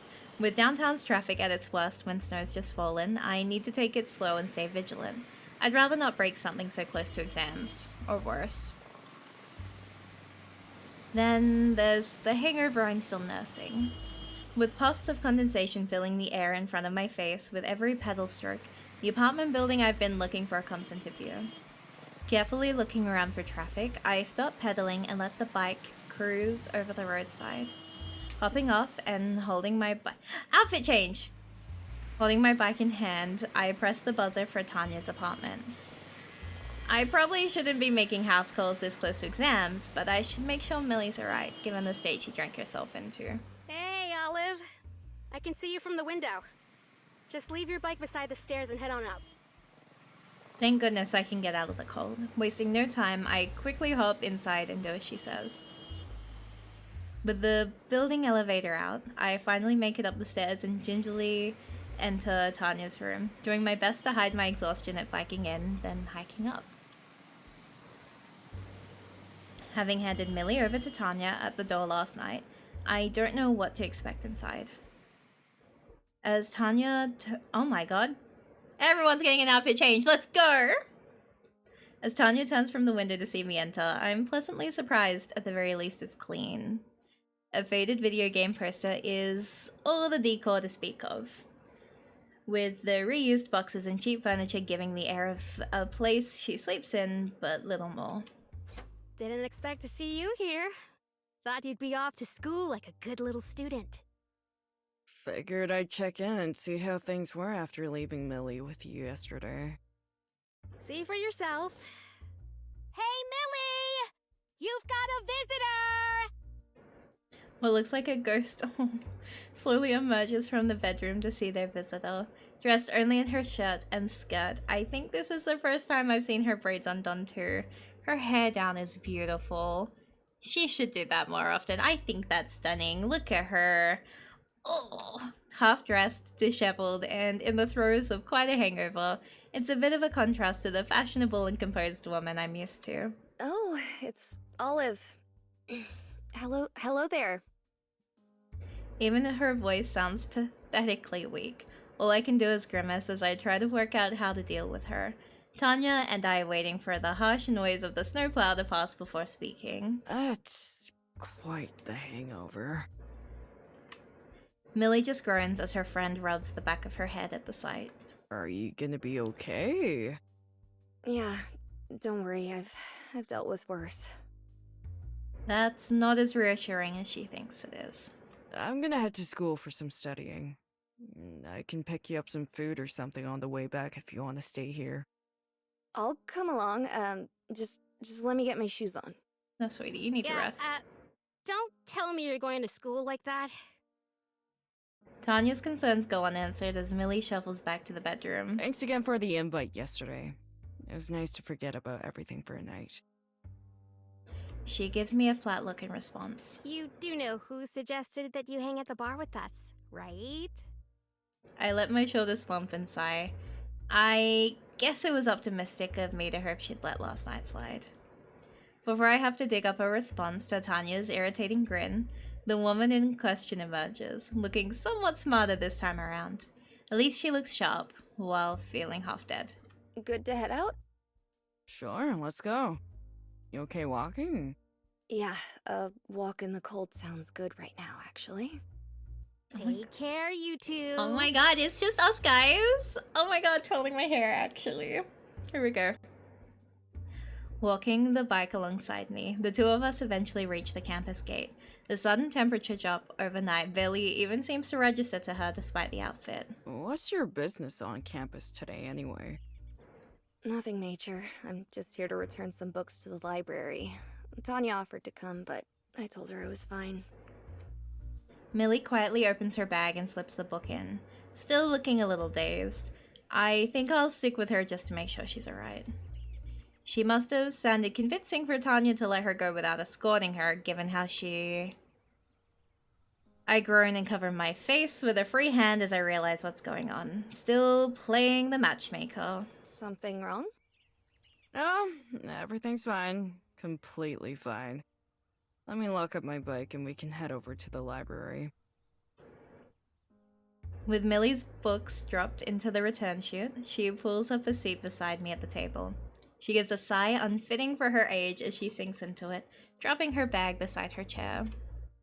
It's nice and warm here at least, the sight of snow falling outside the windows adding to the coziness. Only a couple of other students are milling about, and even they're likely just here to pass some time out of the cold. Pinching the bridge of her nose, Millie seems to look a little better for some warmth and rest. I don't usually find myself at a loss for words around her, but I can't seem to find... Oh! Just dropped something. Find anything to say. Even Millie is uncharacteristically quiet, yet clearly restless as she plays with her braid. Realizing my leg is tapping on the floor, I reach for something, anything, to fill the air. It's good you have a friend who lives downtown to pick you up. I had to ask my mom to pick me up the first time I went out drinking. Aww. Sort of put me off from doing it again. Aww. Not your dad? Oh no. Dad wasn't really in the picture. He left when I was still pretty little. Oh. Sorry, I really should have been more careful about that. No, it's fine. Hasn't been a big deal in forever, really. An awkward silence quickly develops, made all the more pointed by a student walking past us to leave. Funny how things end up, huh? The quiet is broken, and I'm just as surprised as Millie that it was me who broke it. Starting down this road because of stress and anxiety. Only to wind up spending the night drinking with you like nothing was ever wrong to begin with. You say that like it's a bad thing. Nah. The club might have its problems, but this is fun. Things might actually turn out alright. Oh, that little bit of optimism. I wonder how long it's been since I said that. I can feel the corners of my mouth tugging upwards a little, just as hers do. Both of us being glad that things turned out like this. I guess this is a long-winded way of saying thanks. For everything you've done for me.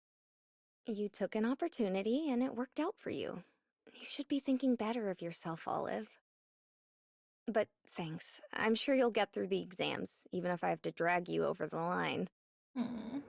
She gives a smile at my wilting.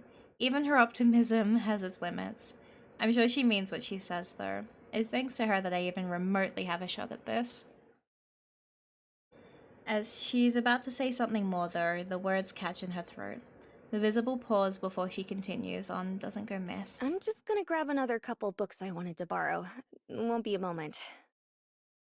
She takes to her feet, and I follow her lead and do the same. For the first time, though, I feel my head swim with a sudden change in altitude. My heart leaps out of my chest, and I throw my arm out to catch myself, grabbing onto the table. Oh, hey! Are you okay? She leans down close to me as I stand, offering a hand to let me up. I take it, heaving a steadying sigh. Yeah, sorry, I look up at Millie. Her caramel eyes soften a bit as we lock gaze. A warm smile on her face when she clicks that I'm fine. We stay like that. I am acutely aware of her hand on mine, of how close we are to each other. Before I can even fully process what's happening, Before I can even fully process what's happening, I instinctively shut my eyes and bring myself to my tiptoes as she leans down slightly to meet our height difference somewhere in the middle. What? On chapter 1? Let's fucking go? We kiss, just barely reaching our lips together, too gentle to count. Millie's mind eventually catches up with her actions as she's the first to pull away, looking equal parts confused and embarrassed. I'm not doing much better. I step back and take a gulp to steady myself. My heart's beating audibly and my brain feels too fuzzy to form a coherent thought. What was... I don't even know what I was... I mean... No, it's fine. Go again. You're fine. Don't fumble it. Olive? Still trying to piece things together, her confused stammering eventually turns to a small laugh, which she does her best to stifle. What a morning, huh? I'm sorry, I guess I'm just not all there yet. Olive? Yeah, no, I get you. I'm sorry, too. No! With a final sigh to exhale the last of her nervous energy, Millie's finally able to compose herself again with an apologetic smile. Olive fucking fumbled. Wanna just agree that this never No! happened? Don't do this to me! No! It's only brief, but I find myself pausing before I answer. Imagine my reaction hearing you talk about Luffy Tuffy tropes in the same part. Caps! Sounds... No! I'm in pain. I am in Spain without the S! It's fine. It's fine. It's fine. It's fine. It's fine. Pen to paper finish Millie Act 1. Okay.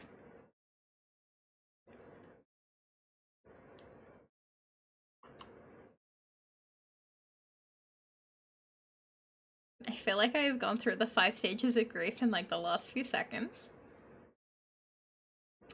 I am processing emotions right now. I'm not gonna lie. I'm feeling feelings.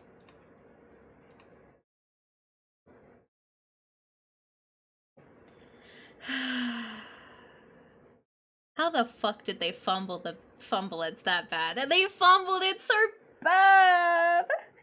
Oh my god. Oh, man. Please. That's fine.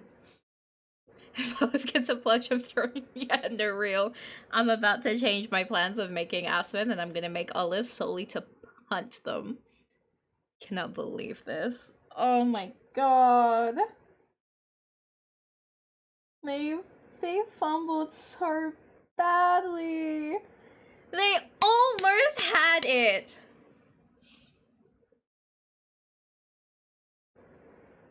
Did you really want them to get together this soon? Honestly, I am fully on the belief that you can get 2 characters together very early in a story and make that shit work nicely. Like, it is a hard thing to pull off, but with how amazing the writing has been on this, if you turned around and said, yeah, like, they get together this soon, I would be like, you know what?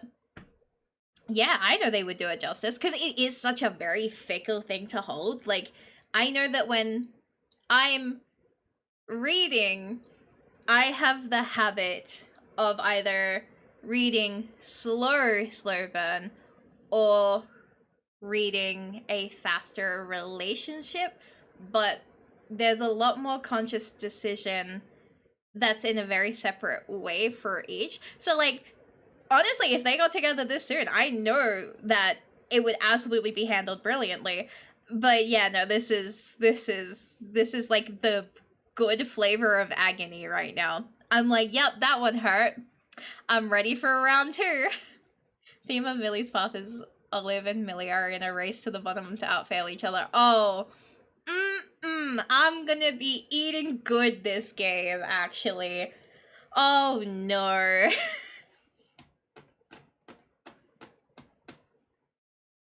How many more is left of this chapter? Because we're about to push 1 AM. Having a lot of feelings. Twofold has merch now, go buy it. Me opening the store, like, hee hee, haha, that'd be so. Act card at end of this scene. Okay, we can do this, I believe in us. Good morning, everyone. Today's the big day. The Writing Club room is open bright and early today. Please feel free to come on by. Olive's bringing coffee from their diner. Bath. Had me at free. Be there in a bit. Just woke up, lol. See you soon. Okay, thanks. Yeah. Today's the day. For better or worse, in a few hours I'll be done with my finals. Whether that signals the end of the semester or my college career entirely is still up in the air. Given the drastic change in weather, Millie's started offering to ferry me to and from campus. The car's heater usually does a lot to brighten my mood in the mornings, but it didn't do much today. I set up the carton of coffee somewhere on a nearby table and help myself to the caffeine while Millie continues her text conversation with Tanya directly. She must have sensed my anxiety this morning. Honestly, I'd be surprised if she hadn't. And has spent the very few moments we've shared together so far reassuring me of how much progress I've made. I'd find it demeaning if it were coming from anywhere. Oh my god, wait. I'd find it demeaning if it were coming from anyone else, but after seeing firsthand how much writing means to her, I don't think she'd be able to contain herself from giving honest feedback first and foremost. I'm not great, but I'm way better than I used to be at least. Sitting in this room has always brought me some level of unease due to the dire straits the club has found itself in. But today is a whole new level of stress. It's good to see all of you this morning. Oh my Let's god. get started. I'm sorry, hello? I'm sorry, hello? Oh, in a room full of people. Hello? Hear me out. Hear me out. I can fix her. I can absolutely fix her. I can fix her. Darren doesn't get an outfit change. She's gonna get dress coded. You know what? Worth it. She's so girl boss for that. Oh my god. I need to look away. Millie takes her usual place at the front of the class, ready to begin the meeting. I'm sure everyone's going to do fine, but extra preparation never hurt anyone.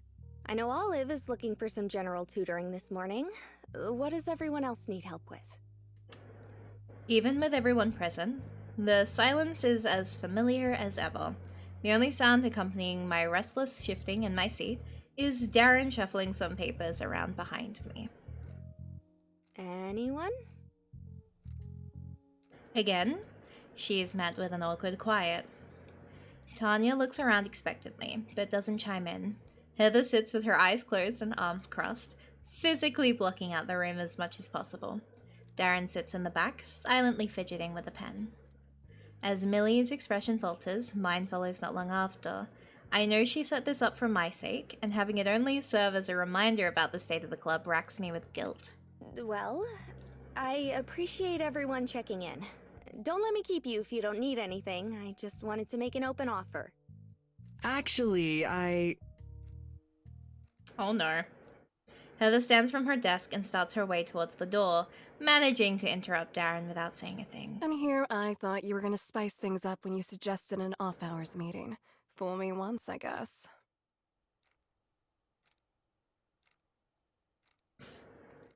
I'm feeling normal. Tanya slams her hand on the desk and stands up successfully, falling for Heather's provocation, even if it wasn't directed at her. Oh no. My god, I'm so sick of you. There's gotta be better entertainment out there than showing up only to make people feel like crap. Oh my god. Her face too, like, oh my god. Oh, I'm sorry. I didn't see you raise your hand earlier either. Did you need some help? I'd love to be your study buddy. Her VA, please. You are incredible. You are everything to me. I'd rather choke. I'm here because I'm supporting my friend. Where did all yours go again? Oh. Hey, you two... Even though she's trying to mediate, Millie's interjection barely even registers as audible.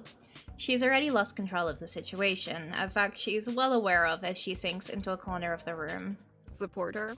By causing a scene like this, that fearless leader of yours is looking pretty distressed, don't you think?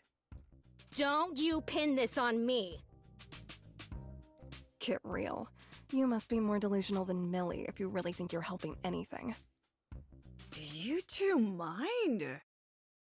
My question isn't loud, but it still manages to halt the two in their tracks, surprising them almost as much as it does me. Stepping into something like this is something I go out of my way to never do, but the anxiety surrounding my finals and Millie's distress only compound my frustration. If you don't need the help, that's fine, but I do.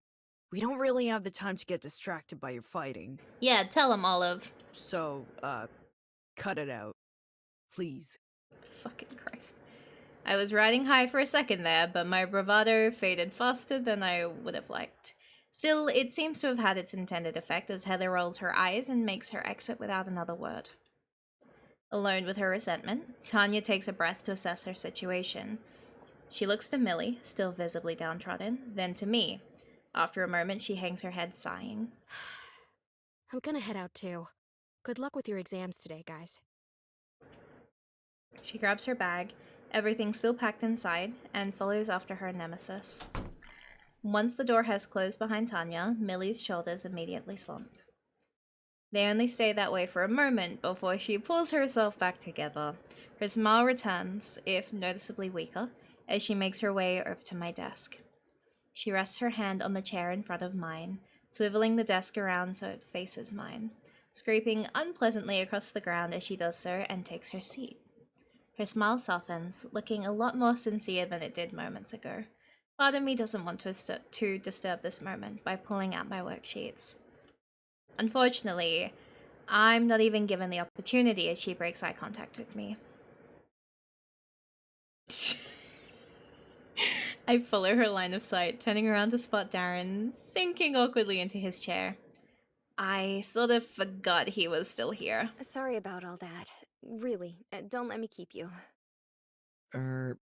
I actually did come for the study session if the offer's still open. Man's gonna be third wheeling so fucking hard, actually. He glances over to me for a second, his head immediately snapping back to Millie afterwards. Oh, but I understand if you just wanted to focus on Olive, especially given their situation and what just happened. No, not at all. Pull up a desk. I'll do what I can for you. Oh, Darren. I've never seen someone so happy to have their workload double before. Darren reluctantly pulls himself from his desk, grabbing his various papers he had scattered across its surface in the process. After finding a desk near us, he places his paper gently down on it again, before repeating Millie's process of swiveling it to face us, unpleasant screeching included. Why didn't you speak up sooner? Well, it feels like walking through a minefield with those two in the room sometimes. That's... yeah. Darren shifts his attention to his worksheets, flipping through the papers before finding the one he was looking for, sliding it over to Millie. I just wanted to brush up on my geology, if you're willing. Here's an answer sheet. Millie takes the paper from him, giving it a quick skim. Sure, I can do that. I'll be swapping between you and Olive, though. Is that okay? I didn't expect anything else. I can help you with your writing class too if you want, Olive. Oh, and history, if either of you need that. I'll take anything you're willing to give, thanks. I can't really offer you much in return, though. No problem. I'm just glad to have someone to bounce questions off. Sounds like we have a plan then. Since I already have the worksheet in front of me, let's start with you, Darren. The three of us don't have much time before our final classes start, but we try to make the most of it. Millie juggling Darren and I's tutoring as best as she's able, with Darren chiming in to help with writing advice when he can. I'm still not especially confident. I doubt I ever really could be, but this is the best chance I'm going to get. The stress constantly rises up during Millie's quizzing, but it becomes easier and easier to push it back down as the morning goes on. When it's over, we pack up in a tense silence, making small jokes and chatting to try and lighten the mood. Darren leaves first. Millie hears a deep sigh, obviously worrying just as much for me as I am. Still, there's not much else we can do now. I pack away the flashcards lost and exchange a shrug with her.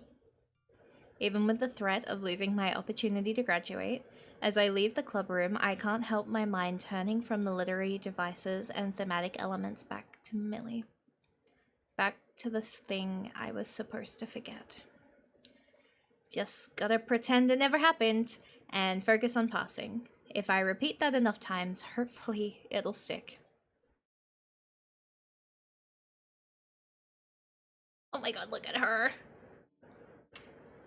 Oh, this grunky. Okay, I'm saving it.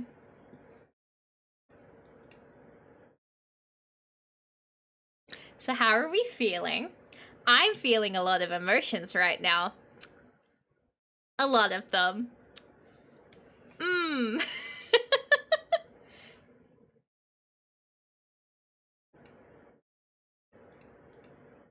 Oh my god. Feeling very, no, real. No, absolutely real. I think, and I know it's very early to say this, but out of all of the VNs I have played, this is definitely sitting at my second most favorite so far. Because holy fucking shit, nothing has missed. Everything has hit so perfectly, and I'm going insane, and I'm still losing my mind over that damn scene. Like, I am trying to be normal right now. I am trying to be normal because we can't have another 20-minute ramble from me about one scene. I've done it once. You're not getting it from me again. PBH, Twofold without a voice. Yeah, no, absolutely. That is how I'm feeling right now. And like, oh my god, we're only up to Act 2. We're only up to Act 2, and I am so down bad for this game. We're about to hit the romantic feelings, the build up, the hiding, the forget about it, but you can't. I know! Oh my god. I'm going insane, actually. I have a lot of feelings, and all of them are positive. Oh my god, I'm going insane. So this game is incredible, and I am so mad that I have to wait a whole week because I'm gonna keep consistent. Speaking critically, I think Millie's Act 1 is the slowest part of the entire... Really? You think that's the slowest part? Oh, we are going to be in for a ride. Okay. So, with a lot of the ones that I have read, Act 1 does always feel slow.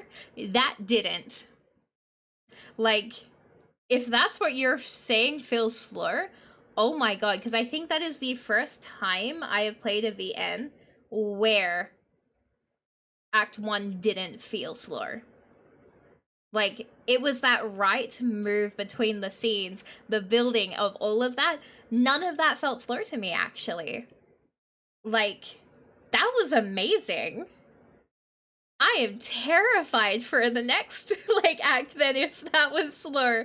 Oh my god. And I really, really like that you put the kiss in Act 1.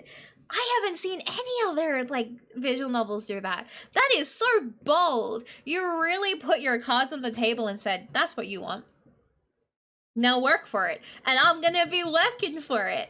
That was so good. I wasn't expecting that. That came out of nowhere, but like the right kind of nowhere where it was like, oh, this is, you know, this is... I didn't think you would follow through with it. That's amazing that you did. I am not over that. Like, that's incredible. And yeah, the fumble, like, straight away, like, yep, that's Olive. God bless them. I love Olive so much. I am holding them like a stray cat. Holding them like a little scrunky. Like, I am going to treasure you forever, but my god. Oh, I'm going insane. This is really good. Oh my god. I have literally been counting down the days to Wednesday. And, like, I spent all day getting through, like, work, excited for tonight. And honestly, yeah, no, this slaps. This was worth the wait. This was absolutely worth the wait. This was incredible. I'm so happy. Ever need to punt Olive, punch your Mimo? No! I already punted Mimo like 4 times now. She needs a rest. But wow, that was far out, man. Like, it is hitting every, like, everything that I like in stories has been given to me on a silver platter right now. And I'm trying to process that, because that's insane. Like, what do you mean? What do you mean you're giving me everything that I've ever wanted? What do you mean? Oh my god. I'm going insane. This is incredible. Okay, I'm gonna move us to the other screen right now.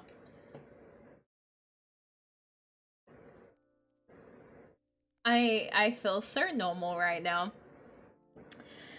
Oh my god. Oh, I can feel the fixation happening, actually. Oh, I'm gonna be so fixated on this. This is... oh, god. Oh my god. This is incredible, actually. I'm just gonna keep going through this cycle of this was incredible, because that's... it's happening again. Genuinely though, from everything so far, there has not been a single moment where I have been disinterested. And like, that's hard. Like, that's not an easy thing to like have somebody's attention the entire time that's not an easy thing to pull off. Like, there's normally moments where, like, you'll lose a bit of interest, like, in the start, especially at the beginning.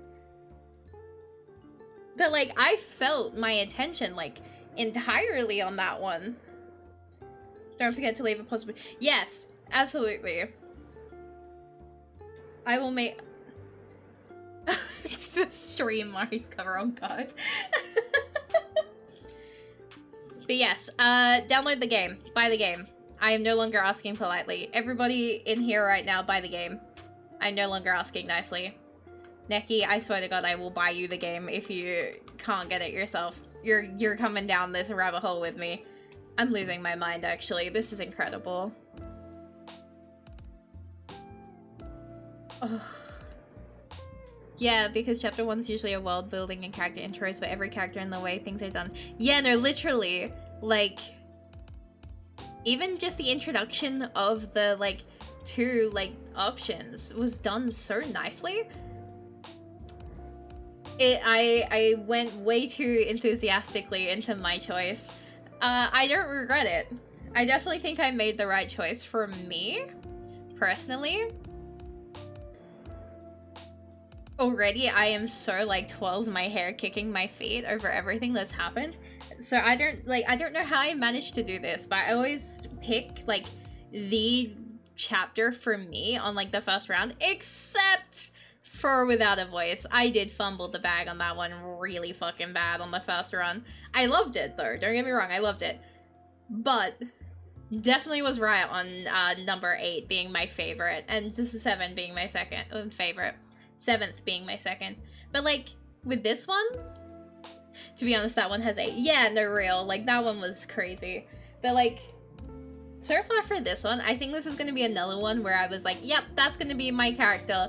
And then I've just followed that the entire way to the end. And I have a good habit of doing that.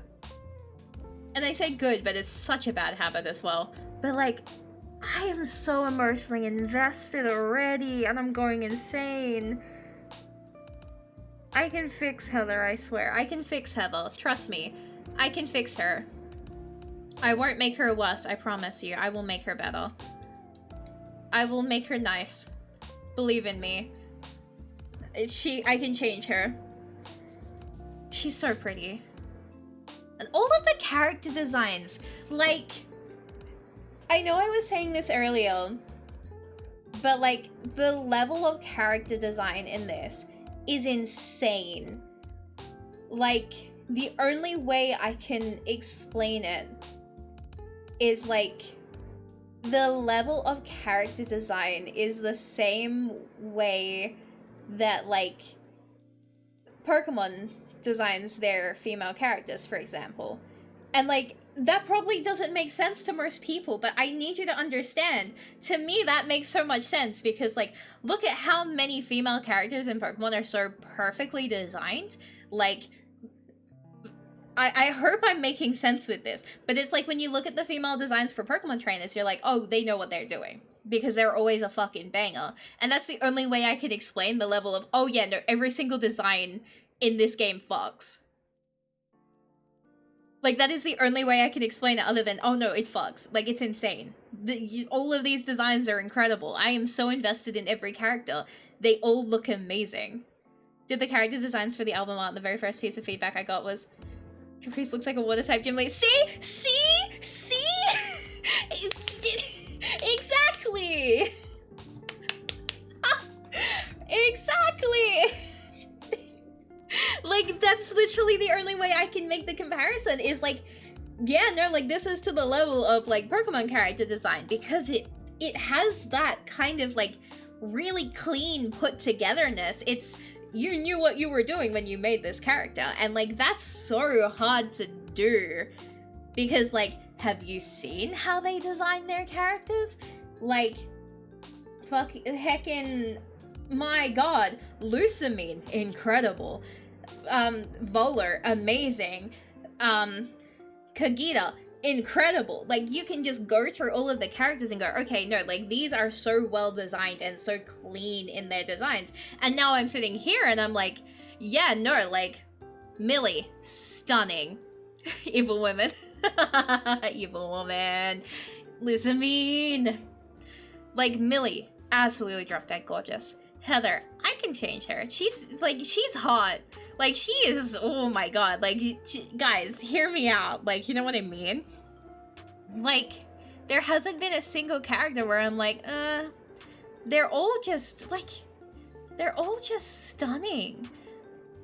Look at her. Like, oh my god. I can fix her.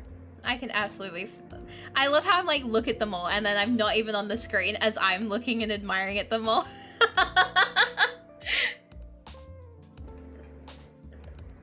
We still don't know why Heather is in the writing club. You know what? She's cooking. I'll give her that. Also, Haley's character design is so... holy shit. Like, I don't know what you put in her character, but I was eating, like, that was a feast. I don't know what it is about her design, but it is so aesthetically amazing that I'm just like, thank you for this meal today. I am eating. This is an absolute delicious time right now. And just, Millie. I love Haley so much, actually. Thank you for making them absolutely incredible. Like, same with what Neki said, thank you for making them all incredible. God, I have so much love for them, actually. Gonna replay that scene. That's the first time I've seen anyone fall in love over again, both VOD and... Yeah, no, absolutely. That's now in my head run free. That's like core memory unlocked right there. I'm never gonna be allowed to forget that one. That's just gonna be part of my personality now. It just do be like that, huh? God. That is a whole feast. Okay. I need to end it here before I go on an hour tangent. And I'm not letting that get timestamped again. So, rest of the week is pretty chill. No stream tomorrow. Friday is Stardew Valley, where Neki will try and romance Haley. And we speedrun Getting Rich. And then Saturday is our community stream at 10 p.m. plus 8 or 10 a.m. in American EST time. So if you guys can pop by, absolutely do so. Our community stream will be Among Us because apparently there's a new map and I just thought that was silly. So we're just gonna be silly. And you know, sometimes we want to just have a bit of fun as a community. Wait, 10 p.m. Yes, it'll be 10 p.m. for us. It's an evening one for us this time instead of morning like they normally are. Because I was feeling spicy and I was like, you know what? I don't want to wake up at like 6 a.m. for us. Like, I want to sleep in on Saturday. You know, just, sleep sounds good. Just a little bit. So instead, we're gonna stay up a little bit late. It'll probably be a small community stream. Maybe like no more than 2-3 hours.